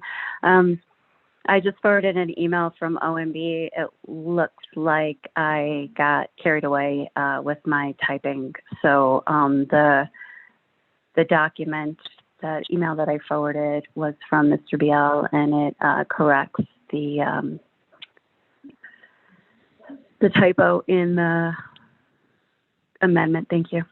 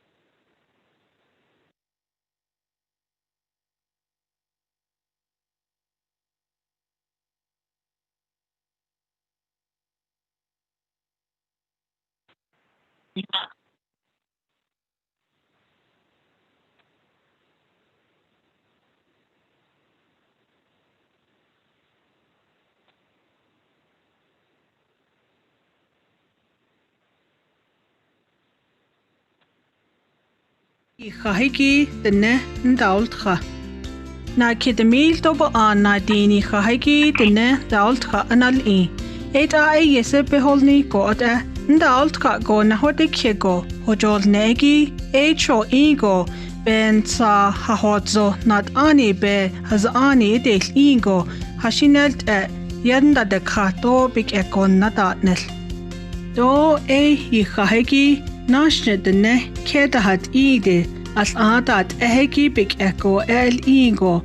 Washington be beso. Beso has tardenes not din dobo atos din dobo ashla di demiliage. Aslahat di demiln sa. Bigati aha na nil del go chon beniye natadet a. Na kidemil dobo an na dini hakune dene daultra. Donantlago ajil Naide kidigi hajdeleko anes na da aljinjin altko hajdil Patience case be ajil go. Ha patience case yeje do de be hane dat ahagi be ajdo lilo a holjishki be jingo ne na din alhel kiko at Beish be hane be wind go had the dilil do de nalsos hadel go naide kidigi hajdil Anne de ne ndaltra go bindendlisko de ne ndaltra be oneste ndaidel kidigi do dadil alta ndaidel kidigi nagango do gal do khata haden lago sa da naide kid a sa holole do de naide kid lako at ehegi beniye hadogal ndaltra go benande kidigi ba hochindo Washington bebe has ani ben daolt go na hode kego hojol negi ba haya nande kego wing negi ndael go dael traigi ba hanne be na anish do Washington be na anish bil na has anade don keje na da dol nishta Patience case a kitat nilje Beechel na anish bieti big econaide kid doigi beechel ta hodilne. Na ide kid al case neligi betra holjisko di nal kidigi nas de yin antkingo ndokil. Mai na kidemil doba anadin census da haljin gav bahanegi ninil kidgo. Nda hodol trako be hwe hozinigi dodago census ID be adili dinal sos bakago nchelia dodago njedagi ni nelne kut ego nandil kito aholiego howangi setahegi be nikhil hodilne bijegi do ne besh behne be nikhil hodilne Nana howange the nebbilta nagandoigi achilt alla ayol kalkone na kidemil doba anna dingo voltrako liqui the ne nalkende hastrado Howange bilta nagandoigi bije adadilil Benelni the dinil shata bije do lago ad edilil Howan bisen tahagi datzet anne Edodago hoan. Haet anegi dat do he hoan be do de hoan anaa ajel todi bin hode kito. Hasti ashki edodago astana at jelinigi yol kalkone but dis chinigi do binachegi na khay Na kresha da ate na gahagi do to nande keya Spain de na gahagi do at the ne Howangi de qui da hawango Khait di howan bishop bakagi big da jille Adi na alken da has khanigi na hasate howan alto sata Adbiga nzingo my na kidemil doba anadin CENSUS tah aljen GOV anale patience case be patience case be big echo naide kide hajdil I belagana bezad be eliago holo do nana sat ne bezad belagana bezad edota be hata deliago na kitsata holo sad be yatat ki heidigishi be ille ebike itse do de nahasan nashcha big echo biki itse do de sad be yatat ki Bishop patience case hal kidigi huyati tabakha biki itse sad be yatat ki do bakha go e binet o kote dinal kidigi yol kelko ajdo liligi hanal idolil anens na kidemil do ba anna dini khakone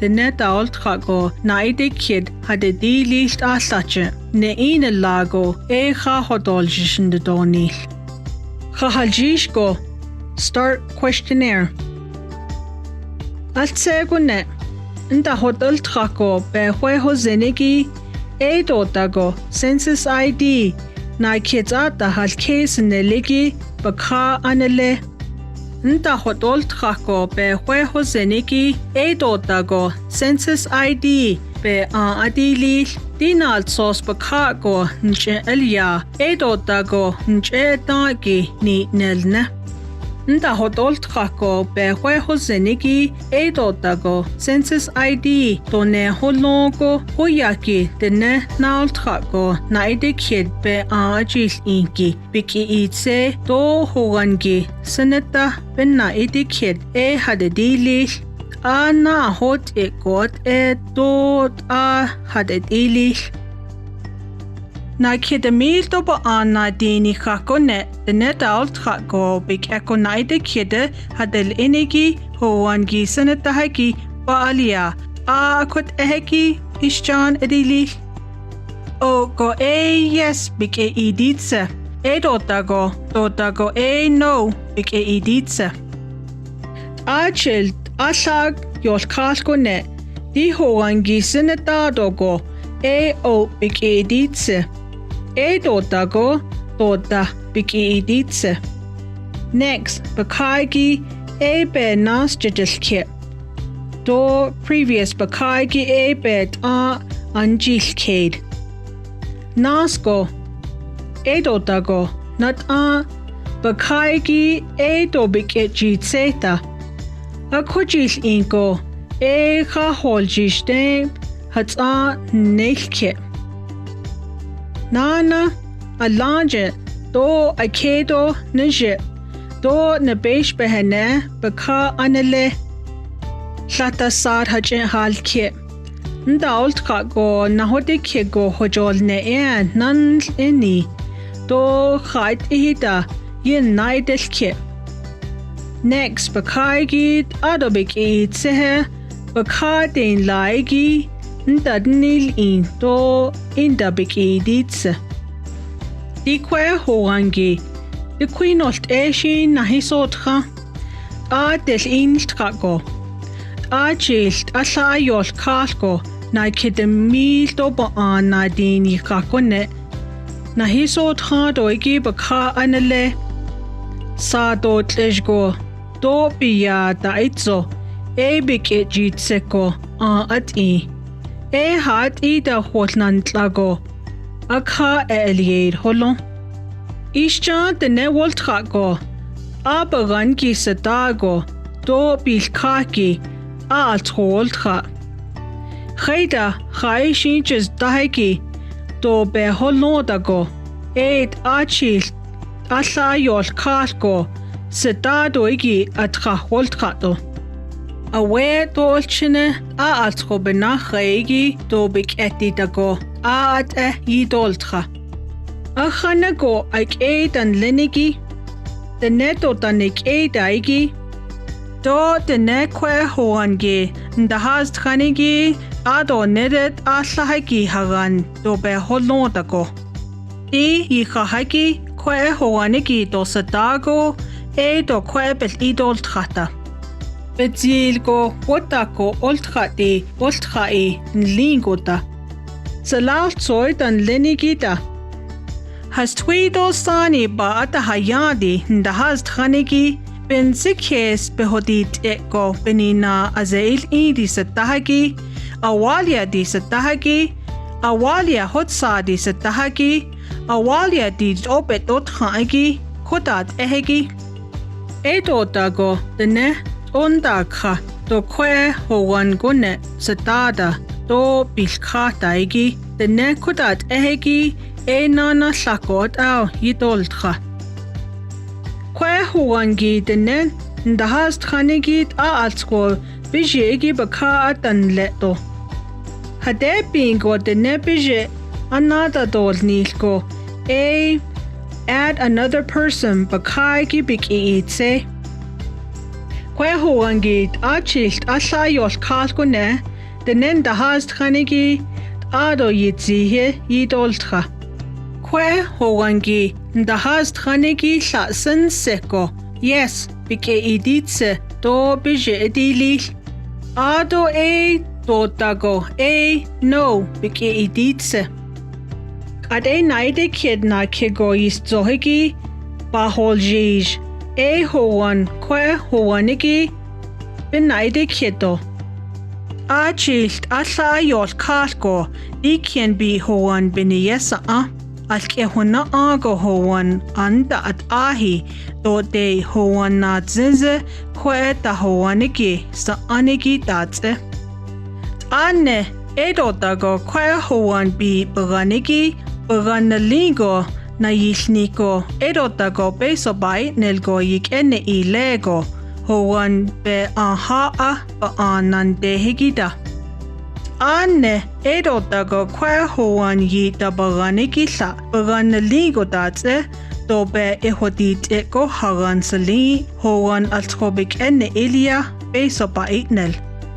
Howan hait datse edo dago howan hait datse hiki do bik ene iliego bi howan.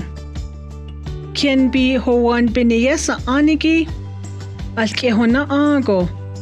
Howan anda at ahi edo dago howan na zinze dipe da ilini bije de dinil.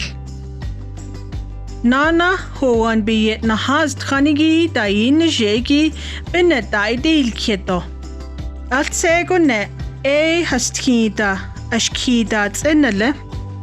Edo dago astaneta at datse at Ado alto ndetsi bini bejingo ne yihaheki bini bedejchinigi benaide dilkel.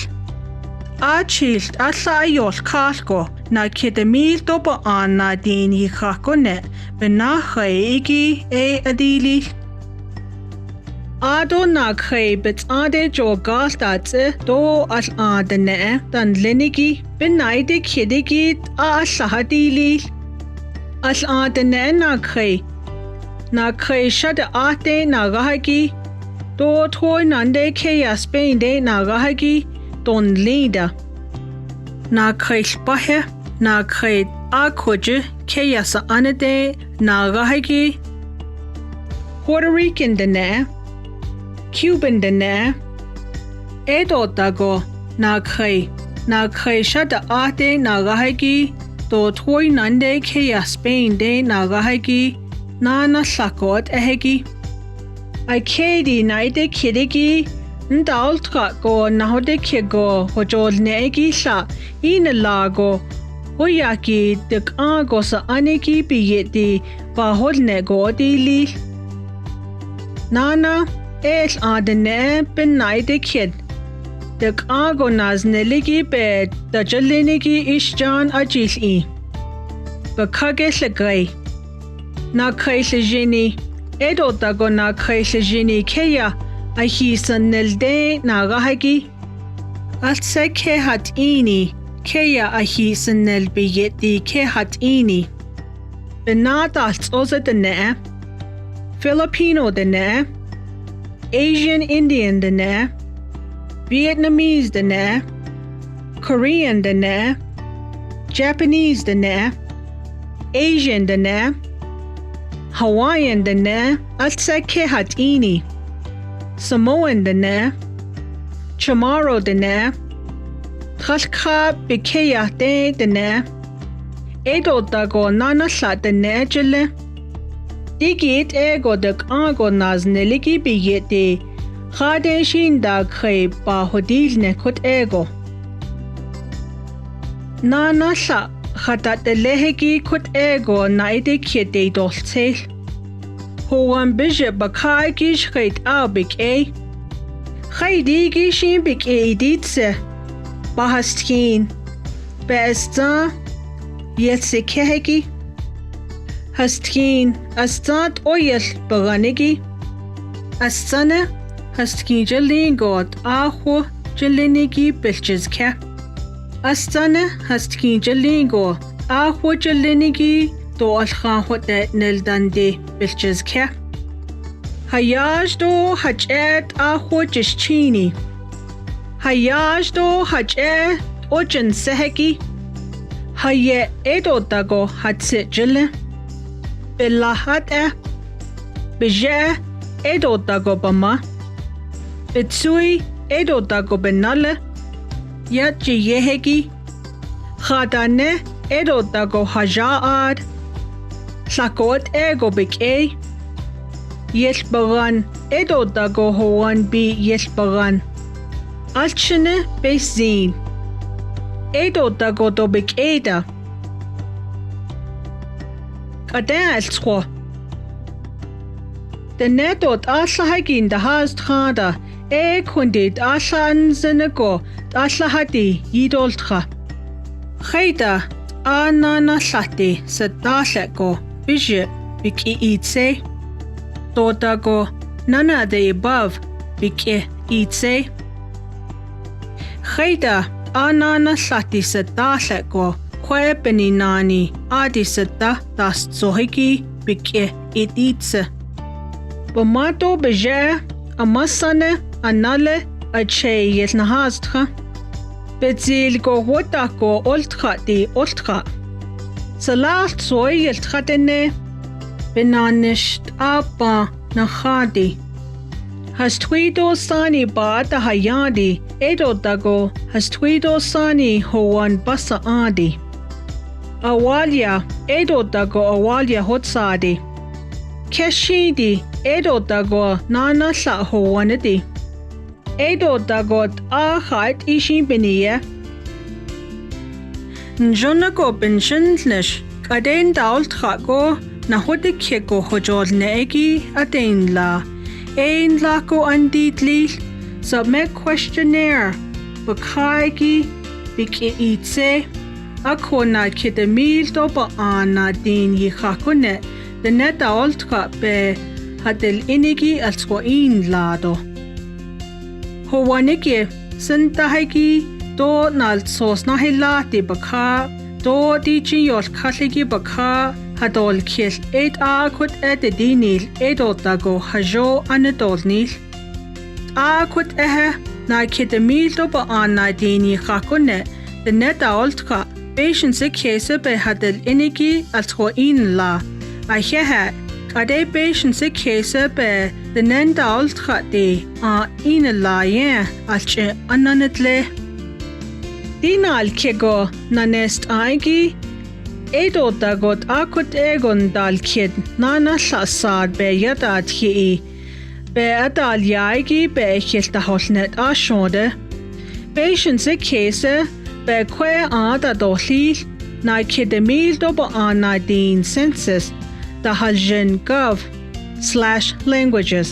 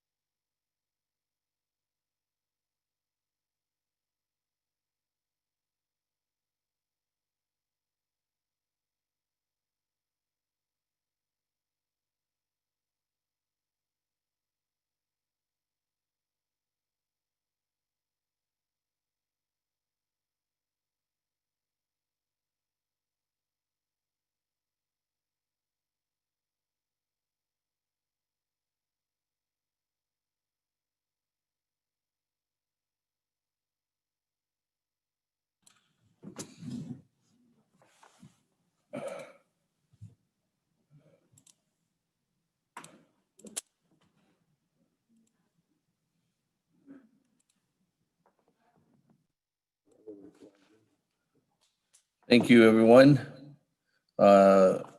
Did conclude with our recess. And we did actually have a look at the United States Census 2020 outlook on trying to recruit more and more of our Navajo individuals to sign up for the Census 2020. So thank you for this. Watch that.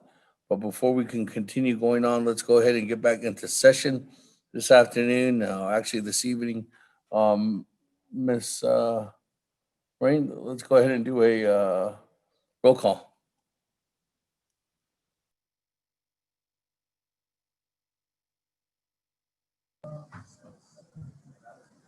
Okay, Elmer Pivigay. Armand Kiel Begay Jr.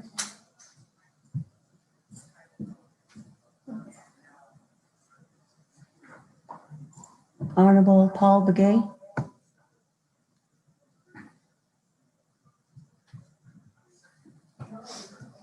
Honorable Nathaniel Brown.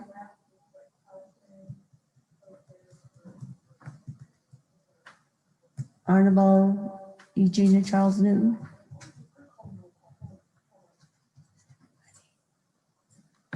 Honorable Amber Knazbot Crotty. Delegate Amber Knazbot-Crotty is calling in from Wonder Rock, Navajo Nation. Thank you.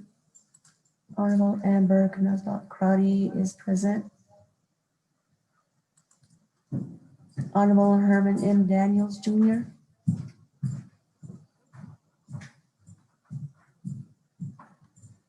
Honorable Mark Phelan.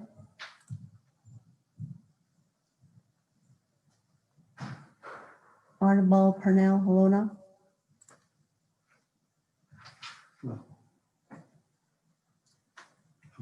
Honorable Jamie Henio.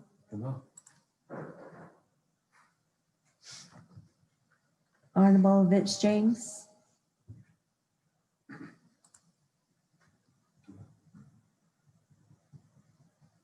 Honorable Rick Nez.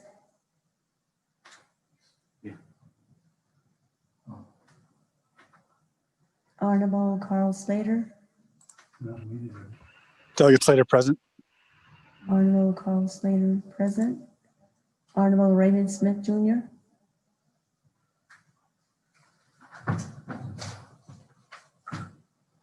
Honorable Wilson Stewart Jr. Present. Honorable Wilson Stewart Jr. is present. Honorable Otto So.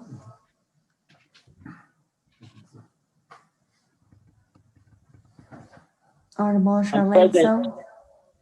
Honorable Otto. Honorable Otto So is present. Honorable Charlene So. Yeah, he works on council too. Honorable Daniel So. Daniel So is present. Honorable Daniel So is present. Honorable Eugene So.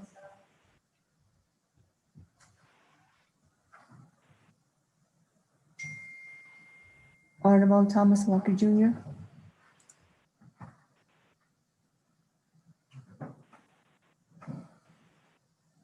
Honorable Edison Onika.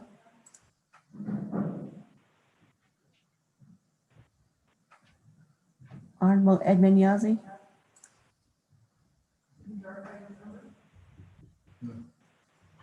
Honorable Jimmy Yellowhair.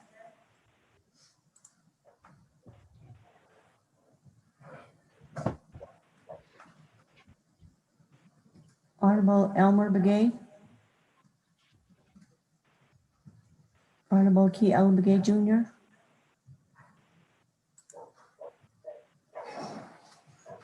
Honorable Paul Begay.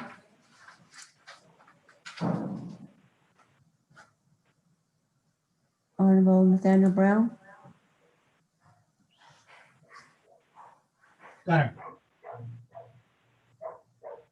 Honorable Eugenia Charles Newton.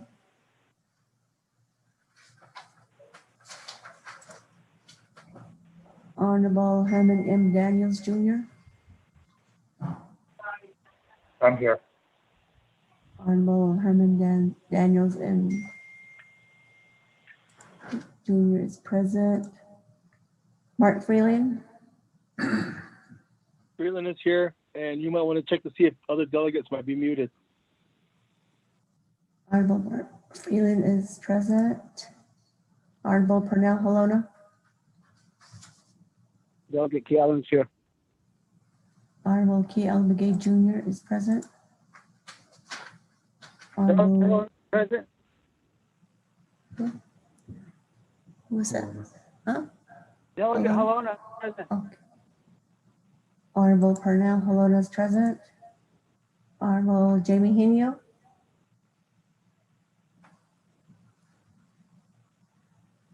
Honorable Vince James.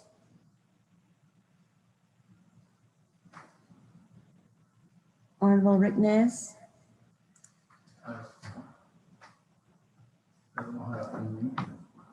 Honorable Raymond Smith Jr. Honorable Charlene So.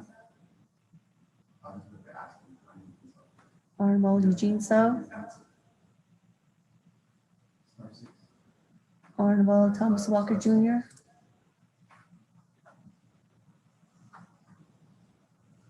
Honorable Edison Winika. Honorable Edmund Yazzie.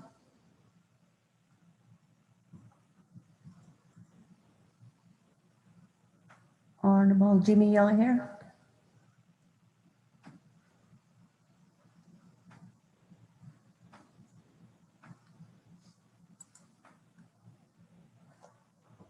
Hold on. Colleagues,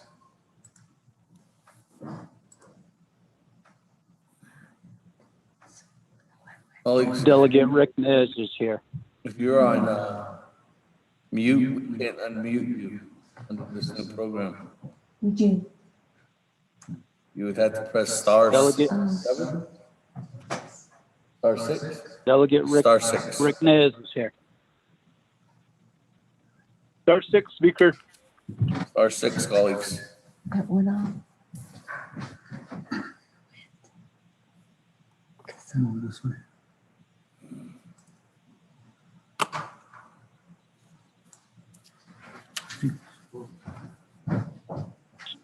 Speaker, Delegate Nez is here. Right here it says currently open.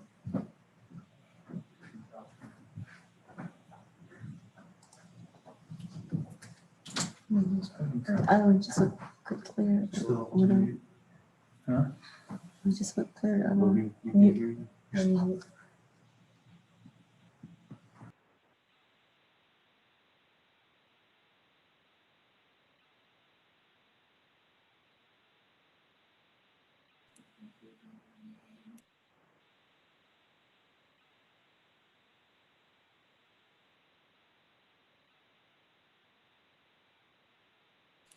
Sorry, colleagues.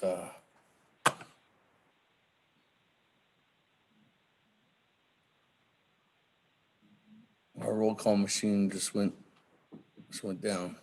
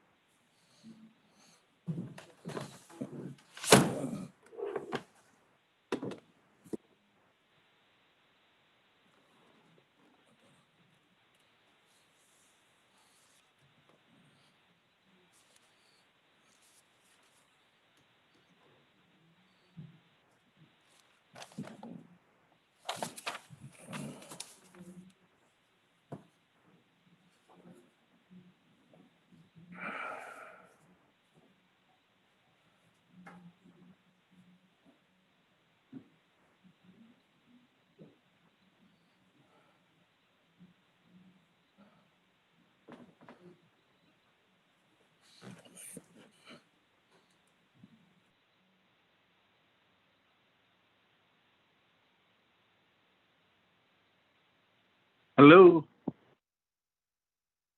Yes, colleagues, hold on.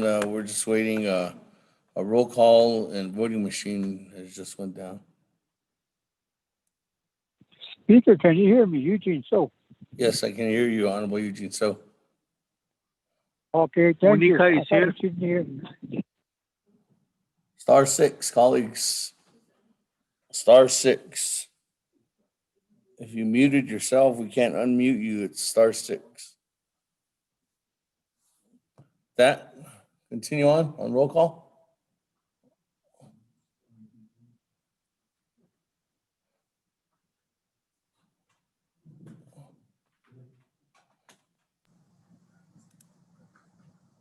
Honorable Elmer Begay. Honorable Paul Begay. Honorable Nathaniel Brown. Honorable Eugenia Charles Newton. Charles Newton is present from Shiprock, New Mexico. Honorable Eugenia Charles Newton is present. Honorable Jamie Hinio. Honorable Vince James. Honorable Raymond Smith Jr.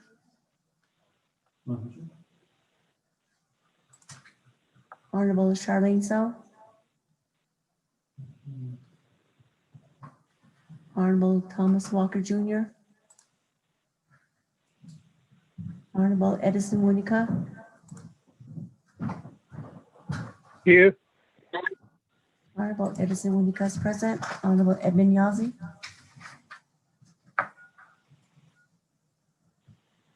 Honorable Jimmy Yellow Hair.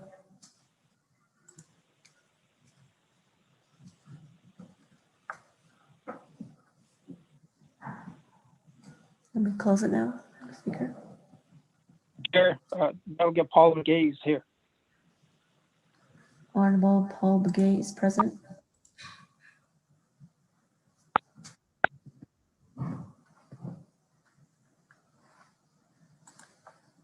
Mr. Speaker, we have 15 members present.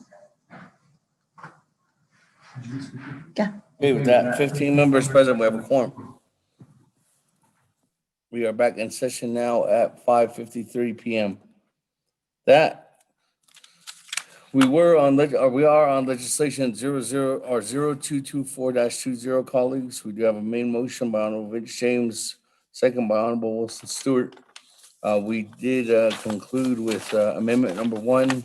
Now we are in amendment number 2, raised by Madam Chair Amber Crotty.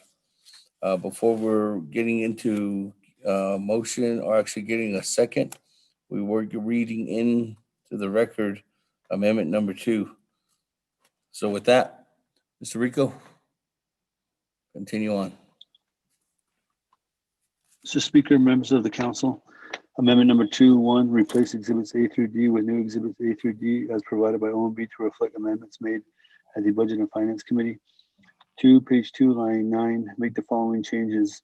Strike $1,244,353,093 to $1,253,589,642. 3, page 2, line 12, make the following changes. Strike 0, change to $9,236,549 personal savings funds. 4, page 2, line 17, make the following changes. Strike $16,410,204, change to $16,893,819. 5, page 2, line 19, make the following changes. Strike 0 to $483,615 personnel savings fund. 6, page 2, line 24, make the following changes. Strike $19,923,325 to $21,057,009. 7, page 2, line 26, insert new language. $133,684 personnel lapse fund. 8, page 3, line 1, make the following changes. Strike 1,181,834,512 to $1,189,453,762. 9, page 3, line 4, make the following changes. Strike 0 to $7,619,250 personal savings fund. 10, include revisions to the exhibit titled the Navajo Nation Fiscal Year 2021 Personal Lapse Fund Allocation, which was offered as new Exhibit H at the Budget and Finance Committee. 11, renumber, reletter succeeding paragraphs or sections accordingly, if necessary, and this amendment shall supersede inconsistent language contained in any other committee amendment, which shall be conform to the intent or language of this amendment. If the Office of Legislative Services, with notice to the sponsor of legislation, is hereby authorized to make necessary grammatical changes. Mr. Speaker.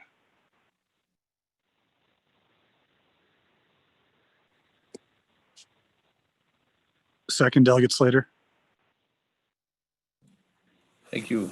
That motion by Madam Chair Amber Crotty, second by Honorable Slater. Again, colleagues, this is just putting up the document for OMB put on us in the original budget. Any comments, questions? Not, go to the board. The board on Amendment 2.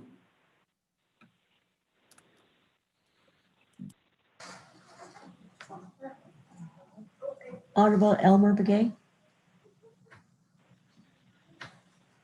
Honorable Key Ellen Begay, Jr.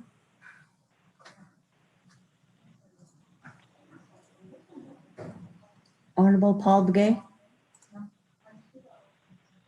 Paul Begay votes green.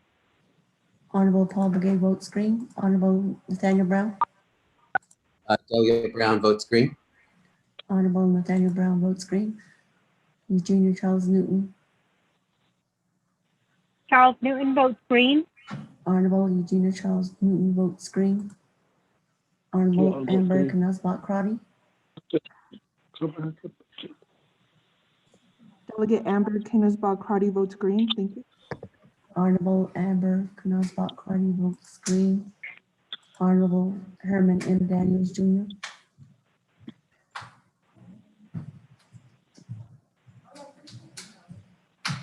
Honorable Mark Phelan. Freeland votes green. Thank you. Honorable Mark Phelan votes green. Honorable Pernell Halona. Freeland votes green. Honorable Pernell Halona votes green. Honorable Jamie Henio. Honorable Vitz James.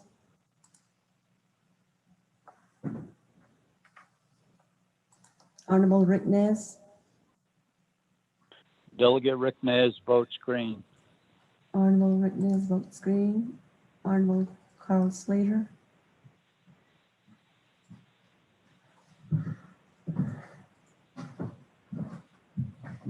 Honorable Raymond Smith, Jr.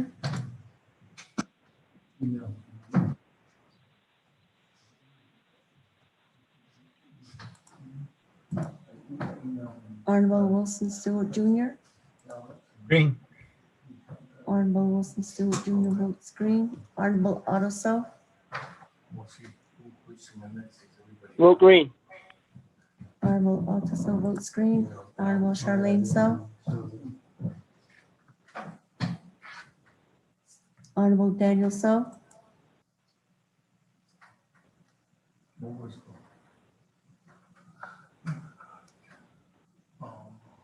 Honorable Eugene Self. Green. Thank you. Honorable Eugene Self votes green. Honorable Thomas Walker, Jr.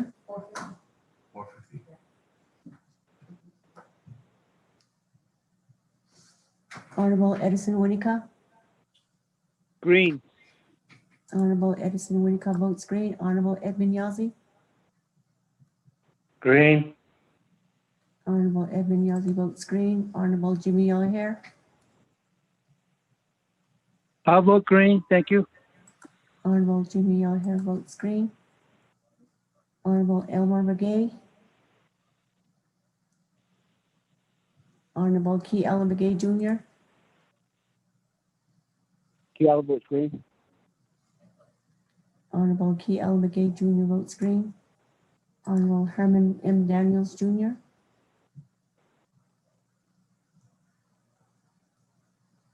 Honorable Jamie Hino.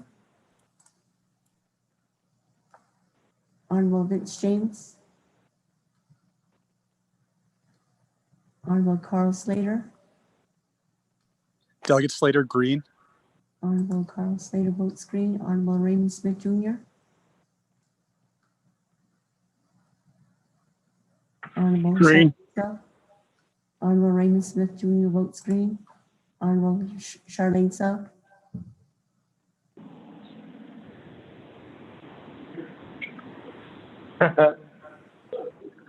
Honorable Daniel South.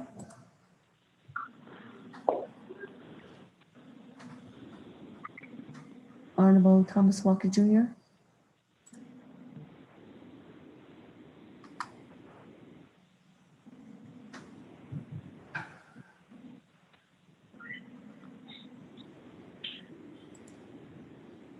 Mr. Speaker, with a vote of 16 in favor, 0 opposed. Elmer Begay voting green. Honorable Elmer Elmer Begay. Begay voting green. The vote is 17 in favor, 0 opposed. Okay, that 17 in favor, 0 opposed. Speaker not voting on Amendment 2. Motion carries. Moving back on. K.A. Band. Speaker Freeland. Darlene, so it's not text. I'm voting green. She's voting green. 18-0. 18 in favor. Charlotte Honorable, so.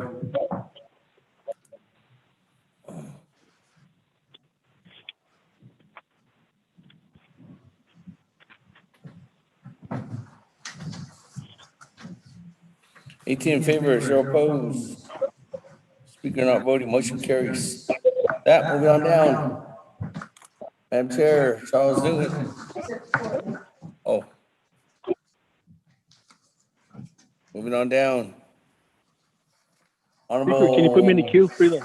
I got you, Honorable Freeland. Honorable Vice Chair Walker.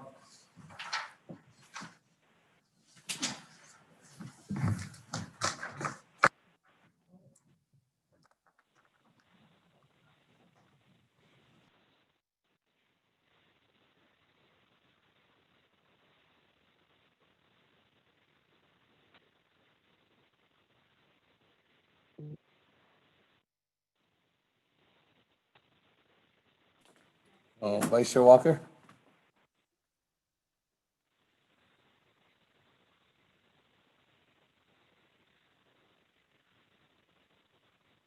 Vice Chair Walker going twice.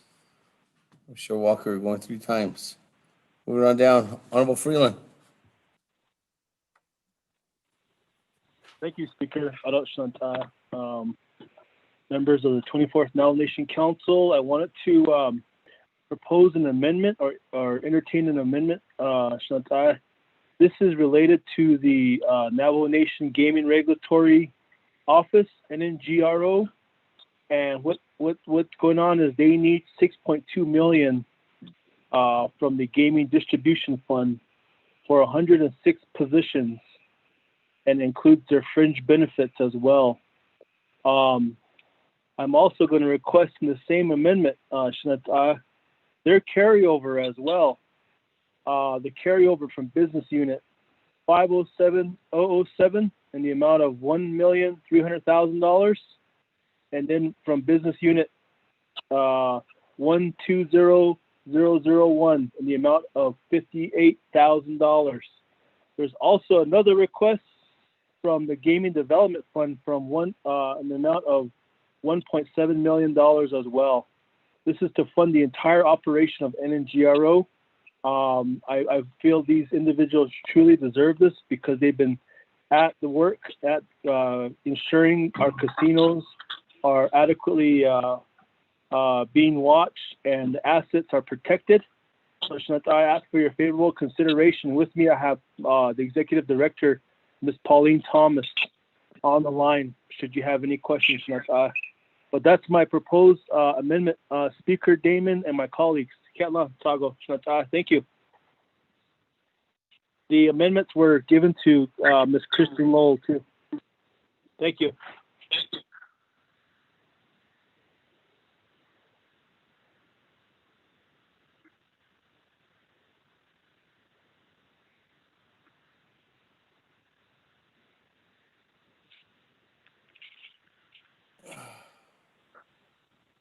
Thank you, Honorable Freeland.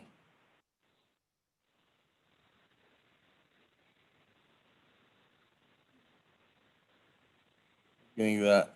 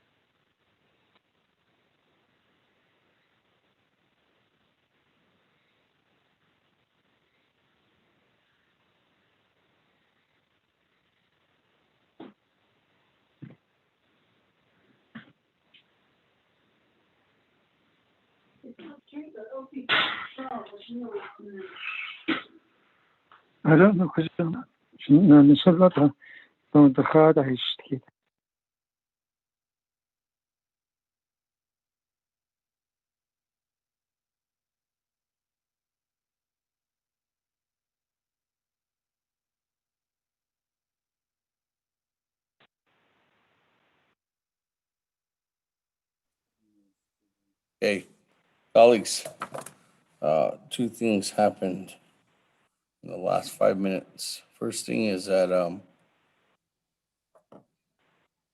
actually, it's just one thing. The server on the email for NSN, navo-nsn.gov has gone down. So we cannot email out this amendment. There's two things we can do though. If everybody can see it. If you log in on Zoom, you can see it on there, online on your computer screen. That's one option. Two, we're just unable to email it out right now. Well, we emo and the IT department have contacted DIT, and we haven't got a response to see how long this is going to take for us to go ahead and get back online. Motion to recess. There's that option, or there's another option is that I don't accept this. Second. I don't accept this.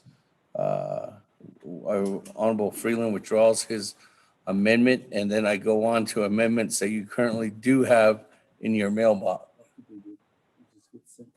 Oh, never mind. You don't have any current ones. They're all here in Window Rock until someone raises the amendment. So there's no, unless if you want to continue on without getting the document, colleagues. Motion to recess, Otto So. Okay. Let me ask Emo one more time. Emo, any response from DIT?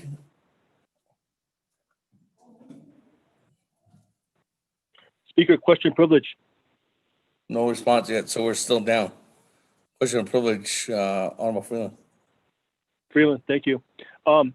Speaker, tomorrow, if we recess and we continue to, would I be recognized back once we start again to propose No, this amendment? I start from alphabetically from A.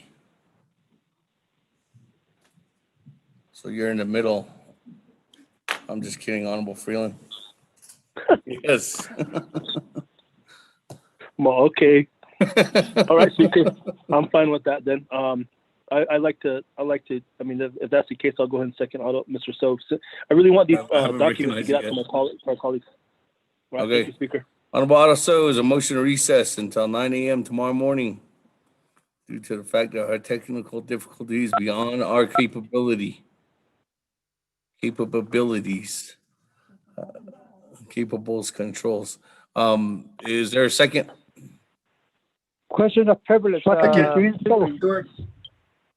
get a second, Honorable Eugene So. What's your question of privilege? Yeah, technology. Chef, that's me. Yellow hair. Well, Honorable Yellow Hair. What's your question of privilege? Yeah, thanks, it was very important that Mr. Honorable Freeland brought out on the $6.2 million for a gaming. I think it's important. I think we need to bring it back up. It's very important tomorrow. Yeah, thank you very much for all of us that kind of take this serious consideration for tomorrow for gaming committee. Thank you very much. That's all, my friend. Yeah, it's not on. All right. Yes, Honorable Freeland will be back up first in the lineup. With that, because I haven't recognized it, and the current lineup is right now is, colleagues, just for your information, is Honorable Freeland, and then Honorable Vince James, Honorable Otto So, and then Honorable Vice Chair Walker. That's individuals that's lined up in the queue next. So with that, motion by Honorable Otto So, there was a second by Honorable Freeland. That, colleagues, we're aboard recess until 9 a.m. tomorrow morning.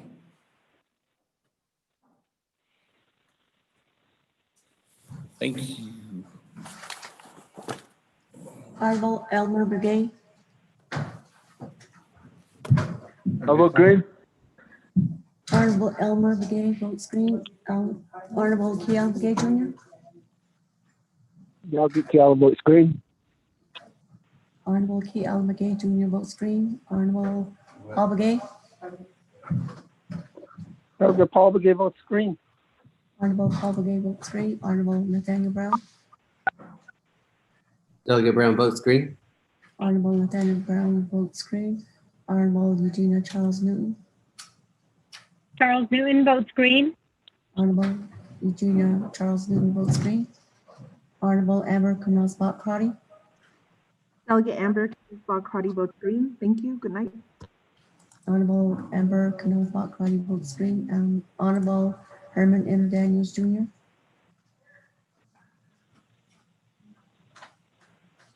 Honorable Mark Freeland. Freeland votes green. Thank you.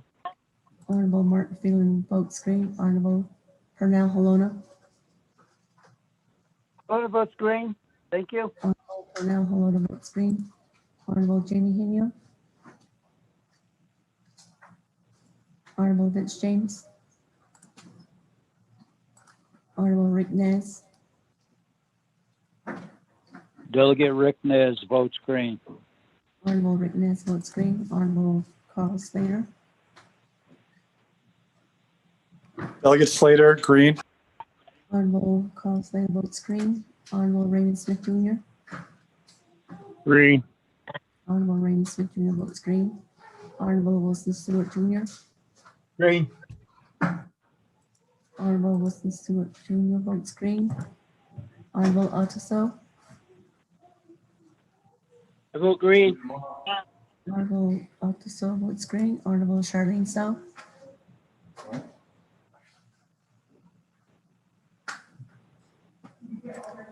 Honorable Daniel So.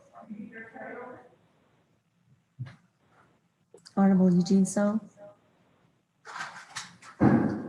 Green before it goes out.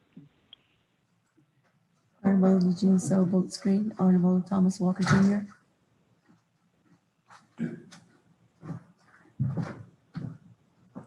Honorable Edison Winika. Green. Honorable Edison Winika votes green. Honorable Evan Yazzie.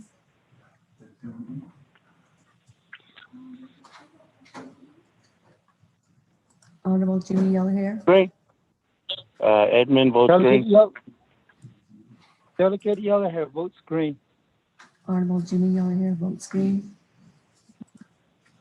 Honorable Evan Yazzie votes green. Honorable Herman Daniels Jr. Honorable Jamie Henio. Honorable Rich James. Honorable Charlene So. Honorable Daniel So. Honorable Thomas Walker Jr. Charlene So votes green. Honorable Charlene So votes green. Honorable Thomas Walker Jr.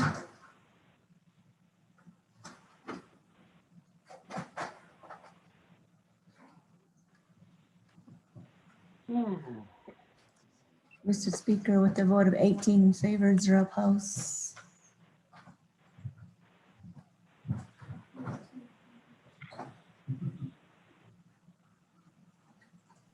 Thank you, colleagues. With that, 18 in favor, 0 opposed. Speaker not voting, motion to recess is confirmed. We will be back in session tomorrow morning at 9 a.m. Have a good evening, everyone. Thank you. Go on.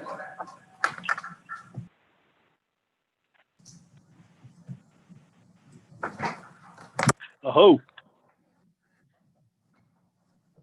Thank you.